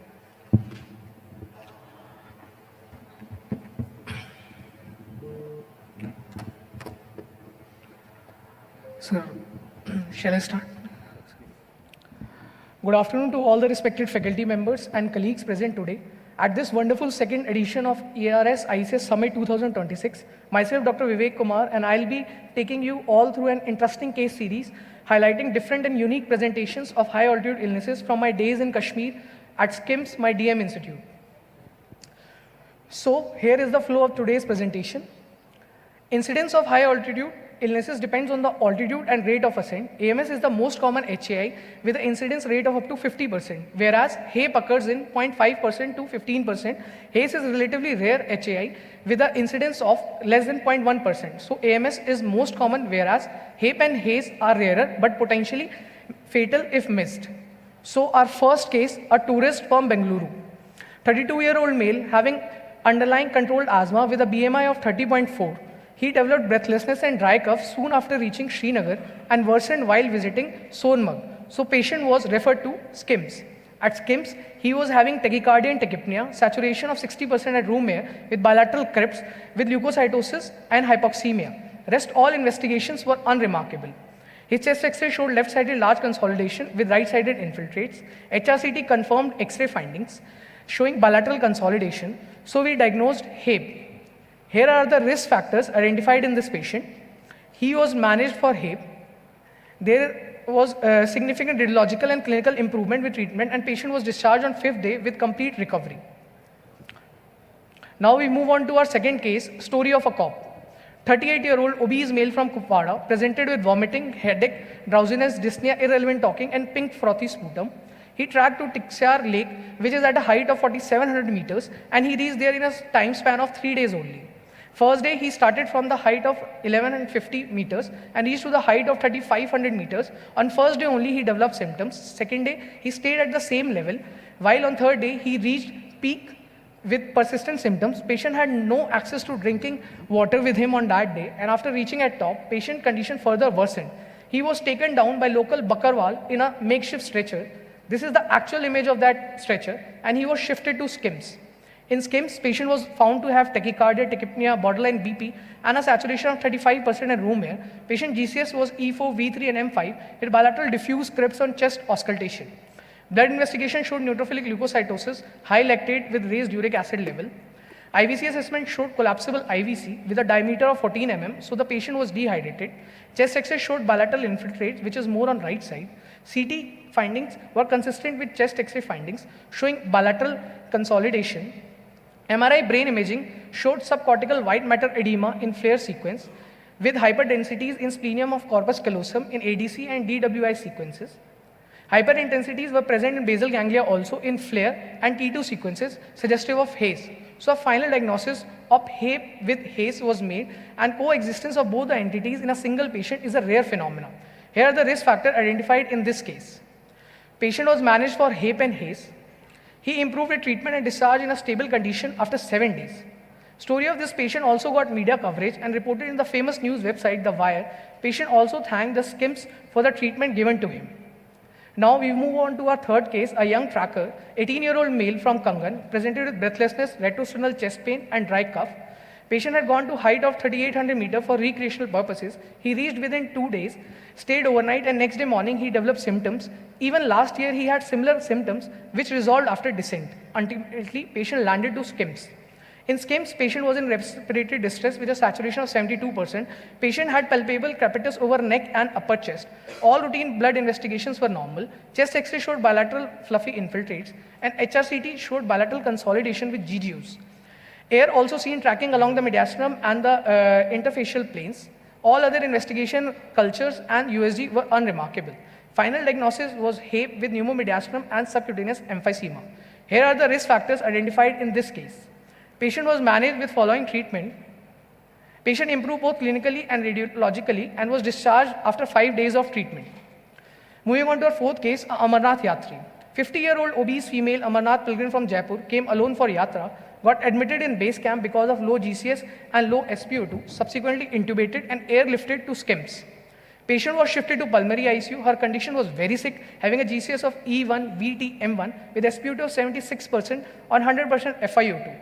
Baseline investigation showed leukocytosis, raised CRP with an HbA1c of 6.7.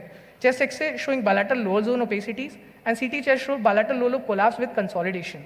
There was a subcortical white matter edema on MRI brain flare and T2 sequence, hyperintensities in basal ganglion flare and T2 sequences, indicating HAZE. So final diagnosis was HAZE with aspiration pneumonia and type 2 diabetes. Patient was managed by mechanical ventilation, managed for HAZE, aspiration pneumonia and diabetes. Patient improved clinically and radiologically with treatment. She got extubated on 8th day and subsequently discharged on 9th day of hospitalization.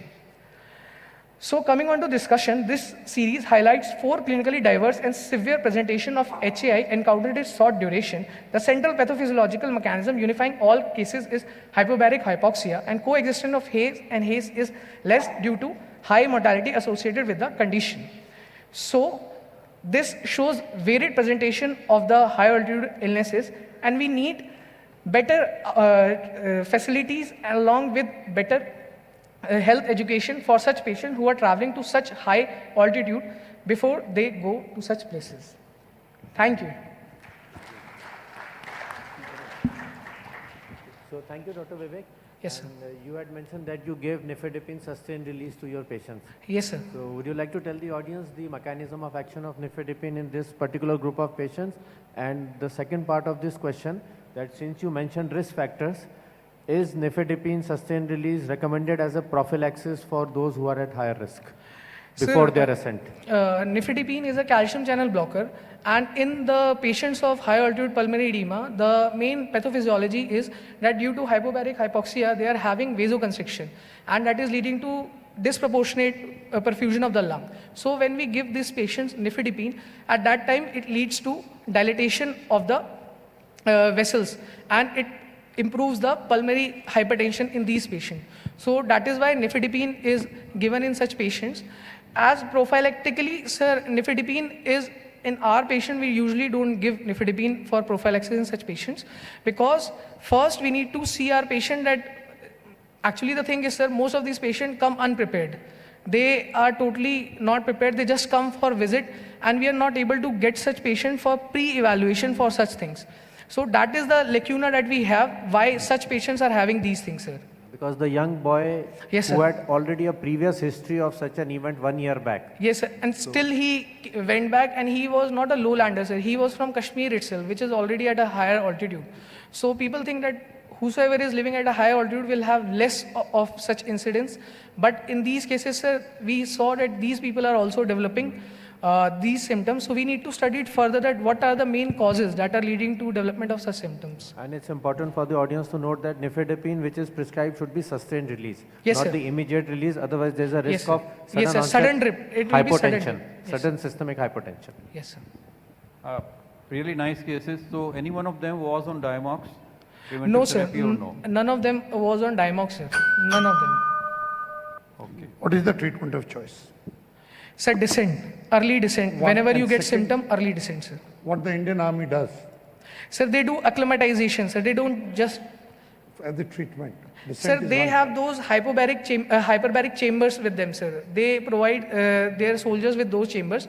Unfortunately, that is not available, that was not available with us at our institute, sir. So the thing that was helping all these patients was the descent, because Right, they were thank coming airlifted also, sir, to us. Thank you. Thank you, sir. The next presenter is Dr. Kritika Lal. She is a senior resident at the Department of Pulmonary Critical Care and Sleep Medicine at Safdarjung Hospital and VMMC. And she is going to present her data on outcomes and clinical microbiological characteristic of patients with pneumonia due to carbapenem resistant gram-negative bacteria. Dr. Kritika, please. A warm good evening to the esteemed members of the jury and the lovely audience. It is my privilege to stand before you and present my research titled Outcomes and Clinical Microbiological Characteristics of Patients with Pneumonia Caused by Carbapenem-Resistant Gram-Negative Bacteria, a prospective observational study. That's quite a mouthful, so going forwards, I'll be using CRE for carbapenem-resistant enterobacterials and CRO for carbapenem-resistant organisms. So what exactly are CRE? CRE, according to the 2015 CDC definition, are members of the Enterobacteriaceae order that are resistant to any one carbapenem or produce the carbapenemase enzyme. Carbapenems, as we know, are beta-lactam drugs, which essentially are our final frontier in the antimicrobial armamentarium, and they have a wide coverage. The primary mechanisms of resistance to these drugs are either by the acquisition of a gene that causes carbapenemase enzyme production, which hydrolyzes the beta-lactams, or it is the reduction in the uptake of the antibiotic, which is because of diminished porin mechanism. So here on the left we can see the CRO of interest, and on the right we have the important carbapenemase enzymes according to the Ambler's classification. Now we know that they pose a massive burden globally, and the global heterogeneity of these enzymes and the introduction of the newer antibiotics necessitates clinical research in order to guide effective treatment tailored to the local epidemiology. The data from the US on the right side in the peach-colored box suggests that we have KPC as the most commonly isolated carbapenemase from US, but the Indian data suggests that NDM is the most commonly isolated carbapenemase from our data. So we conducted a study to demonstrate the primary objective of 28-day all-cause mortality rate, and with secondary objectives to document the occurrence of various types of carbapenemase enzyme produced, to study the clinical response at day 7 and day 14 after index culture positivity, and to study the duration of the antibiotic treatment. We recruited 100 patients between July of 2023 and December of 2024, aged 18 years or more, with a clinical radiological diagnosis of pneumonia and a respiratory sample that was positive for CRGNB, and this sample was then subjected to molecular testing to determine the carbapenemase enzyme that was being produced. Collection of clinical data was done by history taking and review of the medical records. At day 7 and at day 14, we assessed the clinical response, and the duration of antibiotic treatment was also noted. At day 28, that is after index culture positivity, we assessed the survival status, and amongst the survivors, they were followed up to 90 days for assessing the 90-day mortality rate and 90-day readmission rate. So the salient results of our study were 28-day all-cause mortality rate in this cohort was 40%, which is really large compared to the other studies that are present from India. Statistically significant predictors of mortality were a higher CCI score, that is Charlson Comorbidity Index, history of mechanical ventilation, corticosteroid use, and carbapenem use in the 30 days prior to onset of pneumonia. Klebsiella pneumonia was the most commonly isolated CRO in 54% of the cases. NDM was the most commonly produced carbapenemase enzyme, and NDM plus OXA48, interestingly, showed an emerging mechanism of resistance with a very high mortality rate of 52.9%. The total duration of treatment of therapy was 13.74 days, which was significantly associated with prior history of ICU hospitalization and increased length of stay. Now going over the results in graphical representation, a higher Charlson comorbidity index with a median score of 6 was present in the non-survivor group compared to a score of 4 in the survivor group. A history of invasive mechanical ventilation in the non-survivor group, we had 82.5% of the cases, and with a relative risk of 2.43 and a p-value of 0.004. The history of steroid use in the last 30 days was present in 75% of the cases in the non-survivor group, and a relative risk of 1.76 was noted. And lastly, the history of carbapenem use was present in 90% of the cases in the non-survivor group with a relative risk of 4.85 and a p-value of less than 0.01. The distribution of patients in terms of CRO isolated were Klebsiella pneumonia, followed by Acinetobacter, followed by Pseudomonas. And the distribution of antimicrobial resistance gene showed NDM as the most commonly isolated carbapenemase enzyme, followed by OXA48, followed by the co-production of the two. Lastly, the association between the total duration of treatment and the prior ICU hospitalization shows that the ones who had a history of the same had a longer duration of treatment, that is 13 days, and there was a positive correlation between the length of stay and the total duration of treatment. In conclusion, our study illustrated the increased mortality in critically ill patients with pneumonia caused by CRGNB. It showed the predictors of mortality, distribution of carbapenemases, emerging mechanisms of resistance, and the real-world challenges and outcomes. Thank you. So, okay, that was a nice presentation. What's your take-home message? So that if we are able to conduct carbapenemase testing for, that is molecular testing for our patients, we must do that so as to guide a tailored therapy for these patients. So since you showed a very high mortality rate, can we safely deduce that if our patient has received carbapenem in the last 3 months, and now when the patient gets admitted in the ICU again within 90 days, then maybe we could start with a higher empirical antibiotic? So I would like to test first initially, and then I would escalate as per the culture reports. Kritika, nice study. Thank you, sir. I need to have a couple of questions. How many of these patients where you detected gram-negative actually polymicrobial? So we did not use the, so initially we screened 243 patients, of which only 100 satisfied the inclusion and the exclusion criteria. We excluded the ones with the polymicrobial growth or carbapenem resistant organism growing elsewhere in, for example, a urine culture and also a respiratory culture, so those weren't included. Secondly, which methodology to detect gene resistance you use? So we, out of the 100 patients, only 58 patients could be subjected to molecular testing. We used BioFire and CARBAR depending on whatever was available at the time. What was the cutoff value you took it for? Sorry, sir. What was the cutoff value on the film array you took to decide that well, this is the causative organism and is resistant? Sir, I'm not sure of that. Because that is very fundamental on the basis of which detection may not be good enough. What is the clinical implication of your studies?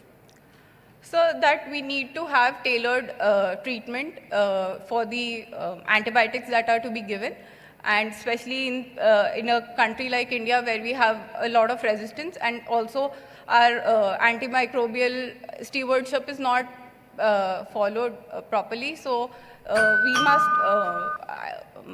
employ the methods that are there at our hands. So, suppose with this result, which will be your antibiotic of choice in your intensive care unit? First one, knowing this data. Sorry, sir?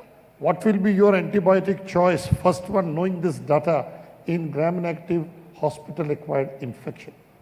So, for example, our patients are usually patients with structural lung diseases, so I would definitely want to give an anti-pseudomonal coverage. So, maybe a 4th generation cephalosporin in case I know that the patient has a structural lung disease and has a higher likelihood of having a gram-negative pneumonia. Right, thank you. Thank you so much, sir.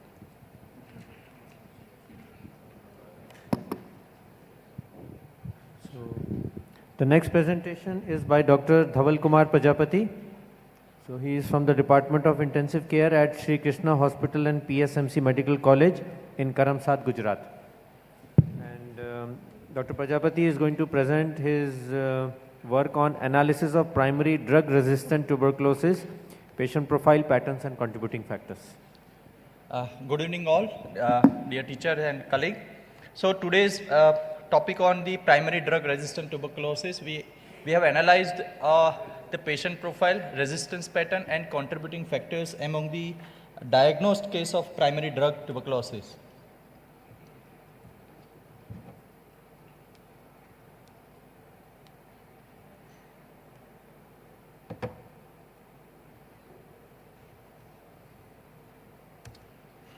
Can I excuse you? It's not working.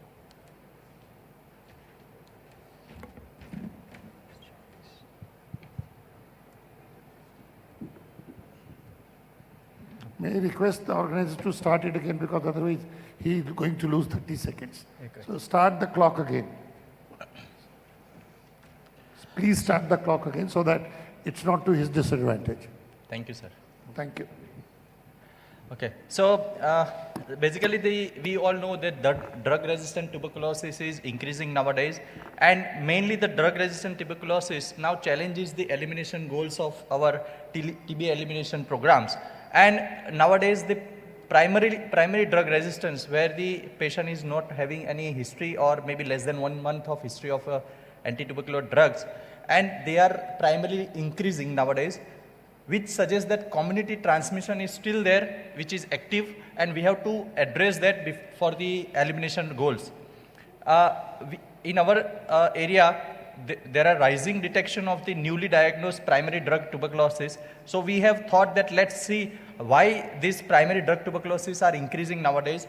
So there were limited region specific data in the Gujarat. So we have started it at our center. So rationale behind this study was early undetected resistance leads to high risk of prolonged infectivity. There is an increased transmission and rise of the pre-XDR TB.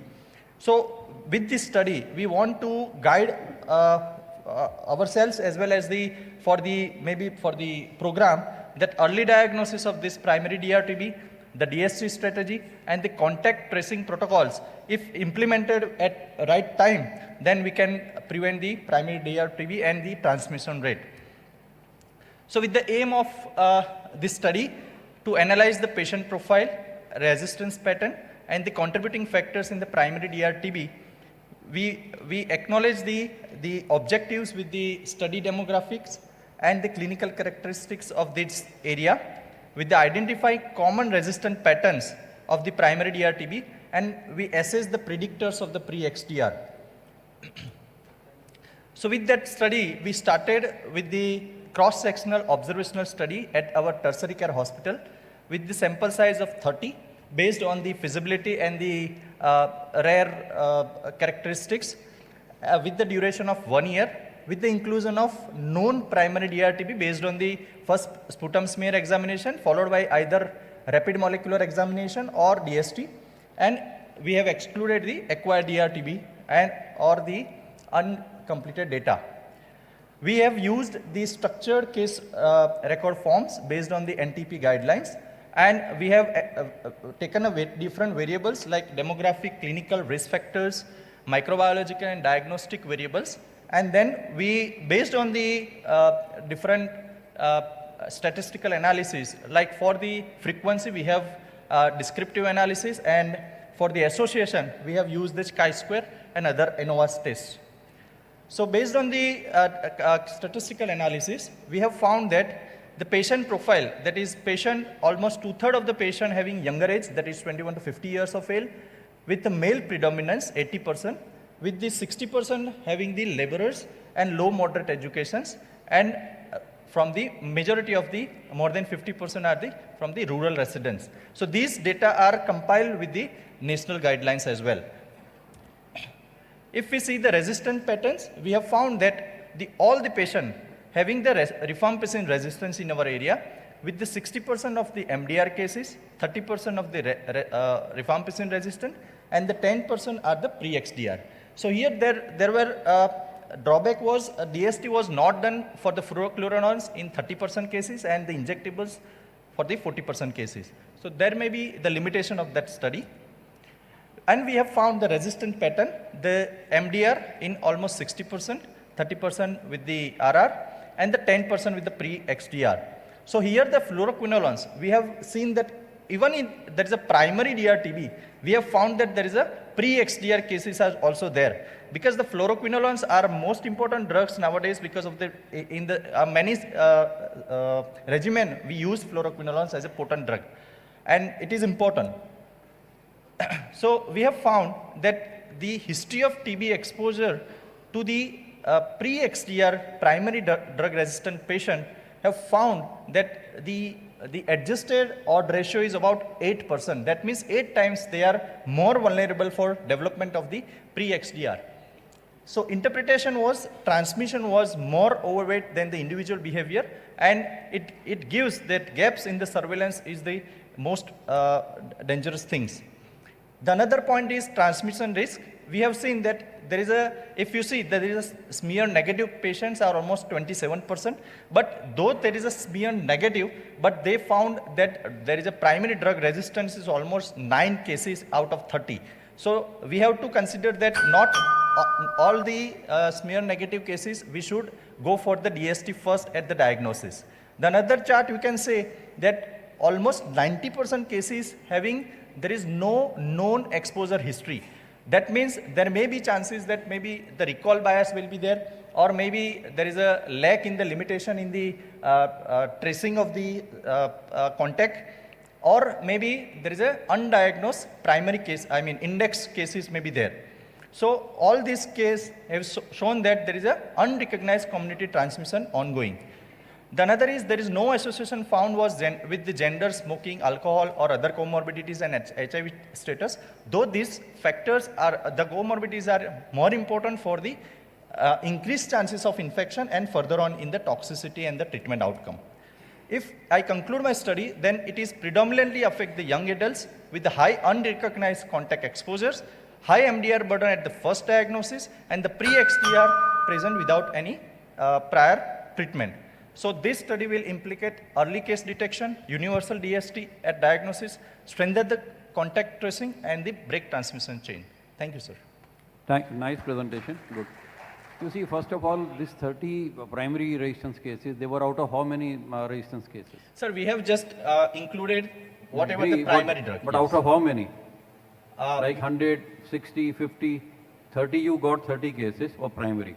Yes. So what was the total number of cases, if Sir, you are aware of? No, sir, we just choose the directly primary drug patients. Second is, you see, you mentioned 30%, somewhere around 9 having only rifampicin resistance. Yes. And 18 H plus R, Yes, which sir. is not there. You see, it is usually, if you do H plus R in all the patients, 95% will be H plus R, only 4-5 will be only resistance cases. So in this so-called RIF resistance, did you do H resistance or no? Sir, because there is a limitation of the study, there is a small study data, No, 30. it's not a question of. Unless you do INH, you will not know that this is only rifampicin resistance or R plus H. Sir, we have done the INH as well, but there is no INH, mono resistance was there. Not INH mono. Only rifampicin versus H plus R. Okay. You got my point? Sir, I need. The question is whether you look for both INH and rifampicin, or simply you looked at H plus R and conveniently we don't know whether it is H plus R or it's R. Separately. We have seen separately. Because this is a very contradictory finding that only rifampicin in almost half and rest are having H plus R, which is... Sir, maybe because of this small... Maybe you could not sort of do the H in some of the cases. Yes, maybe. There may be because of this small study data, it is only 30 cases. No, it's not a question of small study data. How many of your patients with rifampicin resistance only? 9 cases. In those, did you do INH resistance? Did you check for it? Yes, sir, separately. And it was sensitive? No, 0.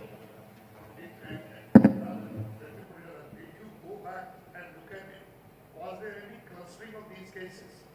Sir, it was just done, study is just done, so we have to go and follow up with the But patient. from the history, whatever you have, was there any clustering of cases? Sir, this is a retrospective data. So we have just collected data from our electronic data of NTP program.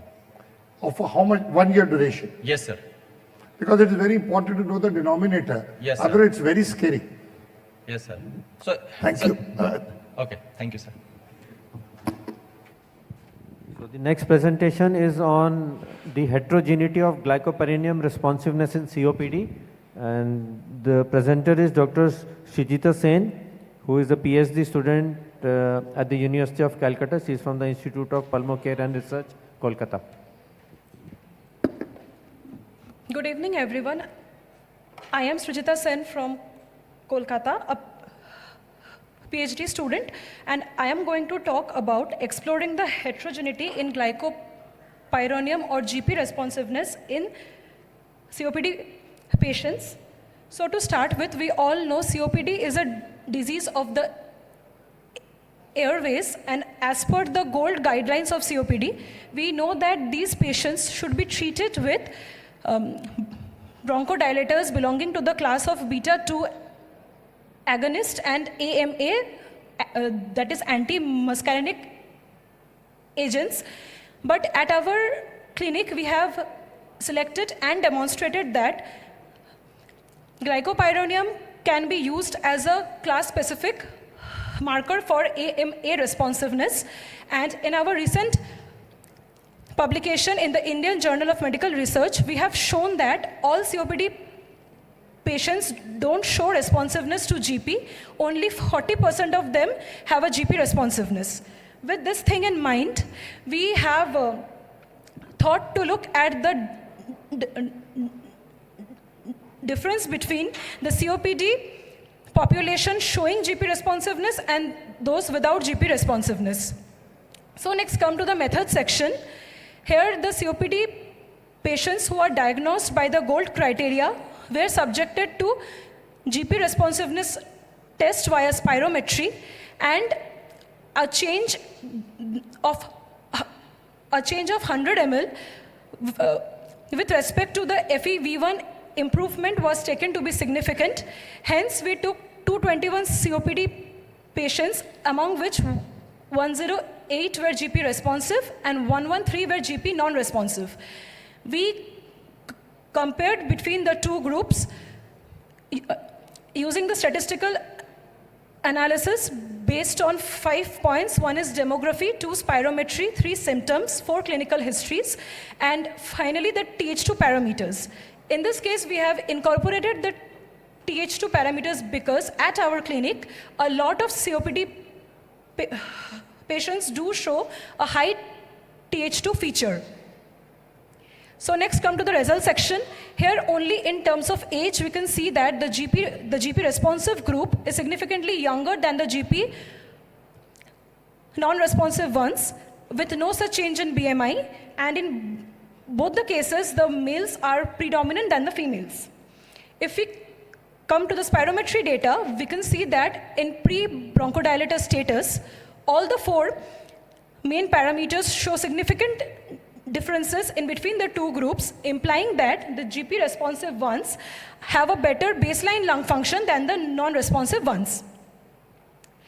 So when we look at the post-salbutamol data, we can again see that in terms of FVC, FEV1, FEV1 by FVC, and FEF 2575, we can see significant differences between the two groups, with no such change in case of the reversibility. So we also have a look at the TH2 biomarkers, which is FeNO, blood eosinophil count, and IgE, and there was no such significant differences between the two groups. So with this information in hand, we had a multivariate analysis in which we saw that these two groups are quite overlapping, but still there were few factors which can discriminate them, and the red box is showing the factors which can still discriminate between these two groups, and these were the same factors which we saw a significant difference in the statistical cases also. Now let's have a look at the symptomatic part. Here the symptoms have been recorded as their presence or absence, and thus this is a binary data. So in this case we saw that only cough is showing a significant difference in between the two groups. And then we have taken the clinical histories of the patients where we have recorded their history of AR or seasonal variations, nasal allergy, family history of asthma, etc. And in this case also we saw that the first three major part, history of AR and seasonal variation or history of nasal allergy, is showing significant differences in between the two groups. So again, with this data in hand, we did a multivariate part, and we saw that these are those few parameters which are showing significant differences in between the two groups. So finally, we can say that the GP responsiveness is not universal in all the COPD patients, and relatively early and younger COPD have a better responsiveness to GP, and the history of allergy has a higher prevalence on GPR. And since we saw that these two groups are quite overlapping, so whether they should be given similar treatment or a highly selective treatment is a thing of further research. And so lastly, I want to thank this stage to give me the chance to present my work, and my guides, Dr. Parthasarathi Bhattacharya and Dr. Rajat Banerjee, and my team at IPCR. Thank you. Thank you very much. So, could you explain the discordance between the fact that patients with seasonal allergy, allergic rhinitis, and seasonal variation had a better glycopyreneum response vis-a-vis the fact that when you did the Th2 markers, there was no statistical difference in those patients? Yes, sir. We saw that the histories are basically taken from the patients themselves. So they are saying that they are having the seasonal variation or they are having the nasal allergy history. But when we do their blood test and see that FeNO and their IG, then we are not getting significant differences in between the groups. Very nice presentation. Thank you, sir. If I heard correctly, you said the response of 100 ml. 100 ml. But why? What was the reason of choosing 100 ml? Sir, because we have literatures saying that the 100 ml is the minimal perceptible change which can be taken for a drug. And so we have selected the 100 ml, which is an add-on responsiveness to salbutamol. First salbutamol is done and then GP is done. So after salbutamol, we are taking an extra 100 ml change for the GP responsiveness. We have literatures on that. Srijita, I have a question to you on the methodology. Yes, sir. What was your control? You have just looked at it in this study. What was your control A? And why did you opt for this particular design? I understand you're talking about MICR, but my question to you is one, the control, and secondly, why this sort of a study design was chosen? Because you have given salbutamol and then you are going with the glycopyreneum. Yes, sir. Why not the standard salbutamol versus glycopyreneum and then coming and telling us? Sir, because... There is no control here. No, sir, there was no control in this study. But sir, we first gave salbutamol because as we know the mechanism, that salbutamol is a short-acting one.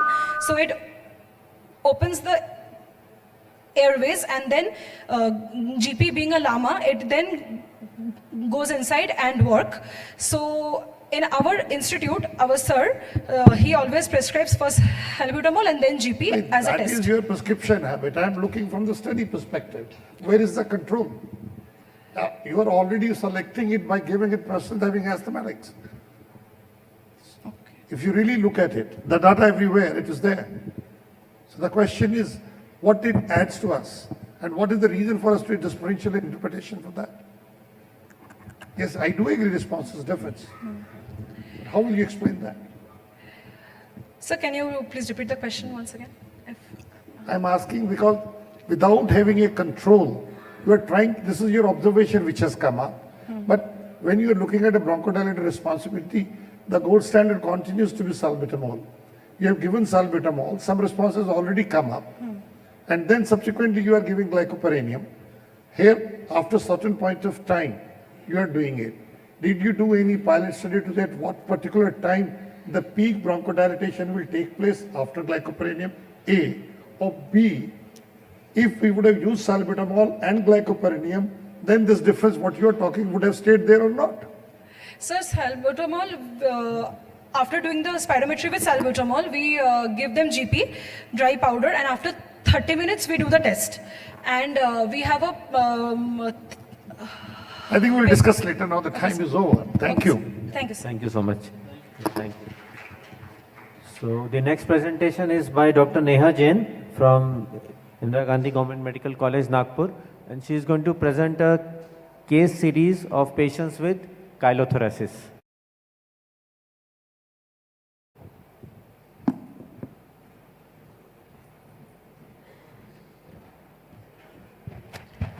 Good evening, everyone. Thank you for giving me this opportunity. I'll be presenting my topic today on milky effusions, multiple etiologies, a clinical case series of chylothorax and pseudocylothorax. Pleural effusion with a milky appearance suggests chylothorax or pseudocylothorax. Chylothorax results from disruption or obstruction of thoracic ducts and is characterized by exudative lymphocytic predominant effusion with elevated triglycerides and low cholesterol levels. Common etiologies include malignancy, tuberculosis, trauma, and systemic inflammatory or thrombotic conditions. However, thrombotic conditions and tuberculosis, although they say it is common, but it is not very common in our region. However, detailed pleural investigations are required. It is crucial to confirm diagnosis and identify the underlying cause and guide the management.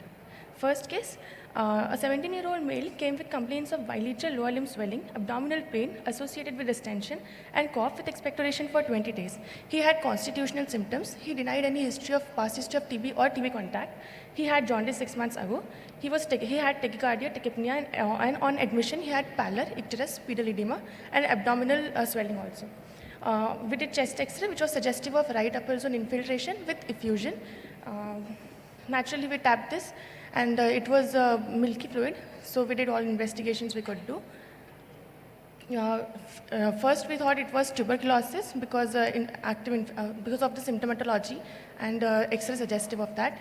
So all the routine investigations were done. Sputum CBNAT was not detective of MTB. We did another investigations of fluid. It was suggestive of low ADA and exudative in nature fluid. Triglycerides were raised, but since we were thinking about tuberculosis only, there was no as such investigation suggesting that this is tuberculosis. But patient had complaints like that only. So we did battery of investigation that it was negative. We clinically diagnosed this patient as tuberculosis, and we started on ATT, and he responded well. There was clinico-radiological resolution in 2 months. We can see the difference in X-rays. Though this was a case of chylothorax as a clue to disseminated tuberculosis with negative microbiological findings. Second case, we had a 60-year-old female who complains of breathlessness, dry cough since 20 days with history of loss of weight. She came with right-sided pleural effusion, gross pleural effusion was there. We tapped this fluid, it was chylous fluid. It was suggestive of low ADA exudative again, and we did all panel of investigations for chylothorax only.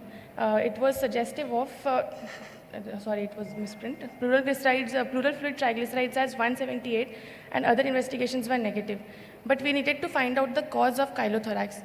So we did CT, thorax, abdomen, and pelvis. CT was suggestive of portal vein thrombus, which is very rarely reported as of now.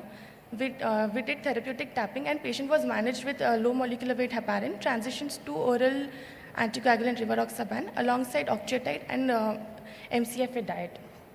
So this case was chylothorax secondary to portal vein thrombus, which is less than 1% reported till now. Third case, we have a middle-aged male with progressive exertional breathlessness, MMRC grade 3, dry cough, anorexia, and weight loss for 1 month. He came with bilateral CP angle blunt. He came with chest X-ray suggestive of bilateral CP angle blunting. Fluid was transudative, pale yellow to milky in appearance, low ADA. His triglycerides were raised and cholesterol was not raised. So we had to see what was the cause for this. So we did thoracoscopy. We did not get any cause. And all the sputum investigations were also negative. There was no TB, no malignancy, no other cause was found out. So we did MR angiography to see if there is any, so we did MR angiography. We saw there was leak. We wanted to see from where the chyle is leaking. So MR angiography was suggestive of obstruction and leak. We did filter placement without thrombolysis. The patient was managed with LMWH again, and this patient was repeatedly coming to us, so we started octreotide and mixed-chain fatty acid diet, to which he responded well. The next case is a 66-year-old female, known case of rheumatoid arthritis, presented with fever, breathlessness, and dry cough since 15 days. She came with pleural effusion on the left side, and it was also milky in appearance, but this time the cholesterol levels were raised, not the triglyceride or chylomicrons. So it was pseudochylothorax. We labeled it as pseudochylothorax, and characteristic tadpole cells were seen on cytology. Therapeutic tapping was done, and patient was not on any medication for RA. So we started the patient on DMARD therapy, and this patient has responded well to our therapy. Pseudochylothorax secondary to long-standing rheumatoid arthritis is a well-known entity. Conclusion, milky pleural effusions, borderline elevated triglycerides, low ADA, and negative microbiological and cytological studies will create a diagnostic dilemma. These cases emphasize the importance of comprehensive pleural fluid analysis and multidisciplinary evaluation to differentiate true chylothorax or pseudochylothorax and other causes of exudative effusions. In TB endemic settings, TB should remain a consideration despite negative test. Close clinical follow-up with therapeutic responses also support the diagnosis. Thank you. Okay, so thank you very much. Those were nice presentations. So did any of your patients have a high output chylothorax? That's approximately 1,000 mils draining per day. No, sir, we did not have any. We have patients who are having recurrent filling of the pleural effusion, but they were not as high as 1 liter per day. Otherwise, we would have gone for further. That's a very common cause and a very common presentation. And any of these patients, did they require thoracic duct embolization? Yes, sir. Thoracic duct embolization was done in one patient who had leak, and yes, sir, we have done it. Yeah, nice case series.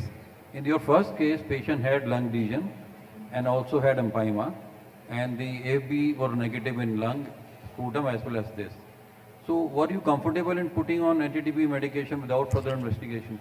Actually, because it is uncommon in TB as such. So we had done bronchoscopy also. Sputum investigations were done repeatedly 3 times, which were negative. Bronchoscopy was negative. But we live in a high endemic region, tuberculosis endemic region. So it was likely to be tuberculosis, as patient also had complaints. So we started him because there was no other cause to be found that patient out. responded, but normally should you have gone beyond bronchoscopy also, because there we don't expect any finding in these cases, no? Anyway, patient responded, so it's good for me. It was only 1 to 2 months we started. Dr. Nair, what is the gold standard for the diagnosis of these lymphatic effusions? So lymphangioscintigraphy. Pardon? Lymphangioscintigraphy. So was lymphangiography done in any of these cases? Sir, actually, no, sir. No, sir. Right. Because that will tell you whether the leak is above the diaphragm or below the diaphragm, and where you need to ligate the lymphatics. Actually, sir, we got the evidence of thrombus on CT itself. So we did not went further with more invasive investigations. Okay. Yeah. Thank you.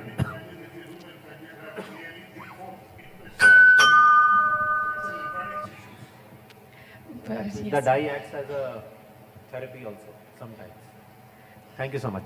Thank you, So sir. the last presentation by Dr. Sakshi Bisht from Department of Respiratory Medicine at Pandit Vidhi Sharma PGIMS Rohtak, and she is going to present data on bacterial and fungal infections in sputum smear positive pulmonary tuberculosis.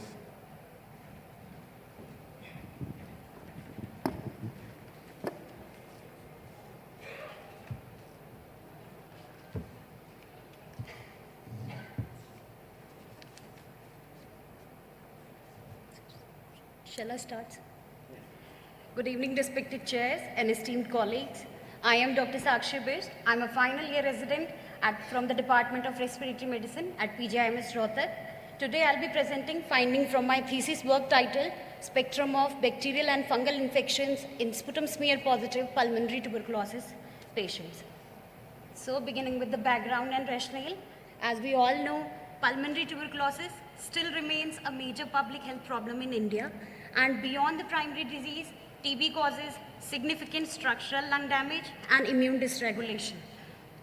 This creates a favorable environment for secondary bacterial and fungal infections, which often present with overlapping clinical and radiological features. As a result,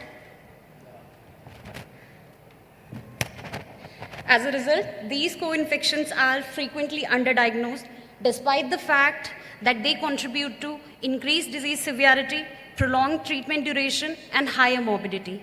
This formed the basis for undertaking the present study. And in routine clinical practices, patients with pulmonary tuberculosis who do not respond as expected to anti-tubercular therapy are often empirically escalated without adequate evaluation for co-infection. Advanced imaging and invasive diagnostics are not always readily available, especially in resource-limited high TB burden settings. However, sputum examination remains widely available, inexpensive, and underutilized beyond AFP detection. Therefore, the study was designed to explore whether simple sputum-based diagnostic method could reliably identify bacterial and fungal co-infection in smear-positive TB patients and help guide more targeted management. So the objective of this study was, first, to identify the prevalence and spectrum of bacterial and fungal infection in sputum smear-positive pulmonary tuberculosis patient. Second was to assess the diagnostic utility of sputum examination for these co-infections. And third was to evaluate the association of co-infection with clinical and laboratory parameters.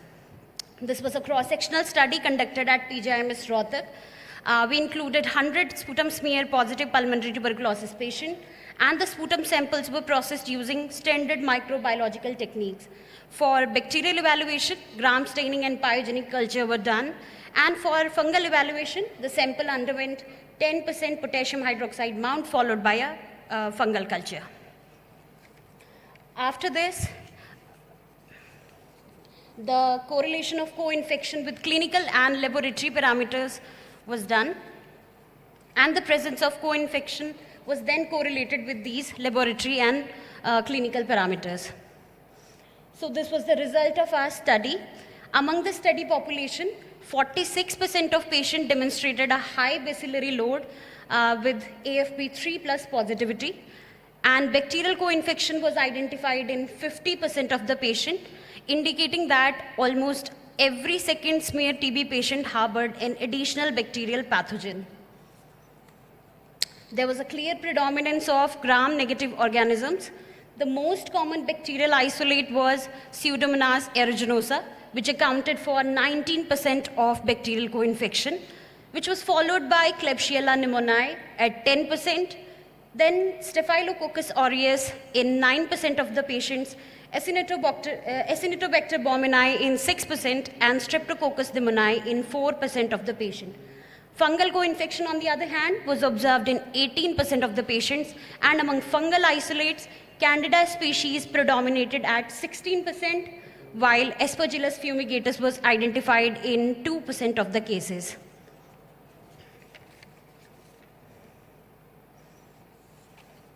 On analyzing clinical correlation, several important associations were observed. Number one being fungal co-infection. The fungal co-infection showed a significant association with diabetes mellitus. Among the diabetic patients, 33.3% had a fungal co-infection compared to 12.3% among non-diabetic patients. Second correlation was hemopsis, which emerged as a strong clinical predictor of fungal co-infection. Among patients presented with hemopsis, 59.1% had a fungal co-infection, whereas only 6.4% of patients without hemopsis showed fungal growth. Third, third important association was with leukocytosis, and it was observed that bacterial co-infection was significantly associated with elevated total leukocyte counts, which suggested that leukocytosis may serve as a useful clinical marker for bacterial co-infection in TB patients. These findings highlights the importance of actively looking for secondary infection in TB patients with diabetes, hemoptysis, and leukocytosis. So to conclude my study, secondary bacterial and fungal co-infection are common in sputum smear positive pulmonary tuberculosis patients. Gram-negative bacteria and Candida species form the predominant co-infecting organism. Routine sputum evaluation using simple, cost-effective microbiological technique enables early detection of these co-infection and early identification. No problems, it's a nice presentation. And early identification facilitate targeted antimicrobial therapy, which prevents inappropriate treatment escalation, may improve clinical outcome, particularly in high TB burden, resource-limited setting. So the take-home message is, these findings emphasize that sputum examination should be viewed not only as a diagnostic tool for tuberculosis, but also as a valuable window into associated co-infection. Thank you for your attention. Yeah. You see, even anaerobic infections are common in pulmonary TB patients. Yes. Did you look for that or no? Pardon, sir? Did you look for anaerobic infections in your case series or no? Yes, sir. We searched for all sorts of bacterial co-infection, including Anaerobic aerobic also? and anaerobic. So how did you collect the sample for anaerobic infections? Sir, it was simply done with the help of gram staining and this pyogenic culture. Even the collection method is different because they are quite common in pulmonary TB cases. Anyway, the rest of the findings were good. Sakshi, well done. Now the question which I ask is, how will you differentiate between colonization and actually they are promoting or causing the disease? Right. So, Because you all see it in the upper respiratory, these things what you are showing. yes, sir. So sputum positivity may reveal colonization, co-infection, all sorts of things. So we decided to correlate our finding of isolation along with the clinical and laboratory parameters, which suggested that whatever we are finding in these patients may have a clinical impact, and overall response to treatment by this patient is not getting adequate response as they should. Did any of you, what you're saying in terms of treatment, did you treat any of these infections? Or Yes, you sir, left we it as definitely such? did. Yes, sir. So most of these patients, they were sputum positive. They were already on ATT from one place or another, and what they have come with us is with these secondary infections only. So we treated these patients for TB and these co-infections as well, and the patients definitely got better. What was the cutoff values you took up to make a diagnosis of bacterial infections in the sputum? So we use that Bartlett scoring system for adequacy of sample, and any sample that is not following Bartlett scoring system, we rejected that, and then only we did the. What was the culture method? Semi-quantitative or otherwise? Yes, sir. We did the culture on McConkey and blood agar. Thank you, sir.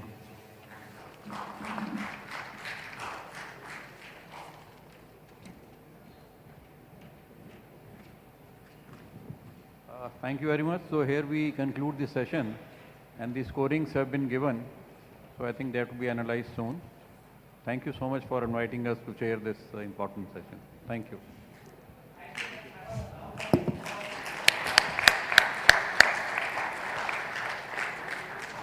So with that one-of-a-kind session getting over, I would like to call upon stage our subject expert for the next set of talks on bronchiectasis. I would like to call upon stage Professor S.K. Jindal. Professor S.K. Jindal is a professor and former head, Department of Pulmonary Medicine at PGI Chandigarh, and currently medical director at Jindal Clinics. With that, I would like to call our co-subject expert, Professor Paola Rogliani. Ma'am is the MD, Professor of Respiratory Medicine, University of Rome at Italy. And I would like sir and ma'am to take over.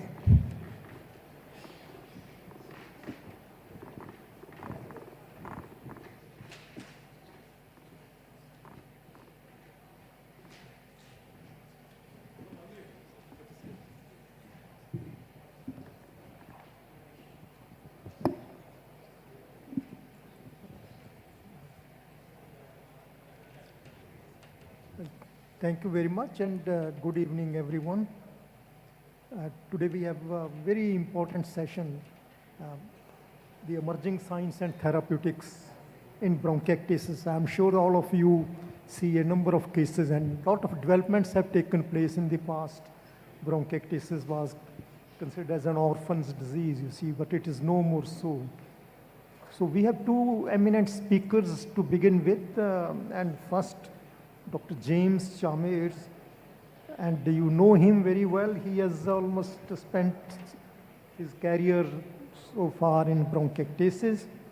He is asthma and lung UK chair of respiratory research and an extensive research in bronchiectasis, and he is the lead author, investigator for the bronchiectasis registry internationally, and European registry in particular. And he's also the chief editor for European Respiratory Journal. So I think first he will speak on genetics and the microbiome, what are the new developments, and then we'll have a second lecture on the therapeutics by Dr. Dhar, sorry. Dr. Pravez Kaul now changed. Thank you. Thank you very much. Really great to see everybody in here, and it's been a fantastic meeting. My thanks to the ICS for the opportunity to speak to you today. And the topic that I've been given to kick off our discussions around bronchiectasis is genetics and the microbiome. Now that might sound a little bit academic, a little bit kind of basic science. What I'm going to try and persuade you is that basic science in bronchiectasis is advancing very rapidly, and what I'm going to show you is very applicable to your day-to-day clinical practice. And I'm going to do that by giving you some clinical cases and some application of this data within clinical practice. These are my disclosures. I do a number of studies with pharmaceutical companies, probably not relevant to this talk. And the reason why we're talking about genetics and the microbiome is because bronchiectasis is an incredibly heterogeneous disease. It's one of the reasons I love looking after these patients, because no two patients are the same. You're always having to think about what's the best way for me to manage the different aspects of the disease. And it's very, very diverse because the pathophysiology of the disease is composed of these four key components: mucociliary dysfunction, inflammation, infection, and structural lung damage. And they can be incredibly different between individuals. Some patients have disease that's caused by genetic factors. Some patients have disease associated with systemic inflammatory conditions like rheumatoid arthritis, etc. Some patients are not infected. Some patients have Pseudomonas. Some patients have NTM. Very different approaches required for patients with these different factors, these different characteristics. And so we need to have a way of evaluating these patients in a personalized way. So let's think about this in the context of a patient. I'm presenting you a 44-year-old man producing a lot of sputum, 2 exacerbations in the last year, also significant dyspnea, and note the comorbidities including GORD, rhinosinusitis, and a history of otitis media. Important. Patient works as an IT consultant, has never smoked. You can see moderate obstructive ventilatory defect, and the sputum culture grows Pseudomonas aeruginosa, which is the most common pathogen found in patients with bronchiectasis in India. So what are we thinking about this case? Certainly sounds like a patient with bronchiectasis. The diagnostic test for bronchiectasis, as we know, is an HRCT. This is the HRCT. And as we go down, you can see, as we go down, very clear evidence of bronchiectasis, airways that are dilated, airways that are not tapering towards the periphery, as we heard earlier during the presentation on radiology. Much more severe bronchiectasis as we get down towards the middle lobes and the lingula. This patient has a lot of inflammatory change here. As we go further down, you'll see much more severe bronchiectasis. This is cylindrical bronchiectasis predominantly. A lot of bronchial wall thickening. Look at the thickening of the bronchial walls here. And then significant mucus plugging. The airways are completely obliterated here because they're full of mucus. So we've got a very active disease, extensive generalized bronchiectasis. So what are we thinking about in terms of how we evaluate this patient? Remember, I said very heterogeneous disease. Well, fortunately, this is an ERS Congress. We can talk about the contributions of the ERS. Just in December, new ERS guidelines for the management and investigation of bronchiectasis came out in the ERJ. And they include an algorithm for the evaluation of patients just like this. So our first question here should be, why has this patient got bronchiectasis? What's driving their disease? And the guidelines recommend a systematic testing approach for all patients that includes a full blood count, immunoglobulins, allergic bronchopulmonary aspergillosis screening, and sputum for NTM. And that's because each of those components accounts for about 10% of cases. And then we do a personalized testing approach based on individual clinical characteristics. So what was it about our patient that might suggest an underlying cause? Well, they're young, they've got symptoms since childhood, they've got chronic rhinosinusitis, otitis media. That suggests a ciliopathy, that suggests an inherited cause of bronchiectasis. If you've got onset of disease since childhood, that's genetic until proven otherwise. And you can see here, middle lobe predominant bronchiectasis, yep, we got that. Chronic rhinosinusitis, symptoms since childhood, patient has no children, didn't say whether they're infertile or not. This is a classic history of primary ciliary dyskinesia, and so we would investigate for a likely genetic cause of bronchiectasis. The two most common genetic conditions causing bronchiectasis are PCD, cystic fibrosis. So how often do we find genetic conditions when we go looking for them in people with bronchiectasis? On the left-hand side here is a relatively old study from a specialist centre in the UK. 10% of patients have PCD, 7% immune deficiency, and then occasionally we do find in adult clinics undiagnosed CF, and there are 2 cases in this study. This is an international study from the EMBARK cohort. Here, immune deficits around 5%. Ciliary dysfunction a little less common. Alpha-1 antitrypsin deficiency, interestingly, not as common. And then in the EMBARK registry, which is almost 25,000 patients, 10% have immune deficiency, most of which is common variable immunodeficiency, and 3% have PCD. Put all of those things together, 25% of your patients may have some of these highly treatable causes of bronchiectasis, like immune deficiency, like NTM. These are important not to miss because they change your management. There are various clinical features other than the ones that I've mentioned that inform testing practices. Your ABPA patients may have characteristic glue-like, thick, difficult to expectorate sputum, symptoms that are more responsive to corticosteroids, history of asthma, etc. We discussed in Hyderabad, funnily enough, this phenotype of the inflammatory bowel disease patients who are often very aggressive disease with lots of sputum, but sterile and responsive to corticosteroids. So learning those patterns of disease that we see is very important for that initial assessment. Genetic causes are more common than we think they are. We miss a lot of underlying causes because we don't test. The EMBARK India project, which was coordinated by many people in this room and led by the amazing Raja Dar, published over 2,000 patients from India in the Lancet Global Health. And one of the important findings was that most patients didn't get that comprehensive testing, including immunoglobulins and ABPA serology. We don't find what we don't look for, and so we miss the opportunity to treat patients better. In terms of genetic conditions, a lot more patients than you think have genetic conditions. This is a study where we gene sequenced over 100 people with bronchiectasis, severe bronchiectasis, and out of 142 patients, 17 had genetically confirmed PCD. And these were in specialist centers where the patients with obvious disease had already been diagnosed. So at least 1 in 10 of your patients in your bronchiectasis clinic have this condition and you don't know about it. Very important. So genetics is important. For those who don't know, what is primary ciliary dyskinesia? It's an autosomal recessive, in the vast majority of cases, disease. There's over 60 genes now that have been identified that causes it, and that's why it's such a complex condition. About 50% of patients will have dextrocardia. They're the ones that are often diagnosed. We miss the ones that don't have those classical features. But almost all patients will have evidence of ciliopathy, neonatal respiratory distress, chronic rhinosinusitis. Males may be infertile, but not in all cases, because the gene defects give very heterogeneous phenotypes. But bronchiectasis is absolutely the key feature, and we should think about this in anyone who's got bronchiectasis and symptoms since childhood.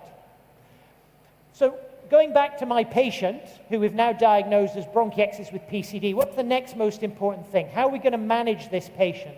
Well, the next thing that the guidelines say is key is risk assessment. How likely is this patient to be a frequent exacerbator and to lose lung function? And this is a summary of decades of work to understand prognostic features in bronchiectasis. Patients that do badly are those infected with Pseudomonas and gram-negatives, those with a lot of airway inflammation, reflected by the green color, the neutrophilic inflammation in the sputum. Those patients have more exacerbations.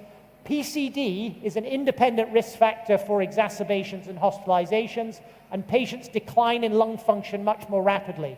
So that genetic diagnosis makes a huge difference to prognosis and therefore how aggressive we are.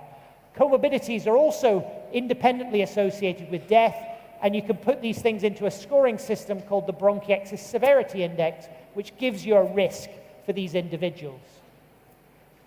The microbiome is an important concept that teaches us the best way to manage people with bronchiectasis. Why do our patients get chronic infection? Well, it's a change in the microbiome that's created by how much in the way of bacteria and other pathogens are going in and how effective our lungs are at clearing organisms. We inhale over 1 million bacterial particles a day. We become infected when that system of clearing them out fails, and that's what happens in bronchiectasis. Microbial immigration includes things like exposure, but also gastroesophageal reflux, upper airway disease. These things result in more biomass in the lower airway.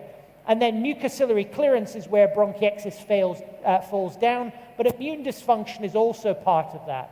Regional growth conditions are also important.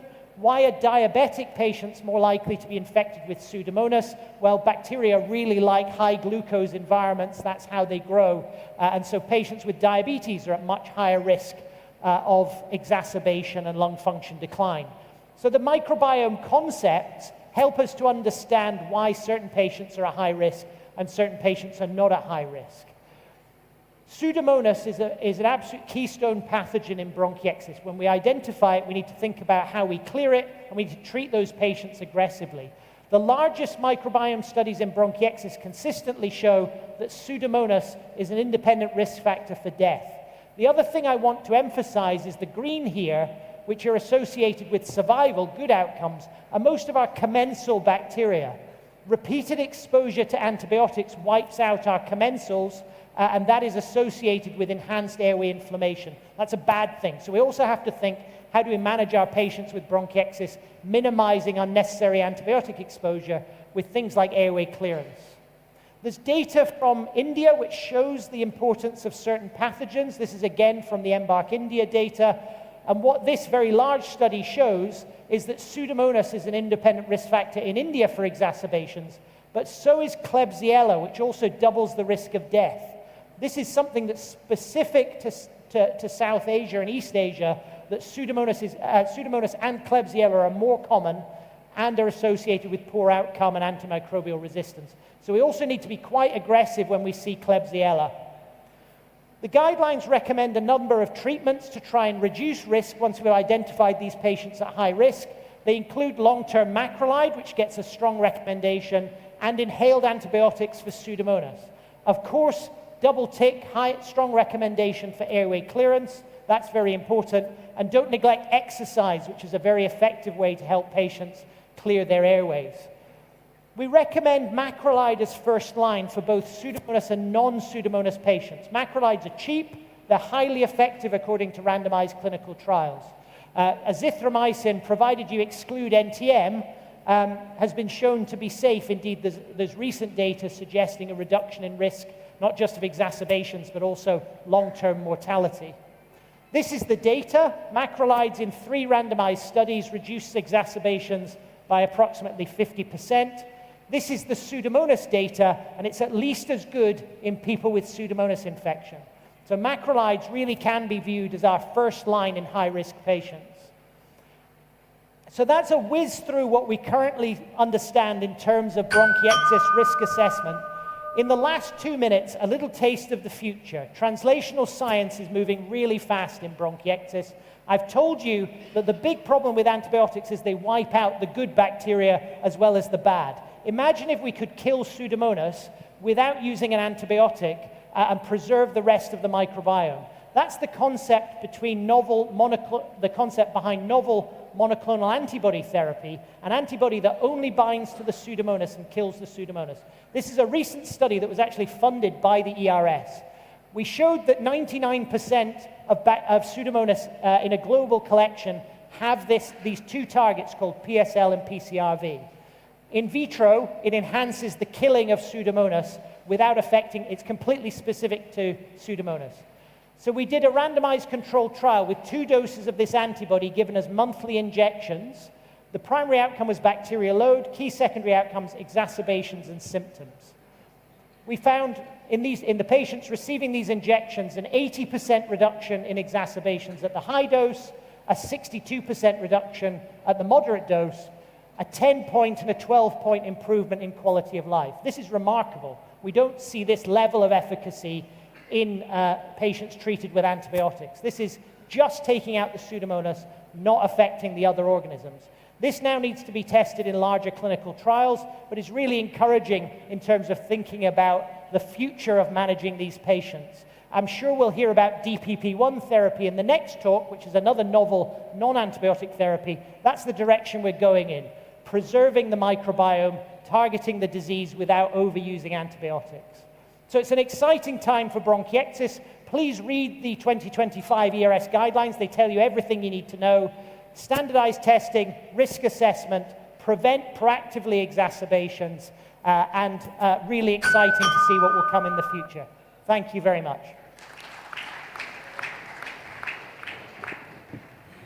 Well, thank you very much. I think this was a very illustrative talk, you see. I'm sure we can have more questions during the panel discussion. Yes. Thank you very much, James. Always very inspiring. So next speaker is Dr. Parviz Kohl. I hope that I pronounced correctly.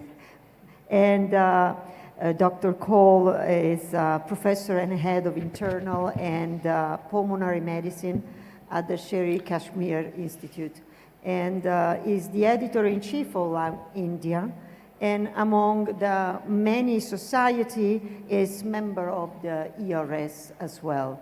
So he will introduce us a very key important topic, which is the novel treatment approaches in bronchiectasis. Please.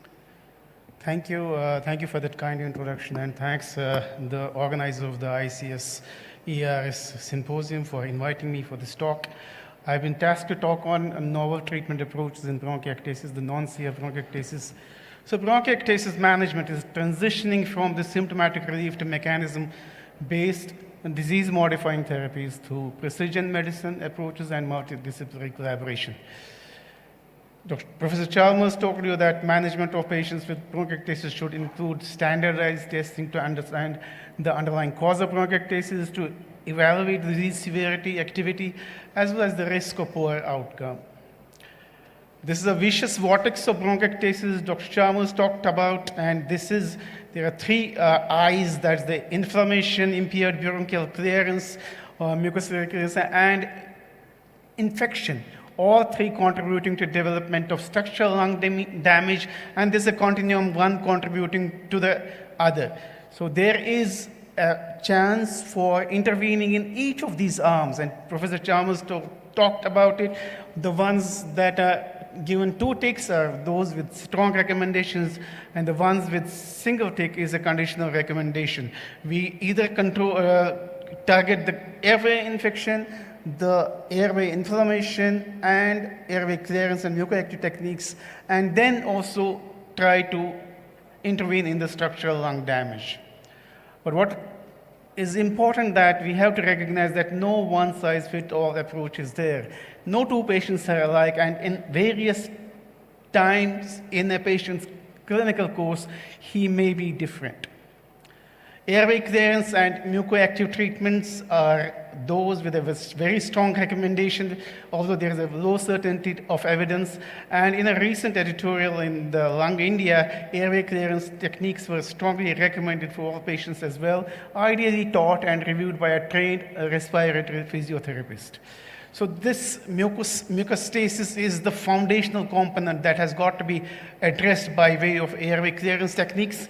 And implementation gap, unfortunately, is there across the globe, including India. We have to have physiotherapy or mucus clearance techniques either given manually or by additional devices, PEP devices, oscillatory devices, and individualized approach has got to be based on patient factors. There are a variety of measures that can be used: position, expiratory, flow medications, instrumental techniques, and then this can be always combined with exercise intolerance for patients with exercise intolerance, for aerobic training, strength training, physical activity counseling, and those with respiratory muscle weakness need to have inspiratory muscle training as well. Coming to mucoactive therapies, the mucus in bronchiectasis is difficult. It has higher mucin concentrations, has a higher percentage of solids, has a higher oncotic pressure, increased elasticity and viscosity, and as such, mucoactive agents improve mucus hydration, reduce sputum viscosity, and stimulate cough to aid mucus clearance. So they would help mucus hydration and reducing viscosity. Hypertonic saline has been used. Carbocystine and hypertonic saline have been used in the CLEAR trial. Erdostine has been tried in the BETTER trial. This is the CLEAR trial where you can see on the right-hand side there was not a significant difference between the exacerbations in those who received the HTS or carbocystine compared to those who did not. So HTS or carbocystine did not result in the reduction of exacerbations or quality of life over a 1-year period. And there are ongoing studies on mucoactives and clearance devices, and those are expected on MyAirvo, hypertonic saline 7% versus 6%, and Erdostine. There are also ongoing trials about physiotherapy and self-management in the current digital age and tele-rehabilitation possibilities. India is at a good point where these can be exploited for patients with bronchiectasis. And there are lots of physiotherapists who believe that tele-rehabilitation is probably as good as on-site rehabilitation for patients with chronic lung disease. And this is being tried as to whether it is feasible or not in patients with bronchiectasis. Next, we come to controlling airway infections. Professor Chalmers talked about the guidance that is long-term inhaled antibiotics are to be given to patients at high risk of exacerbations. He defined those patients and chronic infection with Pseudomonas aeruginosa. The guidance is that long-term inhaled antibiotics can be given for patients with high risk of exacerbations and chronic infections with pathogens other than Pseudomonas aeruginosa. And those who are at high risk of exacerbations are those who have had a history of more than 2 exacerbations in the previous year, more than 1 severe exacerbation or 1 severe exacerbation that is associated with severe daily symptoms. It's paramount that we have to monitor the treatment response to the inhaled antibiotics. And if ineffective or poorly tolerated, it should be discontinued. Inhaled antibiotics are drug and device combinations. So patients should be provided with the appropriate nebulizer along with the medications. And many clinicians would want to perform a supervised test in dose of inhaled antibiotics before the risk of bronchospasm.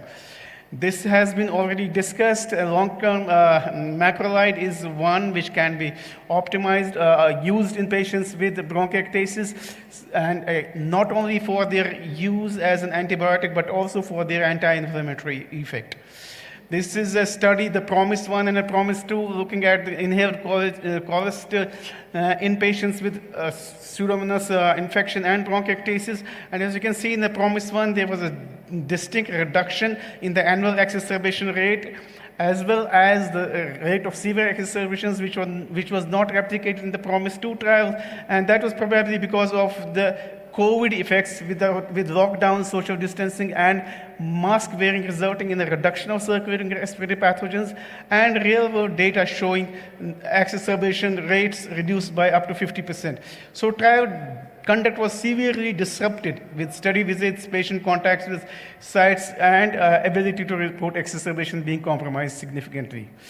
Eradication, there are patients who need eradication, and key priority if anybody gets a new pseudomonal infection that got to be eradicated. Current evidence is limited and adapted mostly from the cystic fibrosis data. Multiple ongoing trials are being conducted right now with the ultimate effect, goal of chronic infection prevention.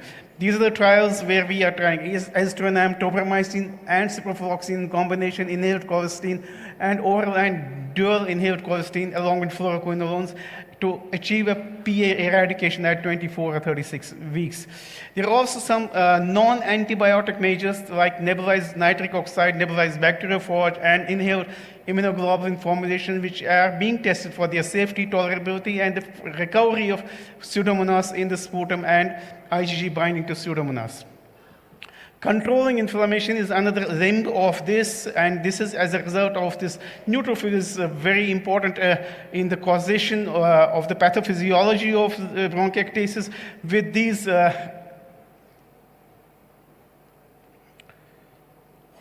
anyway, these are neutrophil elastase, the proteinases, and cathepsin. They get maturated once the neutrophil gets maturated by an enzyme called DPP1, which we know more in the context of diabetes.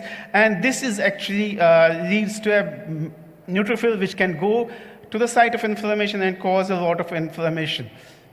However, if you actually inhibit this DPP1 inhibitor, this does not lead to the activation of these proteases, and the neutrophil, even if recruited to the site of the inflammation, does not have that firepower and the ammunition to cause disease. DPP1 inhibitors have been game changers in this, and it is the first approved drug specifically for bronchiectasis, reduces exacerbations without impairing immunity, and multiple agents are in development. These are the trial results from the famous ASPEN trial, which demonstrated that there was a reduction in the exacerbations, the annualized rate of severe exacerbations. This is a three-limb trial, placebo, 10 milligram, and 25 milligram. But on the right side, you can see that this is the head turner with a demonstration of a reduction in the decline of lung function by nearly 24 mil per year.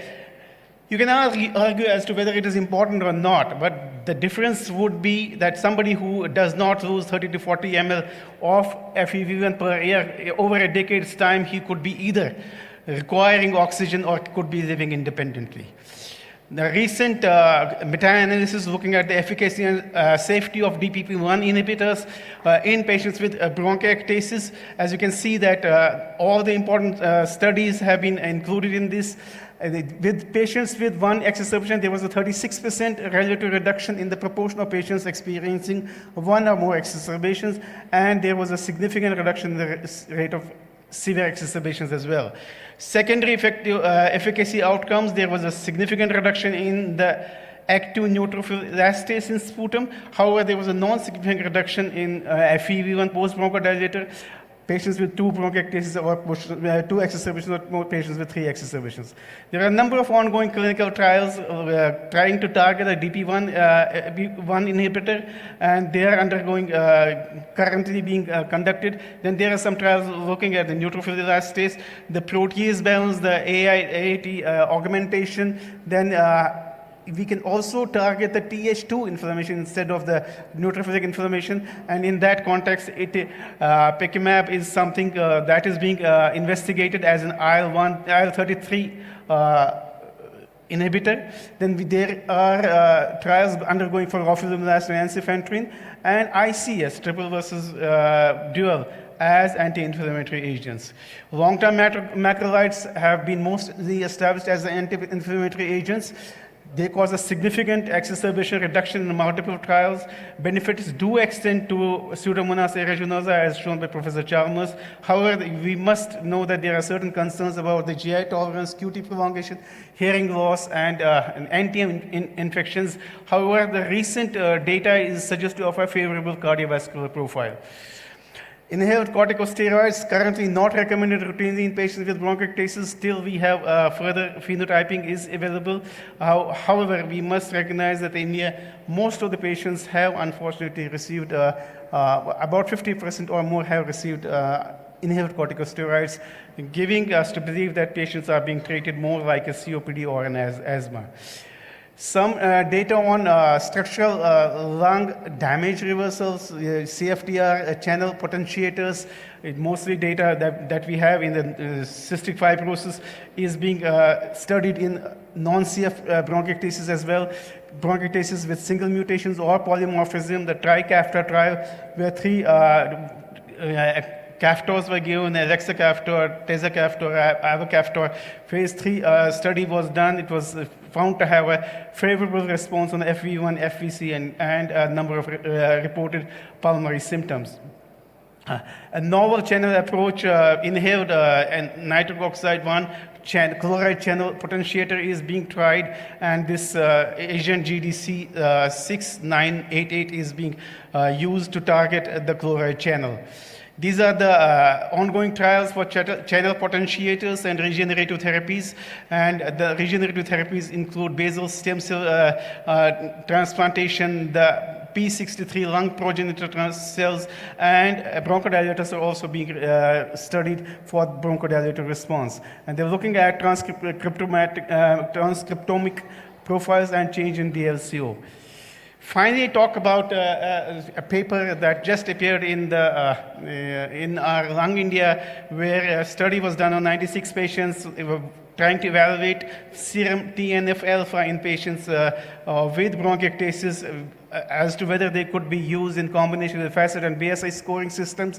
And the authors concluded that in these patients, those patients who had a high TNF did have a worse disease, and also had a higher chance of having Pseudomonas colonization. And so they demonstrated a strong association with TNF-alpha levels with higher values seen in patients that are categorized as moderate or severe by FACIT or BSI scores.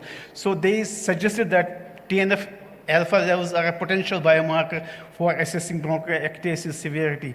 And an accompanying commentary suggested that while preliminary, it highlights the need for systematic biomarker research and offers a platform for future work. So TNF-alpha should not be yet incorporated into prognostic scoring systems, but could evolve over time into a meaningful component of precision-based care as evidence matures. We have some India-specific challenges. We have a high prevalence of post-infectious etiology. We have resource constraints. There is inequity in availability of therapy and availability of drugs, as well as airway clearance techniques and long-term macrolide therapy is unfortunately unutilized. There's a higher frequency of exacerbations and hospitalizations in India, which might emphasize the importance of preventive strategies.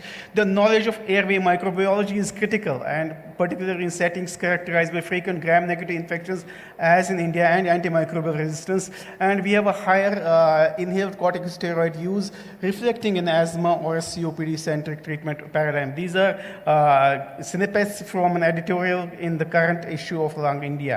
There are some unmet needs in future directions. We have to have a biomarker-defined subgroup for precision therapy, if available, standardization of clinical trial endpoints, combination therapy strategies, and addressing LMIC-specific challenges. So concluding, ladies and gentlemen, the heterogeneity of bronchiectasis underscores the need for precision, phenotype, and endotype-based management rather than uniform treatment.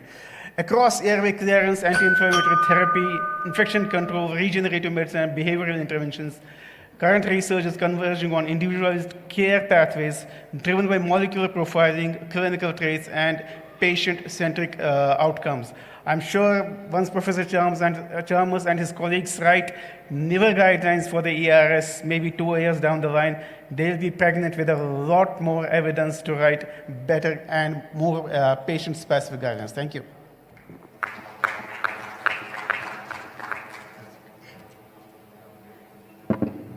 Thank you, Dr. Kaul. I think that was again a very nice kind of disposition.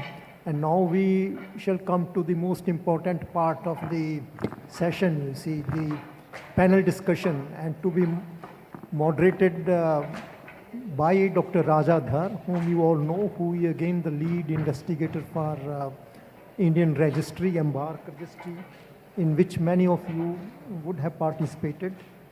Rajadhar is professor and head department of pulmonology at C.K. Birla Group of Hospitals and director research and training, National Allergy, Asthma, Bronchitis Institute.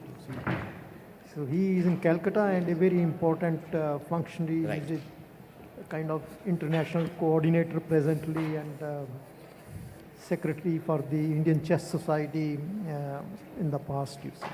Dr. Rajadhar, please. Thank you so much, Professor Jindal. Blessing for me to be a part of the session where you're chairing. Paola, thank you so much for being there. Can I please ask all our panelists to come over? Professor Bedawi, Professor Chalmers, back again, Dr. Azmat Karim, Dr. Bornali Dotto, Dr. Nitesh Gupta, and Dr. Pranav Vish. I've got fortunate to have a panel which has a lot of expertise in bronchiectasis. I don't actually have, unlike the previous moderators, a lot of scripted questions. I would want all of you to wake up, come to the microphones. Hyderabad was brilliant, and I want Delhi to emulate that. I want people to come over, stand in front of the microphones, queue up. I can see people already, wonderful. So we'll start off. Give me a chance to put in the first question, and then we'll go to all the microphones. Just make sure the questions are short and the answers hopefully will be strong carry-home messages. So I'll start, and then I'll come to you, sir. So I'll start off, let me start off with Nitesh. Nitesh, we heard the guidelines and what needs to be done. We heard James speak about it first, then we spoke about Parvez. When we did the Embark India registry, we found very few people actually got basic investigations done. So you've got a patient in front of you who's got all the symptoms of bronchiectasis. You've got a CT which shows the patient has bronchiectasis. For an Indian physician, with the etiologies that we have found, what are the investigations that you would order in that patient, both for etiology and for prognostication? Nitesh, please. Right. So, good afternoon, everyone. So for bronchiectasis patients, once we have a CT proven irreversible dilation of the airways, we go ahead with finding the etiology. So first, in Indian context, is the most important, is the sputum culture and the mycobacteriological evidence, whether it is present or absent. Next, we move on to the categories of identifying inflammatory diseases like ABPA. Further to this, we move on to have an immunoglobulin levels. So when you say finding about ABP, tell the audience what is the one investigation that you would do for that. So one investigation for ABPA would be like serum total IG, which should be more than 1,000 as a screening criteria for ABPA. So if it is more than 1,000, we look for not the Aspergillus IgE. Aspergillus IgE comes second. If we have, say, a very strong evidence of central bronchiectasis, and if total IG is between, say, even if less 1,000, then we go for specific. Sure. So I'm not disagreeing with you. Both the investigations are very important, Nitesh. But you know, our Dr. Ritesh Agarwal and the PGI team and the world came together to come on with the modified Isham criteria. And the screening test for ABPA as of today is an Aspergillus IG. So that's the test. But along with that, of course, the total IG and the IgG and other criteria would be there. Right. But so go forward. After that? After that, immunoglobulin levels. And if the evaluation finds out to be a patient who has been suffering from childhood, as Dr. Chalmers has shown the case, we evaluate for primary ciliary dyskinesia or any post-tubercular specific requirements we require. Sure. And aside from the blood tests, the sputum, the lung function, isn't it? Sputum was the first one where microbiological as well as mycobacterial is to be done. Lung function and bronchiectasis severity index needs to be calculated for prognostication of the patient. Sure. And a word about, Barnali, a word about prognostication in bronchiectasis, identifying the high-risk patient before we start with the questions, please? Sure. So the latest ERS guidelines highlighted the high-risk bronchiectasis, and as we saw, there's also a bronchiectasis severity index. Now, some of the key things are the age of the patient, the exacerbation history, 2 or more exacerbations in the previous year, or a hospitalization in the last couple of years. Then it's very important. Chronic Pseudomonas infection is one of the, is the marker of, high-risk bronchiectasis, as well as a driver of bronchiectasis, worsening bronchiectasis. Rapidly reducing lung function test is one of the things. And these in itself, now bronchiectasis severity index, of course, is the one that scores it very precisely, using these clinical radiological sputum markers to identify the high-risk bronchiectasis. Wonderful. Great messages. Questions, sir. Tell us. Thank you. Wonderful lectures. What is long-term macrolide treatment? Long-term means how long? Weeks, months, years? Sure. Number 2, the same thing. What is the dose? Sure. So, great questions. Let me first come to Pranav. So, Pranav, we'll come to you first and then we'll go to James. 2 quick comments. Sir, Go as per 2025 ERS guideline, long-term macrolide means at least 3 months. They have not defined a final duration. 6 months to 1 year they have mentioned, and you can even go beyond 1 year if you have a response. Practically speaking, in Indian context, I have never used it up to 1 year, sir. I have used in my patients for 3 to 6 months because of cost issues, side effects, and probably compliance issues, sir. Yeah. So, anything to add, James? Yeah, absolutely. So there's no right or wrong answer to this because all the data we have is up to 1 year. What I do with macrolides is I tell the patient I'm going to give you this for 1 year because that allows me to count the number of exacerbations they've had over a year while on the treatment. If they don't respond, obviously I stop it. If they respond, I give the patient the option at the end of a year, do you want to try a holiday off this treatment? Because some patients do okay with you when you withdraw it. If the patient is very high risk, if they've got Pseudomonas, if they've got PCD, I don't withdraw it. And actually, I've got some patients in my clinic now who've been on macrolide safely and effectively for 20 years. So it's a difficult question. 20, you said? I said 20. I've got patients who've been on macrolide for 20 years with bronchiectasis. So But you asked a question about the dose. Yes, the dose. The dose is an important question. So the paper I really want to write is things that made us have fights in the guideline room. And the thing we had the biggest fight about in the guideline was what dose of macrolide to recommend, because nobody knows the right answer. And so in the guideline, we recommend 3 doses because 1/3 of people use 250 milligrams Monday, Wednesday, Friday.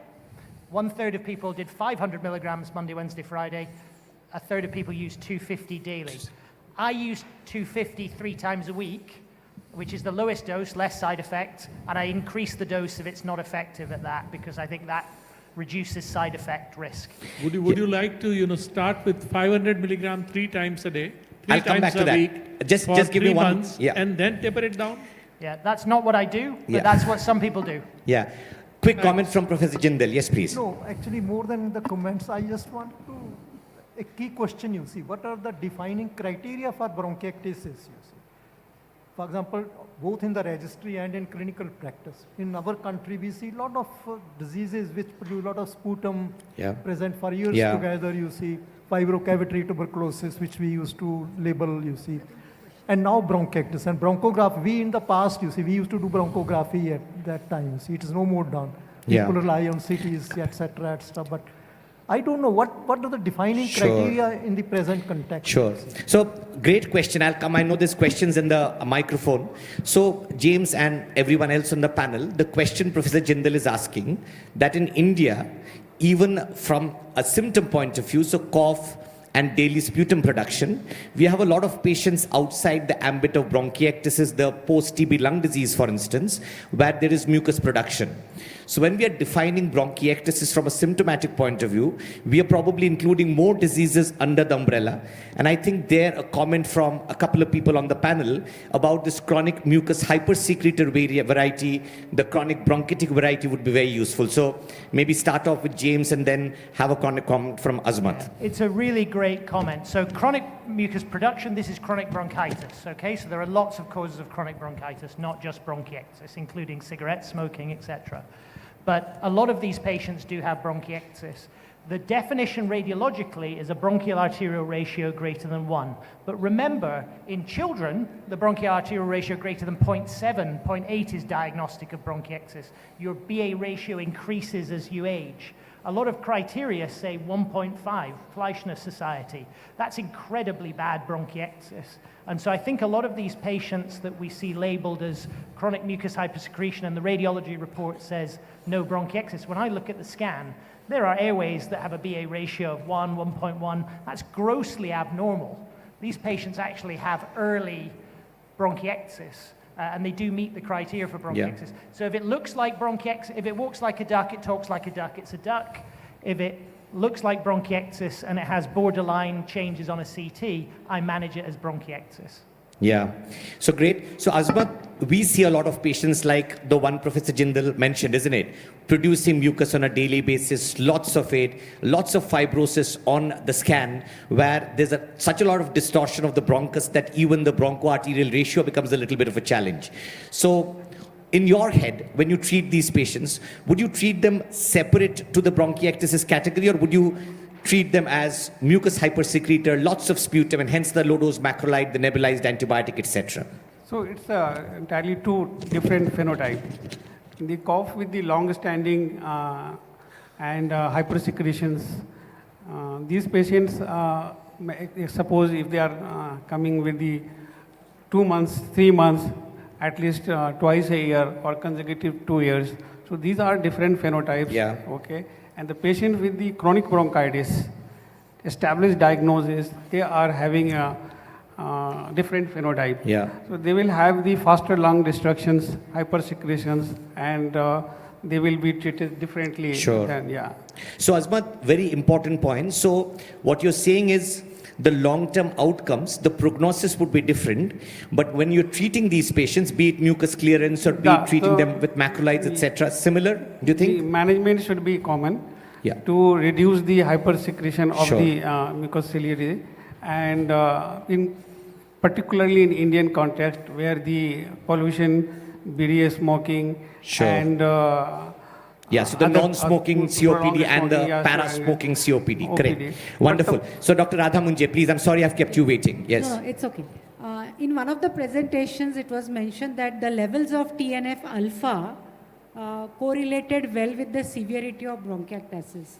But I wanted to have the opinion of panel as well as people in the audience. TNF alpha, as we know, is being produced as a response to so many things. Sure. So, and these patients of bronchiectasis have colonization, they have superadded infections. The severity may not be there radiologically, and still TNF alpha may be there. Sure. So do you really think it correlates well? Sure. So I'll tell you what the context was. Dr. Kaul mentioned it because there was a study that we looked at recently, which was then sent across to Lung India, which used TNF alpha as one of the markers. We know there's others like neutrophil elastase, azocytidine, etc., which are probably more specific. But then again, a quick comment from James, maybe about TNF alpha.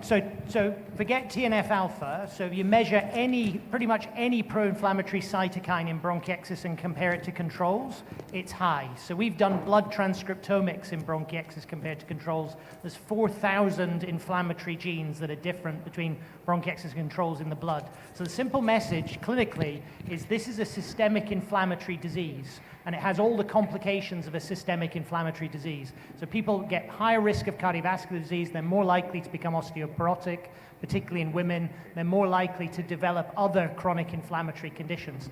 So that has an important clinical message. We're not going to give TNF alpha blockers, but you need to screen your patients for these important complications as you would somebody who's got rheumatoid arthritis, for example, which is a systemic inflammatory condition with all of these complications. Yeah. And can I ask one? Yeah, sure. Yes. And when we talk about long-term macrolides which are being given, does it not affect the gut microbiome? Because I know about a study which is ongoing where only 500 milligrams of azithromycin is being given to a mother, ANC, who is undergoing a delivery. And we are studying for the effects on the gut microbiome in the baby as well as the mother. Yeah, It absolutely does. It absolutely affects the gut microbiome, but so does taking... Then in turn, it also affects the flora in the lungs. And it does, but so does taking repeated courses of different antibiotics Yeah. for exacerbation. So it's not like the alternative is macrolide or no antibiotics. We give it to frequent exacerbators. So if you've got a choice between 4 courses of ciprofloxacin, levofloxacin, et cetera, through a year, or a stable dose of a low dose of macrolide, the impact on resistance in the microbiome will be better by preventing than taking those repeated courses of different antibiotics, and we've shown that. So to summarize, a full course of antibiotic is worse than what we are achieving by giving macrolide. The That is benefits are more with macrolide. absolutely correct. Yeah. Thank you. So just a comment. Probably macrolides have an anti-inflammatory additional activity, which we Absolutely, won't. yeah, absolutely, Pranav. So I just wanted to, I'll come to Madhukar in a moment, but I wanted to bring Paola into the discussion. Paola, you see plenty of these patients with chronic bronchitis who produce a lot of sputum, the so-called mucus hypersecreta. In India, with the huge population of patients with non-smoking COPD, we see a lot of this thanks to the work from Dr. Sandeep Salvi. I wondered, do you think the outlook of patients from this COPD category who do not have CT-proven bronchiectasis but do have bronchial wall thickening is any different as compared to what it is for the bronchiectasis population? Of course, there are similarities, but there are also a lot of differences between them. The key important thing is to make a diagnosis. Most of the time, individual that we call chronic bronchitis, they happen to have a feature of not bronchiectasis, but something that is very similar to that, and we need to look for that. One of the things that I was considering this morning during the lung cancer discussion was that the CT scan low dose that we are using to detect early lung cancer help us not only to detect the ILAs or the other condition, but also to detect these pre-bronchiectasis, because we need to look, as a pulmonologist, we need to look the images of the CT scan, because some features, such this one, usually is never reported in the official report of the CT. So we need to look for them, and we need to strategize for them, because although they are not the bronchiectasis patient, they are chronic bronchitis, they are COPD, they show similar results. And we can aim that with several strategic treatment that is not only LAMAs that can have an impact on hypersecretive phenotype. We have mucoregulator that has a huge impact on that, as well as biologic, that it is a big chapter in the biologic on mucus plug. Sure. So is that not a fascinating point which Professor Rogliani brings up? And I'll come to James before we move forward, because I think this needs stressing. So we spoke about pre-COPD, early COPD this morning. So question for you, James. Diagnosing bronchial wall thickening may be in the presence of colonization with bugs and treating them actively.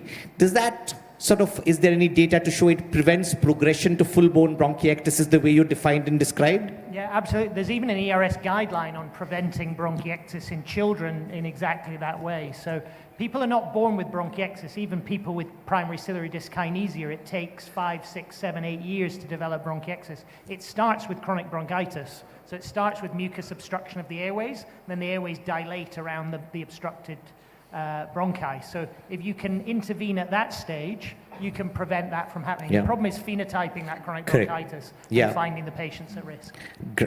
You're going to say something? No. Okay. Madhukar, please.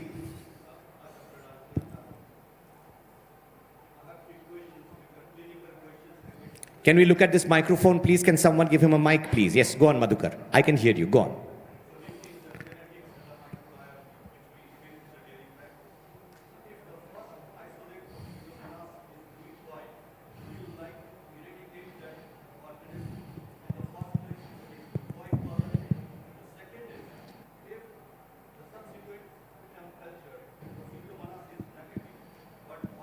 Biome is positive.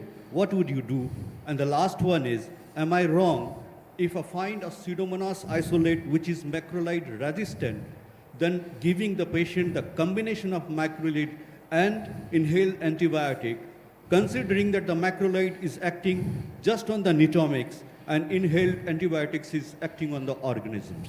Yeah, super question. So very quick answers because lots of people waiting. So mucoid usually means the organism's been around longer. I would still attempt eradication, but the chances of clearance are probably around a third, 33%. So you warn the patient this is probably not going to work and you have to give an inhaled antibiotic, otherwise it's not going to work in that situation. But I would still try because a life with Pseudomonas is miserable and I'd do anything to stop the patient from getting that. Your question about macrolide resistance in Pseudomonas, they're 100% resistant, okay? So macrolides are used purely for anti-inflammatory effects. So I would try the macrolide first, particularly because in many settings, including ours, inhaled antibiotics are expensive. But in some patients, you do have to combine inhaled and long-term macrolide for sure. So everything you said is correct. Wonderful. I'll come back to the microphone again in a moment, but Bornali, I wanted a comment from you. So we keep hearing about inhaled antibiotics. We managed to prescribe them in more number of cases as compared to what we did. We also heard what Professor Chalmers said about the use of azithromycin in patients with Pseudomonas. So in your practice, and maybe people who are not fortunate to be practicing in the very tertiary care that you do, your message about trying to use macrolides versus nebulized antibiotics, how do you choose? Aside from the finances, how do you choose and what would your recommendation be, Barnali? Yeah, so Pseudomonas, as we know, is a very refractory bug. It does the biofilm and it just takes root into the airways and causes progressive damage. So if someone presents with an acute first-time isolation, of course, we do give a shot at eradicating, which can be with IV antibiotics like piperacillin, tazobactam, or ceftazidime, fluoroquinolones as well, like ciprofloxacin. Now, IV antibiotics for 2 weeks. Some people recheck the culture, some people don't. Inhaled antibiotics for 3 months for a first isolation, that is a reasonable thing to try and eradicate it. And we often do that. Obviously, we have to isolate Pseudomonas and then inhaled antibiotics come into the fore. Now, azithromycin, the way we use it is more, as pointed out, immunomodulatory rather than antibiotic, and it prevents the biofilm and reduces the inflammatory action. So I think in the sense of how the patient is presenting, if it's acute ongoing infection with copious sputum and Pseudomonas isolated in the sputum, then of course antibiotics, aggressive antibiotics and airway clearance to eradicate that. On the other hand, if it's for once you've cured the infection, I mean, of course, it recurs, we know that, it will keep coming back, but for prolonged periods, we can certainly give azithromycin and reduce the ongoing inflammation, which also helps the overall bronchiectasis picture. Come to you, Dharmesh. So just, I think, an important carry-home message there for Bornali and from all of us Indians. I think, like James said, for us, irrespective of whether it's Pseudomonas or non-Pseudomonas, azithromycin is likely to be first line in a majority of cases, and it's probably more in the failures and in patients who have recurrent long-term growths that we think about using inhaled antibiotics as things stand today in India, is my take. Quick question there. Yes, please. Very nice presentations by all the speakers. My question is also in the line of resistance. I would like to know that when you do metagenomics, you get to know a lot about the different resistances. So my question is, how do you understand which one is really clinically important? And Pseudomonas definitely yes, but there is other bacteria as well. So how do you really understand that which ones are clinically important? Like the silent resistance paradox is a big thing, and I would really like to know about it. Yeah, so this is a wonderful question. So something that we've observed in bronchiectasis is this paradox between clinical response and in vitro resistance. So believe it or not, the lab will tell you that the Pseudomonas is resistant to Cipro or resistant to piperacillin tazobactam. You'll have been treating the patient for 3-4 days. You'll go and talk to the patient and they'll say, I feel amazing. And the patient has responded. There isn't a clear correlation, particularly for Pseudomonas, between in vitro resistance and clinical response. And so it has to be based on the patient history. If you want to understand the mechanism for that, it's partly related to population heterogeneity. So in chronic infections, if you take you get a plate of bugs grown from the sputum. You take one and you test it, it'll be resistant. You take another one on a different bit of the plate, it will be sensitive because there's a soup of organisms in the airway in these people with chronic bacterial infections. So resistance is important, you need to look at it, but it needs to be interpreted in the context of the patient response. That's what we've learned. So just an add-on question to that, I found that fascinating, James. So suppose you find about 1,000 organisms on a bile culture versus finding 10 to the power of 7 organisms on a culture. Does that indicate anything about the sampling, or does it indicate more about the amount of colonization, or is it a combination of a balance of both these factors? Yeah, so higher bacterial loads are associated with worse symptoms, more likelihood of exacerbation, meaning the patient feels worse. And so you're much more likely to need to treat something that's at high bacterial load than something that's at very low levels.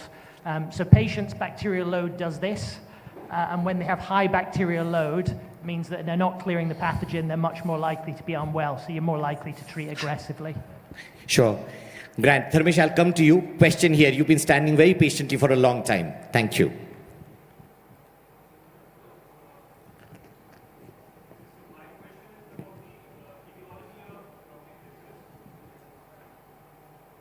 Go on. We can hear. Go on while they repair it. Yeah.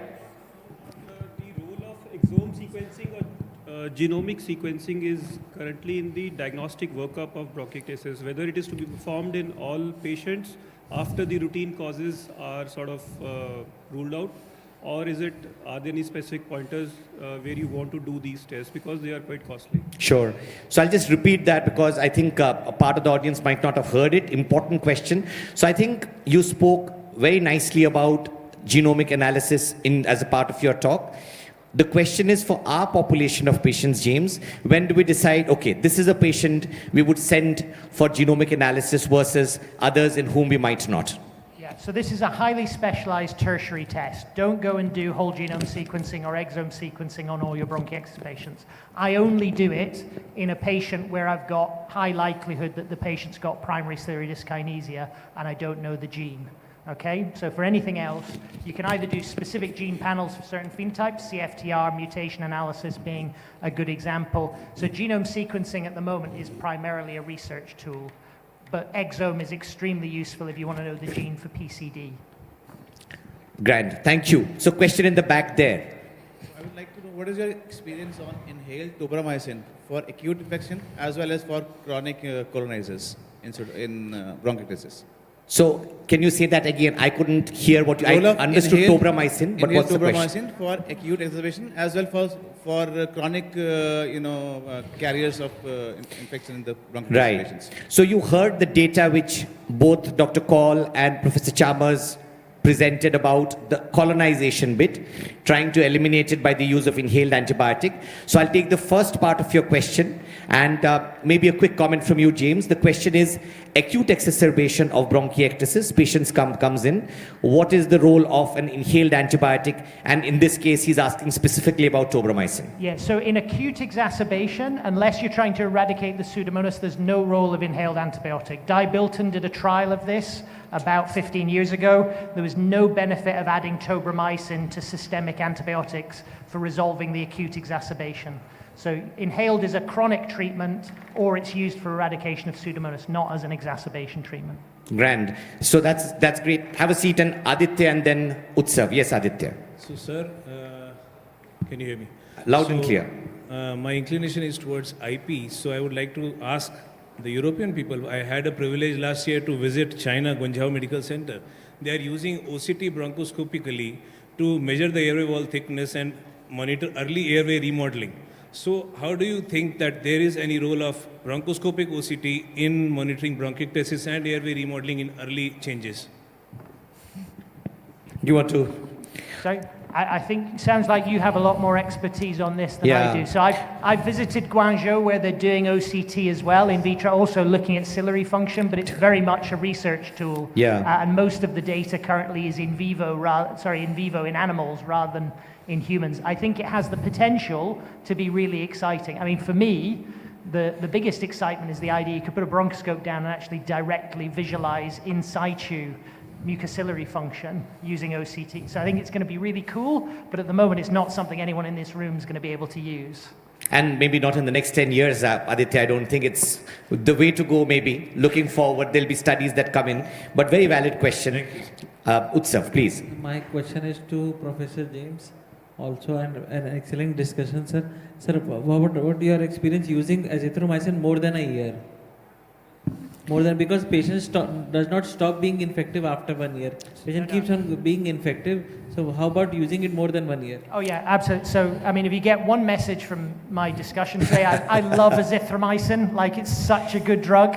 I look after 1,000 patients with bronchiectasis. About 200 of those patients are probably on long-term azithromycin. I've got patients on it for 15, 20 years who are still doing exceptionally well. It's not for everybody, but patients tolerate long-term treatment very, very well with azithromycin. It's a really well-tolerated drug. Yeah. Use the lowest dose you can get away with, 250, 3 times a week is what I try and get patients down to. And patients will tolerate it well for like decades. Yeah. So just the Indian part itself from that side. So I have probably about 300 odd patients on the books, and I would have 20% of those who've taken it for more than a year. And like James said, I would normally give everyone the 250 milligram 3 times a day. There's a very small proportion who would be on 500 milligram thrice weekly, but that's a minority. And they tolerate it reasonably well, even in our country, not very different to the West. So question there. Thank you, sir. Thanks. As we know that AVPA is quite common in India, but we are happy when we diagnose by CT scan that central bronchiectasis is there. So can we prevent before that? Can we, at which time we should do the CT scan to already diagnose this? Because being a thermophilic fungus, Aspergillus as well as Penicillium, they are responsible for this bronchiectasis.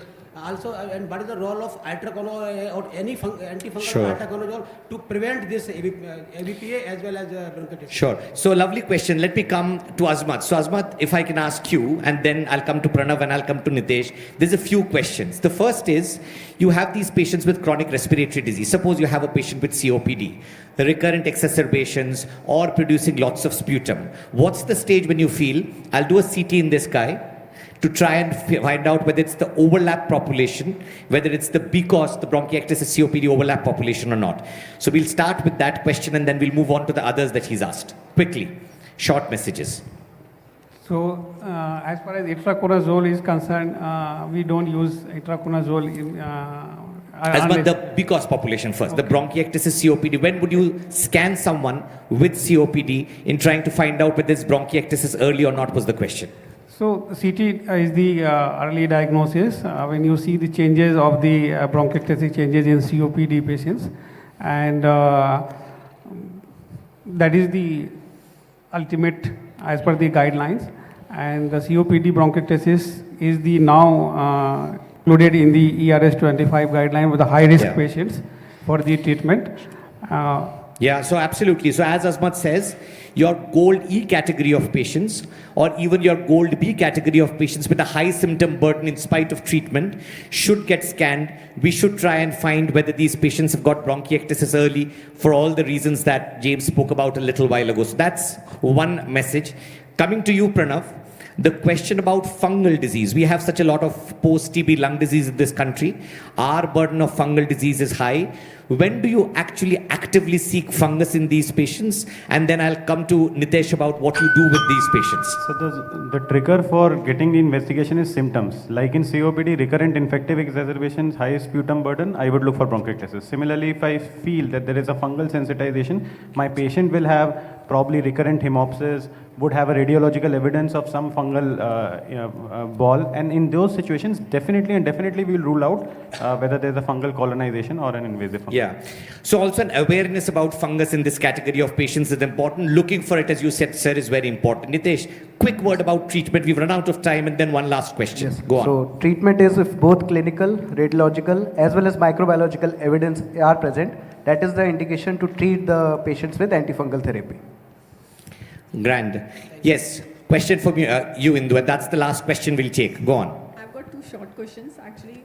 One is about... Ask the more important one. So one question. Okay, one is on severity and the other is on overlap. So I'll ask the overlap first. Okay. So I mean, we see a lot of bronchiectasis patients who come with asthma COPD overlap or obstructive airway disease with reversibility. I mean, how do we understand whether it's pure bronchiectasis or it's asthma bronchiectasis overlap or a ACOS, and do we actually give them, if there is a reversibility, do we give them ICS? I mean, does it only depend on the history? So I think, Indu, I'll have a go first and then we'll see whether the panel has anything to add on or not. I don't think it's important to classify these patients as such. So it does not really matter if you have someone who's got symptoms of asthma, they've got wheezing, they've got exacerbations, you would treat them as such. If you had COPD, based on spirometry, based on symptoms, etc., you would treat them as an overlap of COPD and asthma and bronchiectasis. If you thought there was fungus, you would do your aspergillus IG and try and find out about ABPA. So I think it's taking everything together in this population of patients. And of course, if there's high bronchodilator reversibility, you would give them an inhaled corticosteroid as long as there's no other contraindication of giving the ICS in these patients. Okay? Grand. Madhukar, we'll need to stop. Very valid points. I'll just take one last comment from Dr. Bedawi, whom we have not managed to involve at all. So, list us for the audience. You've heard questions. There's plenty more. I can see people still standing. I'm very sorry. So, apologies. So, people have a lot of questions about bronchiectasis. We will listen about pleural disease in the next session. We look forward to that. But some messages about chronic disease, their management, especially with the focus on this category of patients. Yeah, no, thank you. No, it's been a great discussion. I mean, I think some of the key things, I think, just to summarize are, I think a good history, I think, is really key. And I think before, there are some really simple but important interventions that I think are really useful to look at in a bronchiectasis cohort, previous sputums, making sure the patients are doing good airway clearance, compliance with inhaler therapy, referring to physiotherapists, similar simple things that before we go on to some of the more cutting edge stuff, I think are really important to remember. So I'll just finish on that. Grand. And a line from Professor Jindal and Paola, please. Well, I like to say that factually speaking, bronchiectasis is not one disease, you see. There are different clusters of bronchial damage, you can say, due to a number of conditions which we have seen here. It could be generalized, it could be localized, you see, and management may also differ depending on the cluster to which the patient belongs, you see. It could be surgical approach also many times, you see. In the past, for example, post-tuberculous bronchiectasis in particular is localized quite a number of times. On the other hand, ABPA-like picture is more generalized. And then we have primary disorders which have been listed earlier, where immune deficiencies and other presentations can be there, you see. So one has to really identify the cluster. The etiology, isn't it? Yeah. To which a patient belongs. And then there is no real Indian phenotype. That also I think one should understand. It is only that one group of patient may be more common, like tuberculosis. In the past, perhaps it was more so, but now it is becoming less, you see. Yeah. ABPA is a different kind of, but it is being more frequently identified in Indian patients. Absolutely. So I think that is, as I said earlier, all the investigations or all treatments, whether it is long-term antibiotics or it is anti-inflammatory therapy, may not be needed for all the patients. You have to choose a patient particularly and then start the treatment. Yeah. And it could be like mucus hypersecretory patient where you will need inhaled steroids or other anti-inflammatory drugs and so on. So I think that's very important messages. Etiology, focused treatment, depending on the cluster. Paola, last word to you. Yes, I will be very short. We finally acknowledge a condition that it is a condition and it is not an ancillary part of a main other disease. Sure. So we need to go further in the right classification, and so I think we are in the right track, and we have to thank all of you, Professor Chalmers, you, Raja, and all the key experts in the world because of this. Thank you very much. Thank you, Paola. That makes us very happy, I'm sure, makes James very happy. Not an ancillary disease. It's a disease which needs to be recognized and recognized early for management. Thank you to my wonderful panel and our subject experts, please. Thank you so much.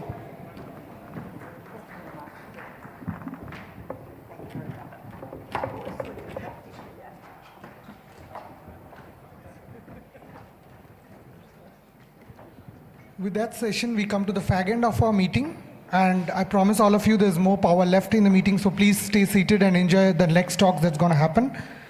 Just a quick announcement, there is a small placard placed on your tables. If you could, guys could just scan and give your important feedbacks, that would help us improve in the next sessions of ERS India Summit.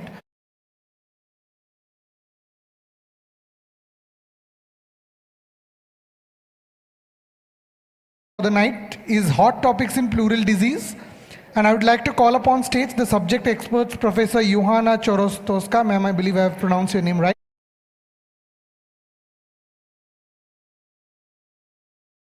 Medicine, and she's the head of Department of Genetics and Clinical Immunology at National Institute of TB and Lung Diseases at Poland, Warsaw. And Dr. Ashish Tandon happens to be the director, Haridaya Super Specialty Center at Prayagraj. Okay. Sure. Okay, sure. So as instructed by the ERS team, I think Dr. Ashish, you will be the only subject expert. So over to you, sir. So good evening, friends. After a long and a very hectic discussion, we move on to another very important topic for the discussion of the pleural diseases. We'll start with the recent advances in treating pleural diseases by Professor Iyab Bidawi. He is consultant respiratory physician and clinical academic, Oxford University Hospitals, clinical lead, Oxford Pleural Unit, and he has expertise for the pleural disease with a focus on pleural infections and development of novel prognostic biomarkers. So over to you, Dr. Bidawi.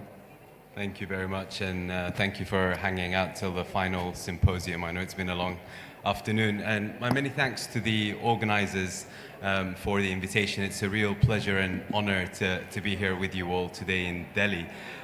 So I have no conflicts of interest relating to this talk specifically, and what I hope to do really over the next 15 minutes or so is to cover some of the areas that I think have really seen a step change in practice in the last few years, with some important publications, including statements and guidelines, many of which have been actually driven by the ERS. And what I will not be covering is malignant pleural effusion, because we'll have an excellent talk after mine as well. So what I'm hoping to cover is non-malignant effusion, pneumothorax, pleural infection, and then I'll finish off by going through some of the future directions and emerging areas in pleural disease.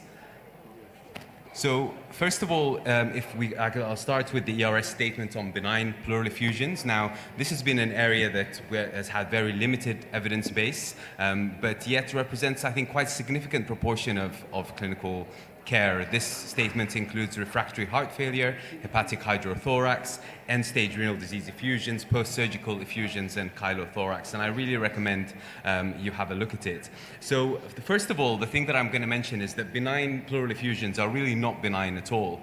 These non-malignant effusions are, in fact, 3 times more common than malignant pleural effusion, and the one-year mortality is comparable, if not worse, than malignant pleural effusion in heart failure, renal failure, and liver diseases. And in fact, if you look at the US data, 75% of pleural effusion healthcare resource utilization goes to the diagnostic workup and management of non-malignant pleural effusion. So, and more importantly, the CT attenuation, ultrasound echogenicity, and MRI features cannot reliably distinguish the etiology of these effusions within the clinical context, so therefore often we do need to sample and work them up accordingly. Now, what have the treatment advances been? Well, I'm sorry to tell you that as an interventional pulmonologist, and many of us who enjoy doing pleural interventions, we are simply a palliation service for a lot of these patients, and we do not yet have any disease-modifying evidence to support intervening in this very tricky symptomatic cohort. The REDUCE study, which was the only randomized trial in this area, showed that comparing serial aspirations to insertion of an indwelling pleural catheter did not produce any symptomatic benefit or improvement in quality of life, and therefore patients lost a lot of fluid, but they developed more adverse events as a result of indwelling pleural catheter. And therefore, the only thing that I want you to take home today in terms of the management and workup of these effusions is having pathways that involve multidisciplinary teams, including your cardiologists, your nephrologists, your hepatologists, about how to manage these patients so that they don't undergo lots of unnecessary interventions that do not have any benefit for them. Next, pneumothorax. So pneumothorax, I think, is a really exciting area that's developed significantly following some important publications about in 2020 and 2021. And the ERS guideline very nicely summarized these and updated the guidelines. And I'm going to show you the 5 take-homes that I think are worthy to remember if you've not had a chance to look at the guideline yet. First of all, conservative care for primary spontaneous pneumothorax in minimally symptomatic patients, and I specifically emphasize minimal symptoms. So the point here is that the trial that informed this recommendation the most, the Brown study, out of the 2,000 patients they screened, only 400 were included. So that tells you that there's a lot of the population who are not included in the trial to whom this does not apply. So not every primary spontaneous pneumothorax can be conservatively managed. Ambulatory management, if you have the right infrastructure and right follow-up logistics, can be used, whether it includes a pleural vent device or a chest drain and a Heimlich valve, for example, such as an atrium. You can use that approach, but only in primary spontaneous pneumothorax. Ambulatory management is not suitable for secondary spontaneous pneumothorax, and that was following the results of the high-spec trial that was published in the ERJ, which showed that these patients developed very significant adverse events as a result of having pleural vent devices. Needle aspiration is a viable option for primary spontaneous pneumothorax, and the pooled analysis does demonstrate that you can keep these patients out of hospital by doing this. And finally, we've moved away from recurrence prevention, but it is actually very feasible to adopt an early surgical approach at the first presentation of a primary spontaneous pneumothorax if the patient prioritizes reducing risk recurrence. So the thing to mention is that a lot of the time I don't get called for a primary spontaneous or a secondary spontaneous pneumothorax, actually, because I think the guidelines are very clear and these are usually managed by the front door. The times that I think you and I will get called as either pleural physicians or respiratory physicians with an interest in pleural disease are for these complex patients with persistent air leak. And these are the patients that often have lots of morbidity, stay in hospital for a very long time, and we know that prolonged drainage is not good for them. And there is still a very small evidence base that's lacking in terms of how we deal with this cohort. But what the guidelines do emphasize is that early surgical intervention is now key in this population cohort. And for the first time, we have an international guideline that actively makes a recommendation, even if conditional, for using autologous blood patch pleurodesis in SSP patients. So we now have, for non-surgical patients, we have a guideline-endorsed intervention that we can use. This means that there is still a bit of a Wild West that involves endobronchial valves, using suction, talc pleurodesis, in addition to surgical resection or surgical pleurodesis otherwise. And I think there's still a very sparse evidence base and opportunity for further randomized trials in this area, many of which are ongoing. So moving on to pleural infection, and we published this ERS ESTS statement a few years ago, and that's what I'm going to spend the rest of my talk on. So the basic principles of pleural infection have not changed. We need to have a low index of suspicion. We need to have, a high index of suspicion. We need to have a low threshold to do a diagnostic sample and conduct a thoracic ultrasound. Early sampling and chest tube drainage, referral to dietitians for nutritional support, and VTE prophylaxis. And in fact, many of you will know the MIS2 landmark trial. This has been well rehearsed now and presented many times. And this systematic review and meta-analysis was very well done, and in fact published just 2 weeks ago in the ERR. And it shows without any sort of doubt that combination TPA and DNase does reduce length of stay and need for surgery compared to standard care. So I don't think we need any more data to prove this. And we published this large cohort of 1,800 patients. This is the largest in in the world literature showing that this treatment is safe and carries a low bleeding risk.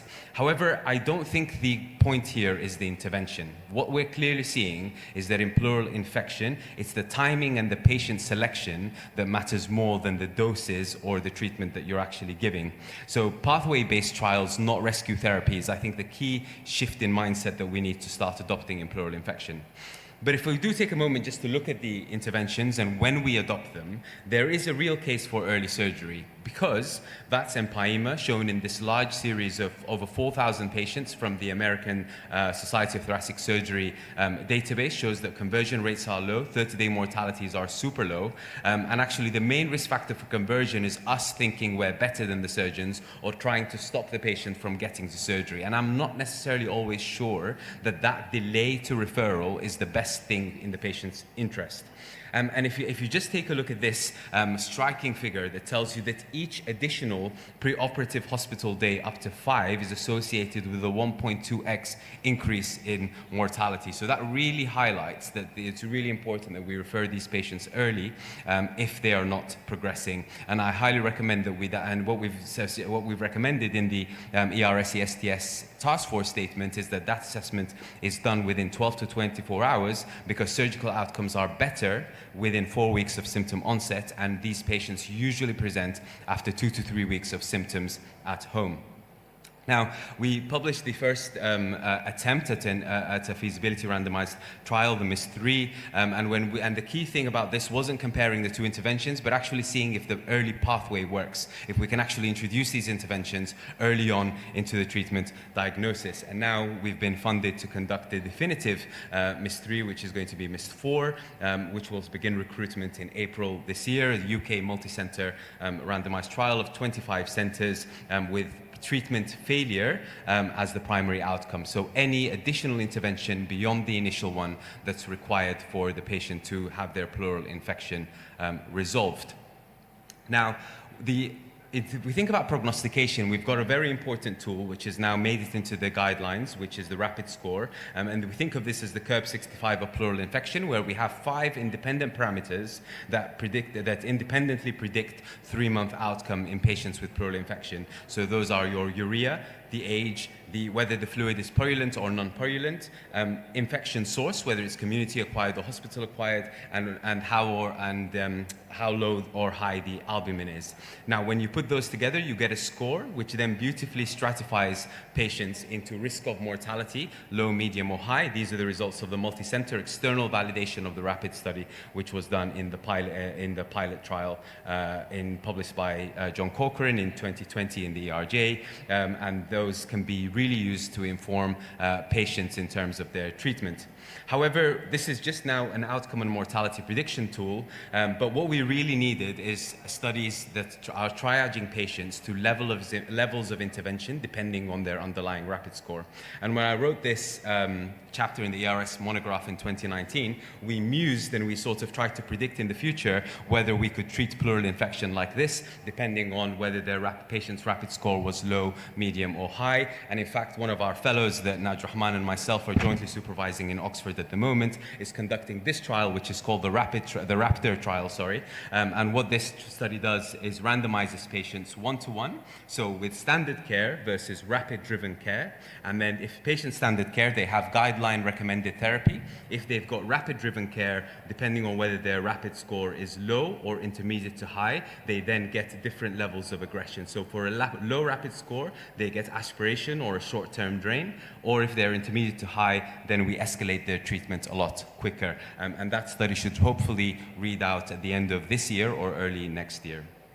Now, finally, I want to finish on ultrasound. Ultrasound is obviously a lot of us who treat pleural disease love doing thoracic ultrasound. And we've used septations for many years to predict that a patient will automatically need surgery or intrapleural enzyme therapy. And this is the first study that we did that tried to sort of link the pleural biology that drives septations, and then link those septations to clinically important patient outcomes. And what we found was that, in fact, it's the pleural biology biology, not the septations, that predict important outcomes. So what we found in the pilot study, which was where this data came from, was that if clinicians see septations, they tend to change their practice and they refer patients for surgery or give unnecessary intrapleural enzyme treatment.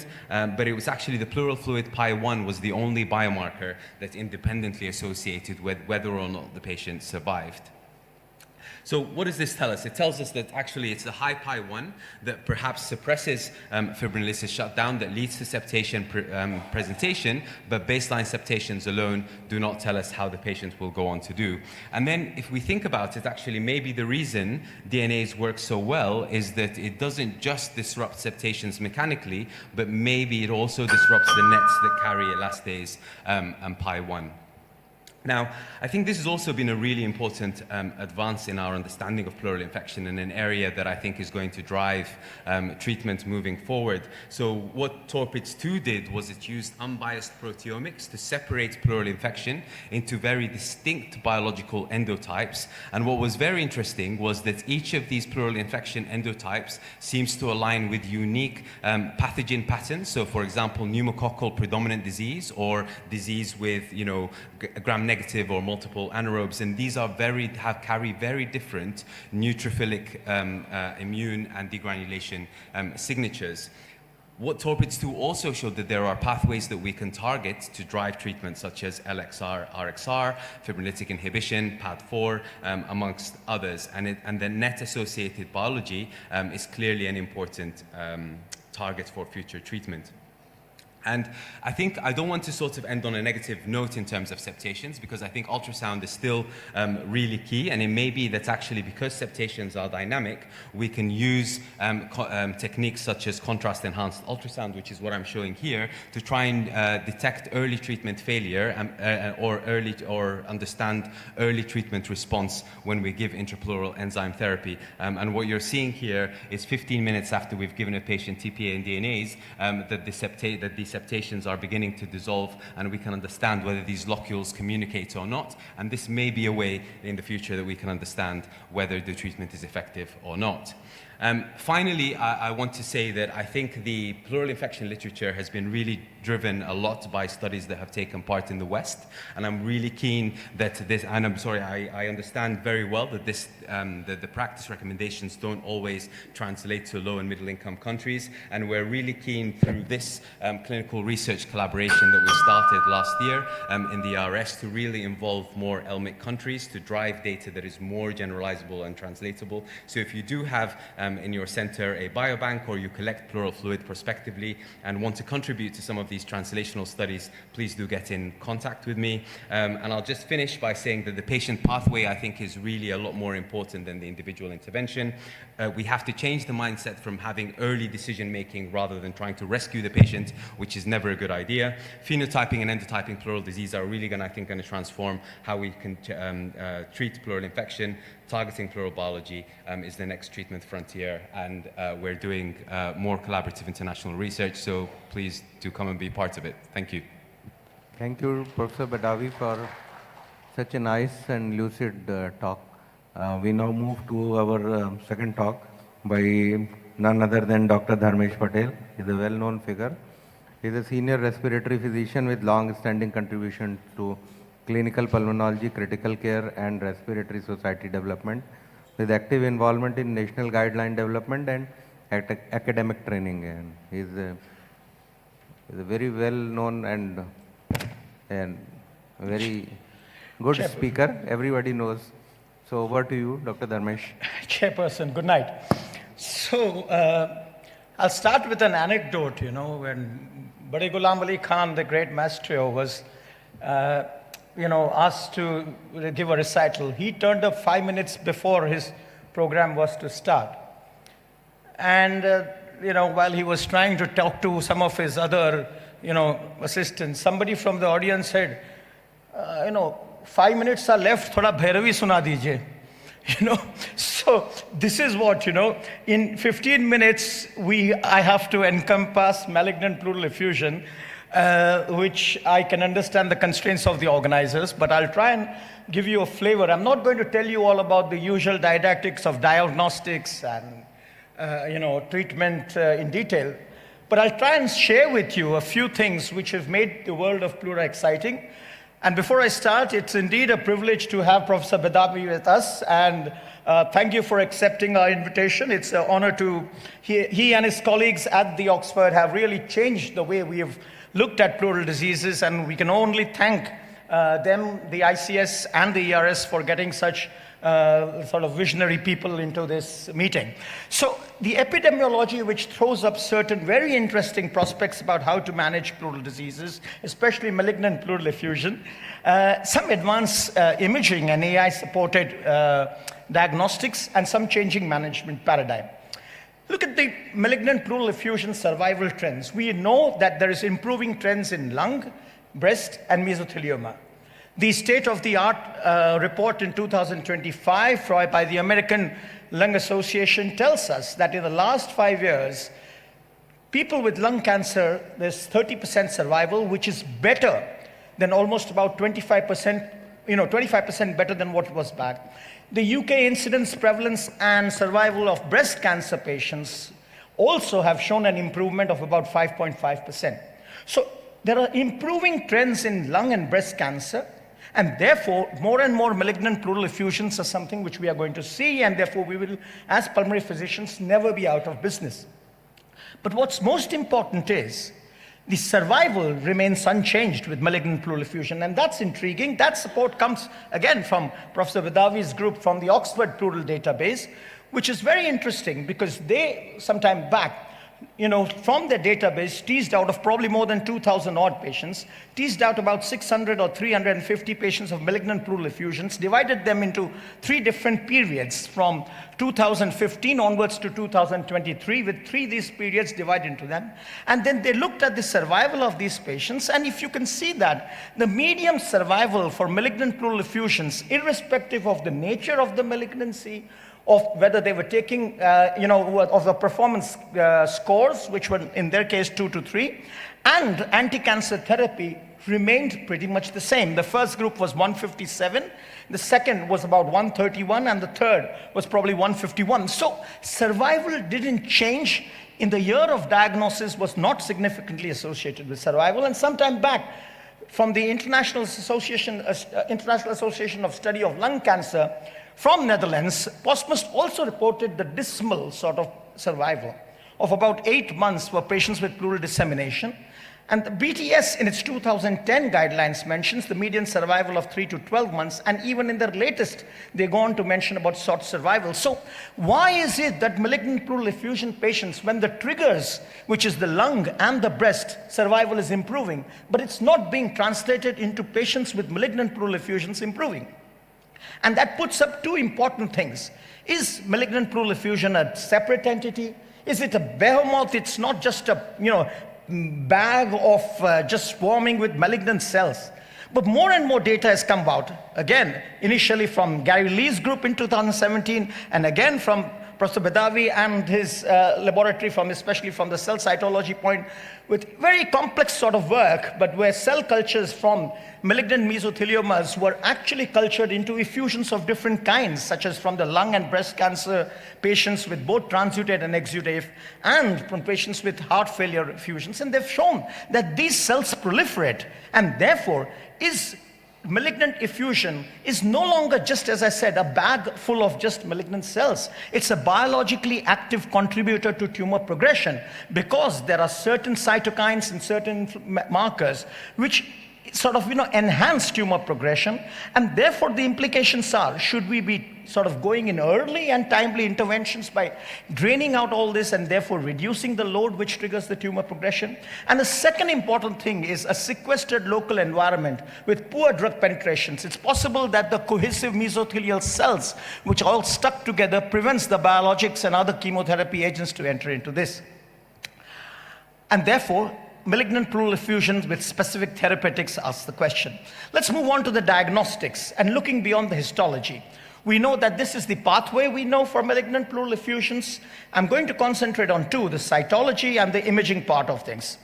Let's look at some study some time back by Arnold and his colleagues from UK, where it shows that the pleural fluid sensitivity is a dismal one, ranging from 6.1% pickup rate to lung adenocarcinomas of 82. And we know that for cytology in pleural effusions malignant is only somewhere between 40 to 60%. So what are these cytopathologists doing? They are becoming more and more smarter. They're trying to increase this by doing cytospin and cell blocks. They are doing immunohistochemistry. They are doing, fluorescence in situ hybridization and trying to look at deletions. And from Porceline's group says that if you add a simple thing like diff-quick stain to papinocular stains, you increase the yield by about 11% or so, which these small increases may go a long way. Minor enhancement may improve the diagnostic sensitivity in a significant and therefore prevent these patients from going into invasive things. But what's helping these cytopathologists is deep learning, and this comes from Korea, where they created a big digital data set from 569 whole slide images. They pre-tested it and they selected the appropriate AI model. In this case, it was deep convoluted neural networks with Inception, which is a commercially available one. And they told 3 pathologists to try and analyze them, blinded with each other, and they asked the AI to do that and see the sensitivity and specificity of each of this. The AI sort of was way ahead at 98.6 compared to the others. And if you look at the accuracy, AI got it right in 81.1% compared to the various pathologists with 68%. When these pathologists then went back after the AI put in the work, their yield increased to about 76.7%. So AI is helping cytopathologists and our colleagues to look at and pick up cells more. And this is just an add-on, and let's face it, friends, the AI has come in a big way, and we all have been using it in one way or the other. Let's talk about pleural malignancy, and Professor Bidavi just spoke about the ultrasound in his last 2 slides. I won't go into the PET scan because of the noise which it creates. Good sensitivity and good specificity, but with PET CTs now available everywhere, we have this tendency of jumping to do PET CTs. Good for maybe helping in probably targeting certain areas for biopsy, but the noise coming on from inflammation, especially in our part of the world, the noise which comes up from previous pleural diseases and other diseases might just vitiate the interpretation of PET CT. So we won't talk too much about that. CT scan we know is moderate sensitivity, highly specific. Certain lesions such as pleural nodules, thickness, mediastinal extension have a good sensitivity of almost about 88 to 100%. But what's most important is ultrasound, where these sort of things are going to help. And it's appealing because of its diagnostics, its therapeutic implications. There are a couple of things which I need to talk to you about, how radiologists are also pushing the boundaries. We heard very briefly Professor Bidavi talking about contrast-enhanced ultrasound, which has found its way also in diagnosing, differentiating between benign and malignant pleural effusions, and the high-frequency B mode. And they have a good sensitivity of 93.3% with a specificity of 90. It's basically a malignant pleura is a fast-in, fast-out contrast because it's full with blood vessels. The contrast comes in quickly. The time to peak also increases, but the pleural intensity and the time interval curves or time intensity curves reduce vis-a-vis the benign pleural disease. So that's one thing which is helping us. Shear wave elastography from the EBUS world, where stiff pleura sort of push some waves into it, and then if you see a cutoff of 47.2, which they have used in the validation set, the sensitivity with this shear wave elastography was better than the thoracic ultrasound. So combining these two probably increases the sensitivity and specificity. So the radiology world is also trying to help us diagnose malignant pleural effusions. The limitations, not yet mainstream. Learning curve, if you talk to the radiologists, they said, no, it's a bit tricky. Cost, and can it replace pleural fluid analysis and histology? So these are the questions which we need to ask. I'm interested and excited about this particular thing, and this is the problem we've been always facing about non-expansional lung. How do you predict a trapped lung? We know we had the usual sort of thing of pleural manometry, looking at pleural elastance, but the myocardial contractility and its impulses is what is being tapped into in this particular imaging technique, where you sort of see that if a trapped lung is there, it will reduce the sort of waves which are coming on. It's obvious to understand that, and an entrapped lung will transmit the cardiac impulses less readily.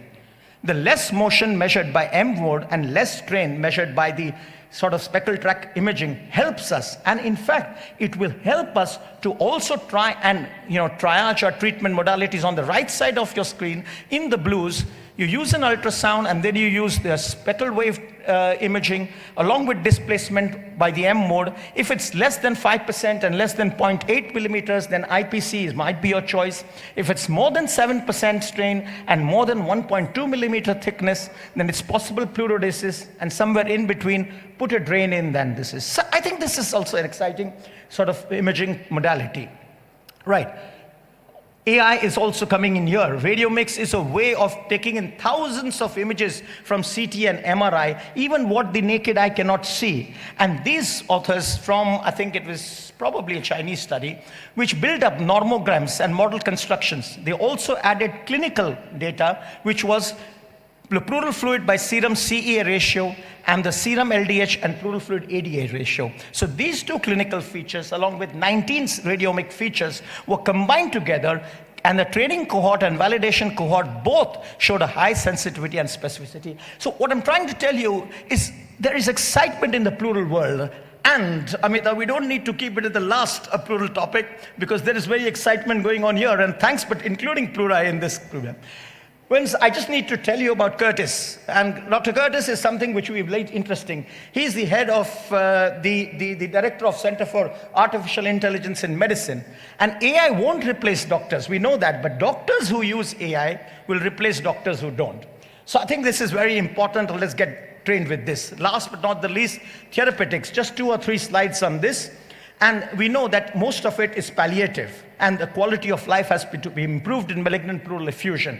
So we have got talc pleurodesis and IPC at the moment at our disposal. Again, I have had these and various platforms debated long with many people about what is better and what is not better. And so I'm not going to go into that debate about what is better and what is not better, especially in our part of the world. And as Professor Bidavi did mention in the last slide, that it is acknowledged that different regions will have different priorities. And I feel IPC, the hype that is being made in the rest of the part of the country, has sadly not picked it up. And somebody who's been working in pleura for long, I'm fairly despondent at IPC being used in our part of the world because of the pleural infection rate. I don't know, Dr. Andan, you might have also seen this quite extensively. And the ability to take care of the IPC. I mean, just imagine if somebody is in Chhatarpur and there is no nurse, no community support, and you just put an IPC. This guy is moving around in the local Delhi bus, day in and day out commuting. There's no transport. There's no contact immediately to maybe some of the doctors. How will you support these patients with IPC? So sticking into them and letting them go is more dangerous than doing anything at all. So you know these guidelines. This is very clear, again, from the BTS 23, how you do this. So not going into the details about this. This is their guidelines about what to do. The relative risks and benefits should be discussed with patients, and therefore the choice has to be mandated. And I think I'll leave it at that as far as the therapeutics are concerned. Some forthcoming trials which makes things exciting. AMPLE-4 from Australia, which looks about, local mupirocin and whether that sort of helps in preventing infections. The MyIPC is from Guy's and St. Thomas's in London, this is so important. Evaluating the psychosocial impact of indwelling catheters in patients. Nobody looks at all these things. We are interested in the autopleurodesis rate, and we are interested in infections will be there or not. But what is it in the mind of a chap who has an IPC stuck on him and he's left out into the community? This is, I think, I'll be interested in the results of this. The TACTIC trial, again, coming from Bristol group, I think. It looks at outcome breathlessness scores and length of stay with thoracic talc pudraj versus thoracic talc pudraj and IPC insertion. The talc slurry, I think, or through the IPC. And finally, the ESOP, which is a sort of a pump, a very smart handheld electronic pump. In IPC, you allow people to drain with their own through the Plurix drainage. This is electronic stuff which sort of puts it in. Malignant pleural effusion specific therapeutics. This is also an exciting world. We've been putting stuff into the pleura for long. Just last 1 minute. We've putting stuff into the pleura for long. Fibrinolytics, pleurodesis agents, etc. How about putting in stuff into the pleura? We just saw that it's not just a bag of malignant cells. It's quite vibrant. So you try and tackle all the various factors in the pleura through various drugs. So the bevacizumab, which is being put both in combination or singly, has shown that it leads to pleurodesis in about 6 months, and the time to death after starting therapy is sort of prolonged. So this was a Chinese study which is there. Chemotherapy, cisplatin and recombinant endostatin has improved the overall response and disease control. And immunotherapy, pembrolizumab, these are the immune checkpoint inhibitors, and these putting in with chemotherapy, progression-free survival in those with absence of non-actionable mutations. So there are terms and conditions when you use it, and our oncology colleagues are also fairly sort of, excited about these things. So I think in this, 16 minutes or so, I've tried to give you insight into what's happening with the world of malignant pleural effusions. It's no longer just, as I said, very standard sort of stuff of, do a diagnostic. If the lung expands, then pleurodesis. If it doesn't, IPC, etc. Exciting world ahead. And I think I can leave you with this excellent exhibition, all of you all, which if you're in Delhi to see, these are the jewels of Buddha, which is just about 10 kilometers away in an exhibition, which were going to be up for auction, but has been reclaimed and saved by the Godrej family along with the Indian government, and are up on display with absolutely marvelous jewels of 3rd or 4th century BC. And why I put this is because Buddha shared something which William Osler said: if there is a doubt of uncertainty, do the kind thing and do it first. Thank you, ladies and gentlemen. Thank you, Dr. Dharmesh, for an excellent and, as always, beautiful presentation. We now move on with the case presentation by Dr. Tarang Kulkarni. He is from Mumbai. We are already late and we have to move fast. So thank you so much. I'm really grateful for this opportunity. I'll be really quick. The job of the presentation is a bit of case presentations, which will be discussed in the panel discussion that follows. So these are very routine cases. All of us see a dozen of them every week. But each of the case is unique in its own way and has its own share of controversy. So we have a case 1A, that is a 28-year-old male, an office worker without any smoking history. He has been having low-grade fever, unintentional weight loss, right-side pleuritic chest pain, and breathlessness in the last 3 weeks. There was a moderate right-side pleural effusion. The pleura appeared smooth on the CT. And the pleural fluid reports, you can see, it's a lymphocytic exudative effusion with an ADA of 34. The gene expert and the cytology here is negative. On the contrary, a direct parallel case 1B, which is a 68-year-old male with a 40-year pack-year history of smoking, has been complaining of progressive breathlessness, significant weight loss, chest discomfort since the last 1 month. On imaging, there was moderate right-side pleural effusion and there was subtle pleural nodularity. The pleural fluid is remarkably similar to the case 1A. Here, the ADA is 34 again, and the cytology here is negative. So are these the same cases or is it something else? That is something we'll discuss. The next case is case 2, that is 55-year-old female male who is diabetic, has chronic kidney disease, was admitted to the hospital with what looked like a community-acquired pneumonia. So high-grade fever, cough, pleuritic chest pain, was started on antibiotics. Over the next 7 days, the fever persisted and there was increase in breathlessness. The patient was toxic, there was reduced chest movement and stony dullness over the lower zones. This was the pleural fluid analysis. It was a hazy, non-purulent effusion with a pH of 7.1 and a glucose of 48. The neutrophils, it was a neutrophil predominant effusion with an ADA of 80. This is the sonography image which shows presence of a lot of loculations, and the CT which shows a characteristic split pleura sign. The last 2 cases are again parallels with a very important controversy amongst them. We have a 55-year-old female with a metastatic breast cancer. She has a relatively good performance status and has recurrent large effusions every 3 weeks, which requires taps. There is severe dyspnea which gets relieved after the tapping, and the lung completely expands after each tapping. The pleural fluid reports are on the screen. Protein of 4.9, cells of 2100, lymphocytic predominant ADA of 12, and cytology which is positive for M cells. The last case, again as a parallel to the first case, 60-year-old with decompensated cirrhosis. The hepatologist has deemed him unfit for a liver transplantation and has been having recurrent right-sided effusions with progressive breathlessness and orthopnea. He also has ascites. It is a predominantly transudative effusion with a protein of 2.4, cells of 650, and a neutrophil predominance. So this has been my case. We'll go ahead with the panel discussion now. So I now invite Dr. Amit Dameja. He is a senior consultant, chest medicine, Sir Ganga Ram Hospital, New Delhi, and he would be the moderator for the session. Thank you, Tarang, and thank you, Ashish, for the introduction. I thank ICS and ERS for the opportunity to be here in front of you. And thanks, Dr. Badavi and Dharmesh, for setting the stage for this particular discussion.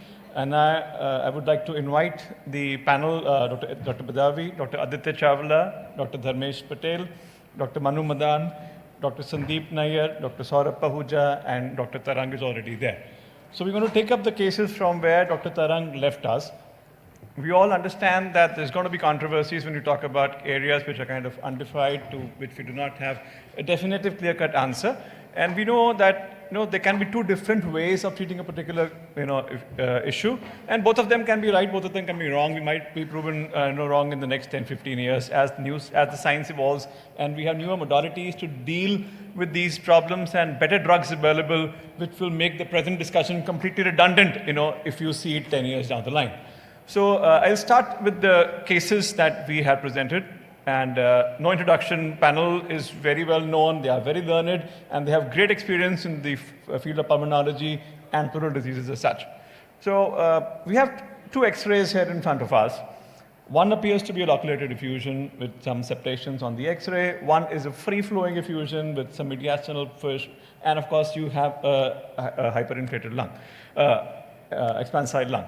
So in 2006, this question to you, Dr. Aditya Chawla, in case you have these two patients, and I leave it to your discretion, should every diagnostic or a therapeutic thoracocentesis be ultrasound assisted or ultrasound guided, or is there still a scope for blind procedures? So in 2026, the paradigm has completely shifted, and thoracocentesis should be always done by ultrasound guidance, whether it is therapeutic or diagnostic. This is documented in ERS guidelines, the ATS guidelines, the BTS guidelines, that it removes the complication, it increases the success rates, and it gives the biggest pocket, and it helps in evacuating the pleural cavity. But being said that, blind procedures do not lose their importance in cases like massive effusion, in the cases like severe respiratory distress with needing urgent decompression, and they never lose their importance. But they should be always done under ultrasound guidance if there is presence of ultrasound. In case there is not there and if the emergency is there, you need to act like that. But it does not lose its importance. So I guess we need to be, justified in case we're not using ultrasound. In case the setting is very emergent, the patient is very breathless, we have a saturation is falling, and there's a definitive evidence of a mediastinal contralateral shift, which tells us that there is a massive effusion with a less chance of localization. And of course, we do not have the access to ultrasound. It's a question of life and death. By all means, we are justified in putting in a needle. But as far as possible, for a non-emergent situation, we should always be guided by the ultrasound. I see Dr. Badavi ready with the microphone. Yeah, so no. your comment on that, please. No, I just wanted to make a quick point there. I agree with what my colleague has said. But I think we just need to make an important distinction between ultrasound assisted and ultrasound guided. Yes, ultrasound guided is elective in the in theater or procedure room, no urgency, that's fine. But it takes 5 seconds to take a probe, put it to a chest, and just make sure you're doing a safe procedure. So I don't want us to sort of give the audience a message that that it is acceptable to do a blind. I strongly think it is not acceptable unless you are literally in a peri-arrest situation to do and you're sure of the diagnosis to do a blind procedure. But otherwise, any fluid-related intervention should have ultrasound, and it should be very easy to access. So it goes without saying, in case it's not an emergency life and death situation, and in case the access to ultrasound is not kind of very difficult or impossible to manage in the next couple of hours, by all means, ultrasound guided procedures. It is going to be ultrasound guided or ultrasound assisted. Thank you. Coming to the next case, Tarang has already got this particular purview, this particular set of questions into purview. Now we have one, very young patient who has some constitutional features, and he has an exudative lymphocytic effusion with the ADA being positive. The cutoff for this particular lab was 24 to 30. He has 34.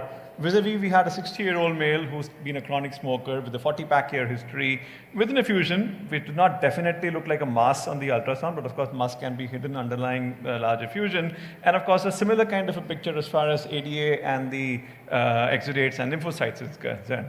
Now I would put this question to Dr. Bidavi first, and then Dr. Tarang, you're going to answer the same question considering the context that you have in UK and considering the Indian context, where the sensitivity and specificity of ADA, you can interpret ADA into different scenarios. Dr. Badavi, first I would come to you. In which of these patients would you be happy in putting in the ATT on the basis of ADA, and where would you be kind of having a doubt in your mind and where you want a further investigation in the form of a CT or maybe a pleural biopsy to be performed before you start ATT in these patients? Yeah, so just having a quick look at both cases. I mean, the point that I'll make first of all is I probably see less pleural TB than all my esteemed co-panelists, so I should have that as my initial disclosure. But I think in terms of where the evidence is, we don't tend to use ADA because we are by definition a low prevalence setting. ADA is obviously more useful in a high prevalence setting, and I think that's well understood. What we tend to do in our practice is we would, if the patient, there's no sputum production, no parenchymal change, and there's at-risk features, for example, travel, or ethnicity, or contact, or things like that, and they've got evidence of pleural thickening, we would aspirate. We would then conduct a PCR on the fluid and do a pleural biopsy. However, if the patient is still having ongoing fever or ongoing symptoms, we would have a low threshold to start antituberculous therapy. So that's probably what I would say is our experience there. But I don't know if anyone else wants to comment. Dr. Tarang, Indian perspective? So with the ADA that is positive, yes, I would surely lean towards starting ATD upfront for the first case. But I would generally keep them under close observation. I would follow up every 4 weeks or something. And in case there is no response, then I would lean towards getting a pleural biopsy done. Now, one thing to understand is just an ADA would just tell you TB. So I work in an area where there is almost 15% of primary MDR cases as well. So that is something that wouldn't turn up on the routine pleural fluid, especially given the fact that the gene expert is negative here. So I would lean towards starting ATD in the first case, but I would closely follow up for response and any worsening here. So it goes without saying, whenever we are looking at ADA, whenever we aspirate a fluid and thinking it is a tubercular process, by all means we do CBNAT, and we must send fluid for cultures for tuberculosis in the first instance before we actually start the therapy. In case patient is already on therapy, gene expert might still come positive. Cultures, of course, will be kind of difficult to get in case the patient has even taken about 7 to 10 days of ATT. So it goes without saying, the first pleural tap is the most important sample which we have to process in the best possible way before the patient has been exposed to any form of therapy, be it antibiotics, be it kind of ATT, be it any kind of a differential diagnosis which you have in mind. So the first sample is very, very, very, very precious. Any of the panelists would defer to what Dr. Tarang and Dr. Badavi told us? Ramesh? No, there's no differences, but you appropriately said that the first tap has to be important. Yes. The first tap has to be also important when you do a series of tests, right? All of this. Because what you find out in the community, just a protein. Exactly. Just a cytology. Yes. That doesn't help. So we need to educate ourselves, and not only ourselves, but our physician friends who are the first point of contact for many of our patients about the list of tests that we need to perform. Ramesh, coming back to you again, how much sample would you send for cytology? Sorry? How much sample would you send for cytology?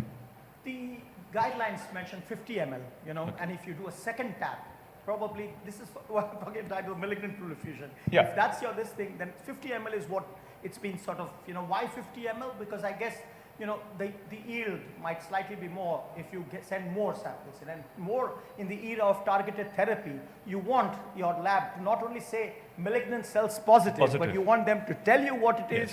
You want to do mutation analysis, etc. So the as in the tissue is the issue, I think cells are the issue. So, Send more I of it. guess as far as the diagnostic criteria, yeah, Dr. Sandeep, please. I mean, I would say that if the patient has got lot of effusion, massive effusion, you tend to take out a therapeutic aspiration. You definitely tend to make a cell block also along with it, and you can send it as much as possible. Because many times they will make a cell block and they will do, even they can do studies on the cell block itself rather than going for the biopsy. And So any let's take it audience more questions, of it. please, I We would have already request taken any around. audience to be, in case they have any queries pertaining to what we are talking about on the stage. And Amita, we'll come back to you next. Any other questions, please hang around. We'll be taking your questions as well. So, Dr. Dharmesh, your take on that. I beg to differ this, a therapeutic aspiration in a patient, nothing has shown except maybe a bit of symptomatic relief that if you go and drain, I'll talk about it later on, but draining them just because you have a needle in doesn't mean you need to just go on removing fluid, both a diagnostic and a therapeutic one, because draining out fluid has not really actually shown to reduce any residual problems as such. So in case the patient is extremely breathless, then maybe yes, removing it. And also it's interesting to note that the breathlessness is not due to any impaired lung function, but it is with the diaphragm. Yes. Amita, yes? Dharmesh, I'm really sorry to contradict you, but there is a proper trial in which they have had, it's a randomized controlled trial for TB patients, whereby one group of patient is done therapeutic TAP and the other group is done diagnostic TAP, and the resultant pleural expansion and thickening at the end of 6 months of treatment is less in those who underwent a therapeutic aspiration, and there's a proper trial, and therefore we always recommend that when you put in the needle, please aspirate out everything when you're suspecting TB. And No. there is actually a randomized controlled trial. Well, we always love to defer, and that's why Yes, it's great fun. that's the beauty of a debate, but he's the referee, no hitting under the belt. Rules are very clear. Can I add something? He's the referee, yeah. He's done all the work. No, Ashish is there looking over all of us. So maybe both are correct in their own ways, but the thing is that there are trials which have suggested that if you are putting in a needle for a tubercular pleural effusion, it has to be drained out completely. So RCTs, my pathologist will differ when I say the guidelines tell us just 50 ml is good enough. He or she says, Amit, no, send me all the fluid that you get in a bottle. Exactly. So You know, our pathologists and want when as we much as asked you, possible. when we asked them why, they said we do not want sample only to say yes or no. We want sample, we want cells to be, spinned. We want samples to be preserved for later on studies as but well. we send For malignant everything. diffusion only, for malignant diffusion. But, sorry to So say in this, case but- we are in doubt as to, whether we are looking at a benign or a malignant pathology, my pathologist always says, please send me 500 ml to 1000, whatever you drain, there's no point keeping it and throwing it away. Send everything to me, we'll make the best use of it. That's what we do. But That's that's, what what we we do. do. That's And what the we do. fluid is So kept that's- 15 that's- microbiome, so- everything Exactly. else So goes that's for contrary to cycle. what the Everything. so Always. the practice that we follow might differ from what it's there in the books, because practical experience can be very different from Actually, guidelines. that was what I was going to add, that most of the time whenever the pleural fluid is tapped and cytology is sent, it's always those 5 cc, 10 cc or 20 cc. But in fact, we need our pathology lab to know that we'll be spending the whole bottle. Yeah. They would take the sediments, centrifuge, Yeah. and then Then- see then the they will- slides as well as make a cell block. Yeah. Yes. Yeah, Dharmesh, for malignant pleural effusion. For malignant effusion, because these cells for later on studies as No, well. but the thing is that, very often malignant pleural effusion could be looking exudative, yellow, straw colored. How do you know? So the thing is, it need not always be red the first time. So you must send it for everything. What is the harm? Let your pathologist work more. When I we are can not sure see- about the diagnosis. Dharmesh, and- I can see Dr. Surikant is here. Amita. Eh, Amit. Sir. Can I? एक Can quick I? comment. please, Yes, sir, go sir. ahead, Sir, sir. Okay. Go ahead, go ahead. Amit तो Dr. बहुत Chal. Smart है, बहुत बढ़िया case. Otherwise, in discussion, if we are conversating just on the corridor when we are talking, lymphocytic predominant, ADA positive, pleural effusion, single effective therapeutic aspiration, start ATT. Right. But even in the patient on the right, sir? No, मैं उसकी बात कर रहा हूँ जो ADA positive, Yes. clear ADA positive है. Both are ADA positive, हाँ, but one is a lymphocytic 68-year-old exudate है. heavy smoker, Lymphocytic, one is a 30-year-old वो man. उसको तुझे malignant cytology and cell block के लिए भेजना है. Definitely. But at the same time, you are not wrong if ADA is positive, lymphocytic predominant, patient with leave aside if smoking, ATT is justified, single therapeutic aspiration if the fluid is not recurring. but cell block should be done. Exactly. Cell block should be sent. And, 100%. and just now I went to the poster session. The chap from Jaipur has done in suspected malignant pleural effusion, Dharmesh is talking, right? The cell block mixing with thrombin material and showing the positive results. So I'm sure this is what will be normal, but you are passing half an hour on this is wonderful. Thank you. Next. We have one question from the audience here. I think, yeah. Sir. Thank you, Dr. Ashish Tandon, for giving this wonderful opportunity. I am Dr. Suryakant from Lucknow. So I have two comments. I'm totally agree what the two great ladies said and finally Dr. Chawla So we have said. no option but to agree with the ladies, but gentlemen can fight. Dharmesh may not agree, I think, but this is a democratic country and now we are heading toward the UC majority. My so don't mind apologies for Dharmesh. starting this controversy. you- I do take out all the fluid. Okay. Okay, so you see, in this country, patient is not patient. He's highly impatient. He won't relieve. So, Dharmesh, you have to think of the Indian mentality, the Indian patient's mentality. Simply, he is not patient, he is impatient. So he wants that, yes, once you say that your lung is meant for the air, not for the fluid, and your lung is having fluid. So he wants this, doctor, my fluid should be out. So you'll convert it with air. No, that's, what is harm if you have put him inside needle and if you take as much?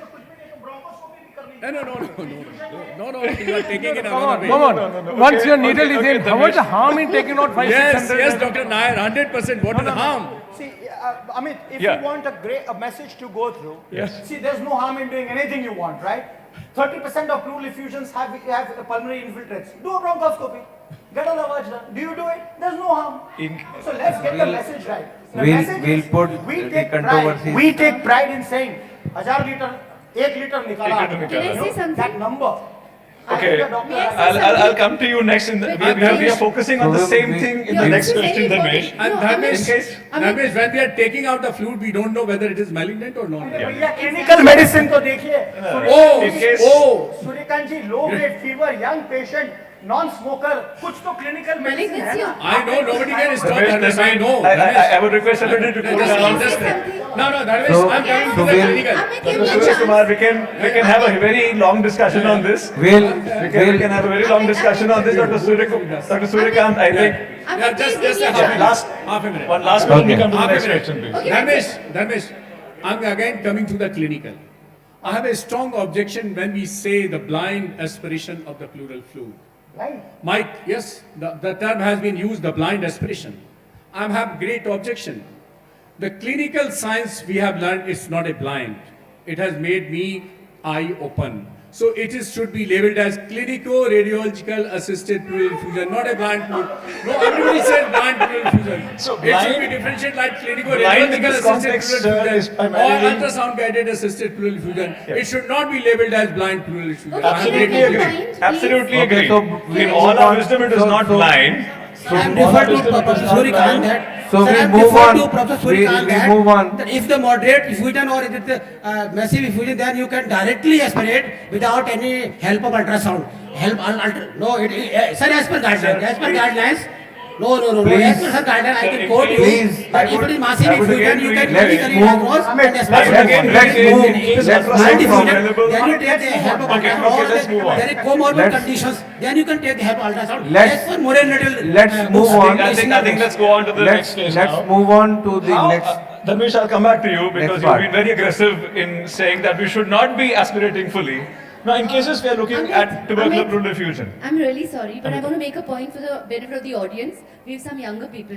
So if there are pulmonary infiltrates and if there's a pleural effusion, then definitely you want to do a bronchoscopy because pleural effusion very often can be hypersensory reaction in TB and therefore it will not give you a yield and it will not even tell you if it's TB, whether it's sensitive or resistant. I also belong to Mumbai where Tarang lives. 15% of primary MDR we have. Is MDR. So, So if there all is lung we- infiltrates, the- you the have point to is do a very clear. bronchoscopy. In case If we have sputum is not any- present, because he said if you have effusion in pleural pulmonary In infiltrates, case we you'll have also do any sample bronchoscopy. which is going to prove that the patient is having culture positive tuberculosis and is going to say that is sensitive or resistant to tuberculosis, Amit, by Amit, all means, Amit. take all samples before we Yes. start the No, but medication. Amit, the thing is that you don't know whether it's hypersensitive reaction or But whether we it's do not, invasion. in case- So in if you have case there pulmonary are- infiltrates, pulmonary TB is a multibacillary TB, Absolutely. pleural TB is Absolutely. possibacillary. Absolutely. So you rather do bronchoscopy first if there's no sputum. You would rather do both together, or you do According sputum to me, first, the and patient in is case not dead, the negative, sputum and we is send both positive, the samples myself. for culture. Make sure, the point to make is that all the samples have to be sent for culture for tuberculosis, and in due course of time, sensitivity as well.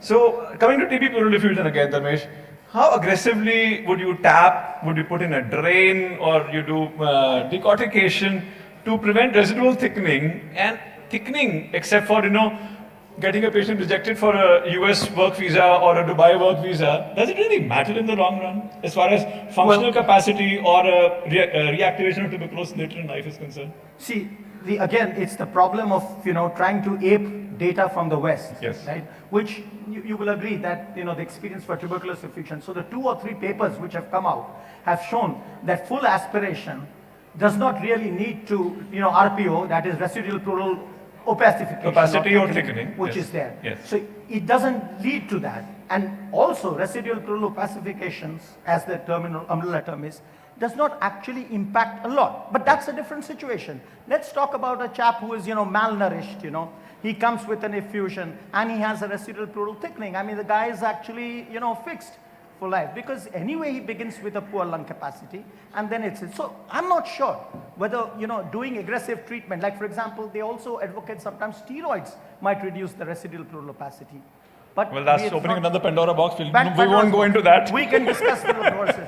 I mean, I'll just quickly mention there are lots of, I think, controversies and things that are not very clear in the management of pleural TB. But I just wanted to highlight that we are actually conducting a pleural ERS pleural TB task force, and it is not going to be based on Western data, but we've got lots of people from India, from South Africa, who are involved, who see lots of pleural TB. So hopefully in the next couple of years we'll have some more clarity based on recommendations, including steroids, drainage, when to start anti-tuberculous treatment. That will be, we can discuss then.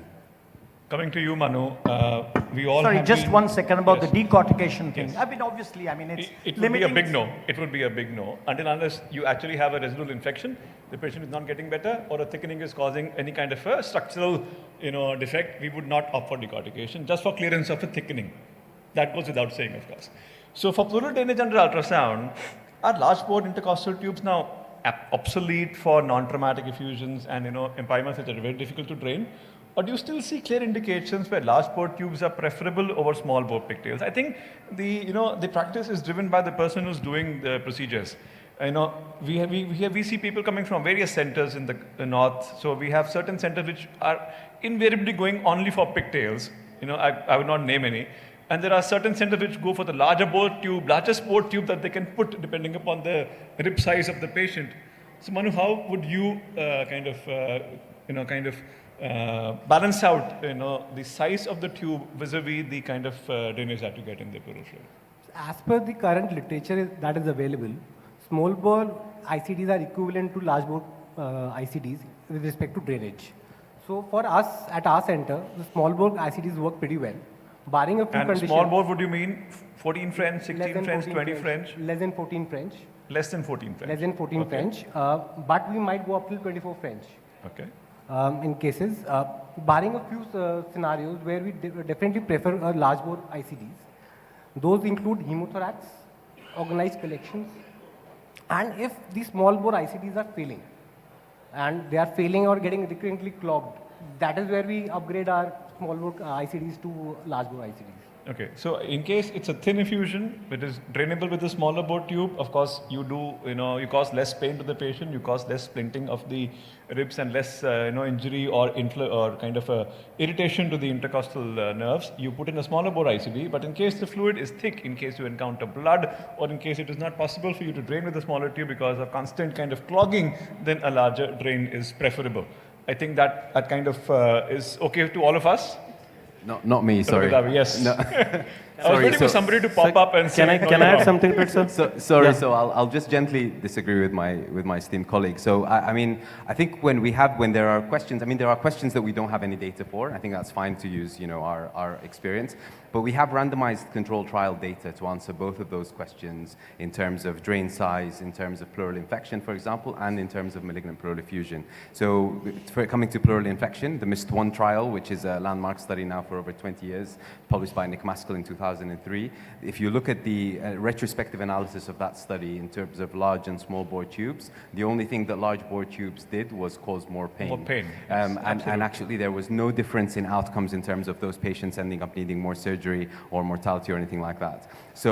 Less mortality. In malignant pleural effusion, time 2 compared large and small bore tubes for efficacy of talc pleurodesis, and 12 French tubes were non-inferior to 24 French tubes. However, there was a signal, it wasn't statistically significant, but there was a signal to perhaps better efficacy in the larger bore tubes. So our practice at the moment, and the practice that we kind of recommend in the guidelines, is that 18 French as a medium bore is probably a reasonable balance between pain and efficacy as well. That's probably So where we have to think that the procedure should not be a failure. We should be able to drain whatever we wanted to, at the same time causing minimal amount of pain and discomfort to the patient. And that's, I think, holds the balance between choosing the particular size of the tube. Yeah, Dr. Saurabh. Can I add something? So I think so whatever these trials we are talking about, they have a habit of regular flushing these smaller bore tubes also.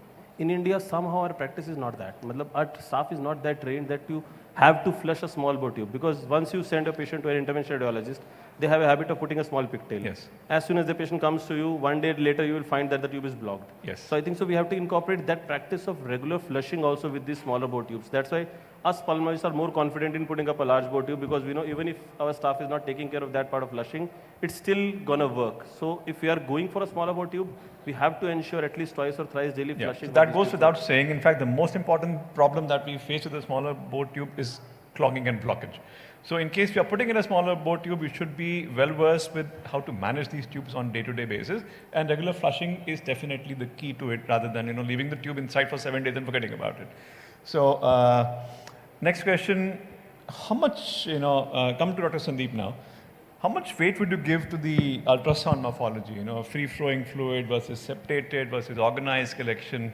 When choosing between a particular modality of drainage, we can talk about aspiration, catheter, fibrinolytics, and surgical referral. This is a wide question. I think we're going to develop on it for the next 2-3 minutes. And Dr. Sandeep can start. Yeah, so we do all our aspiration under the guidance of the ultrasound. I would say ultrasound is not an adjunct. It actually helps you in you planning your procedures, because it's not only it's guiding you, it's also helping you how to manage the patient. Because if you see a thin fluid, maybe the aspiration is doing well, but if you can see a lot of septae, and of course, like Sir said, that it's more of septation, is more of infection. What exactly the biology is more important, but still, if you can see a lot of septae and a lot of loculated, you may go ahead and you may do a fibrinolysis with. So in this particular patient, you would do only aspiration, put in an ICD, or do medical thoracoscopy clearance, or refer straight for decortication. So you can see a lot of septae out there in the second picture you say. So you have to go ahead. You may not do just aspiration. You may go ahead and may put in a small door and may do a fibrinolysis in this patient. If it succeeds, very good. Otherwise, they are subjected to a surgical patient. But first, we always, if there's a good pocket, we may put in a bore, small bore, like we have already talked about it, and we go for fibrinolysis. Of course, the MIST trial didn't show much with the streptokinase. My own experience. We are all very happy with streptokinase, goes without saying.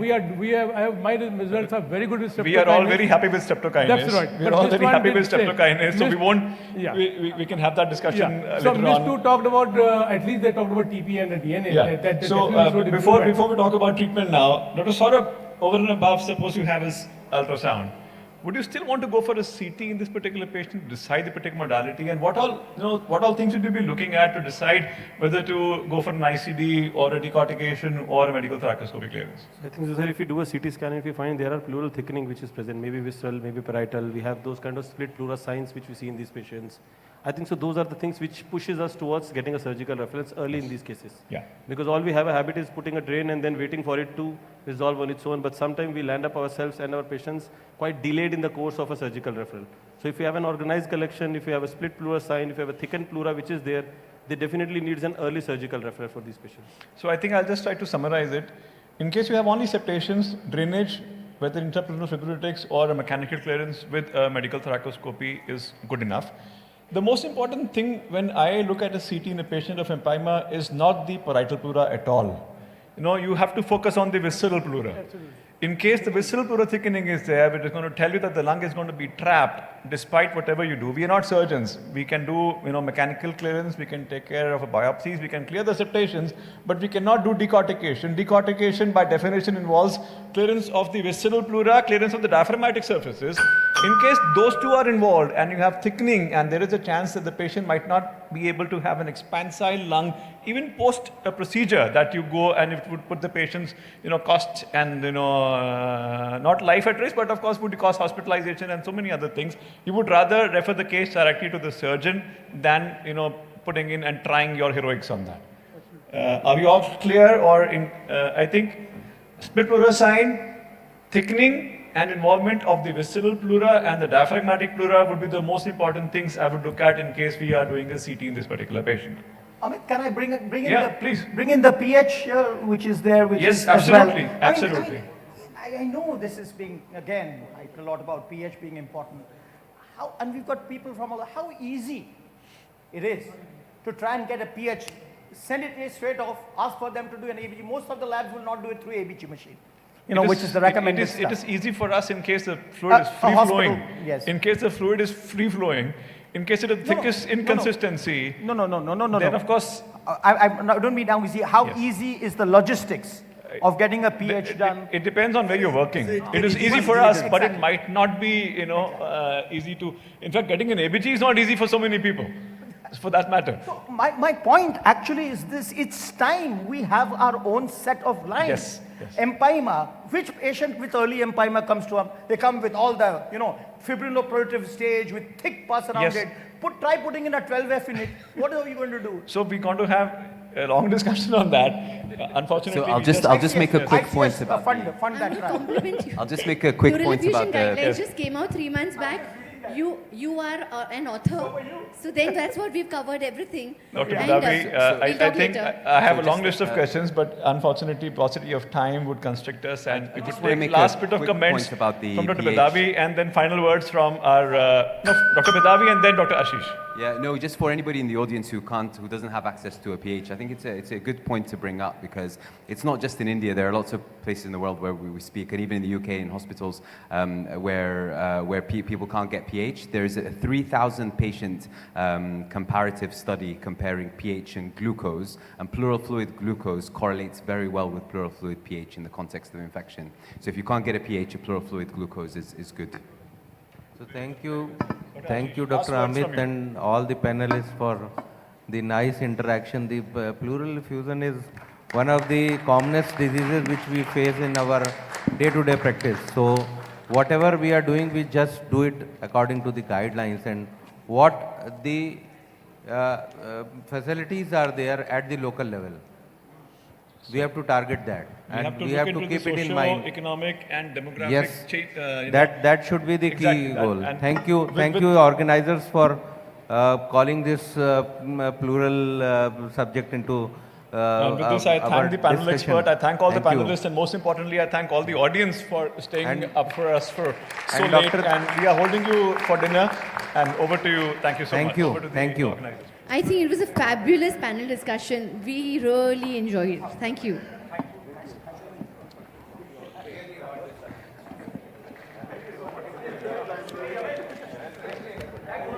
So thank you to the audience for staying back till late. But this is not the end of the story. We have a brilliant sessions coming up tomorrow morning as well. So please be here on time and we will try to start you on time tomorrow. Thank you. Have a good night.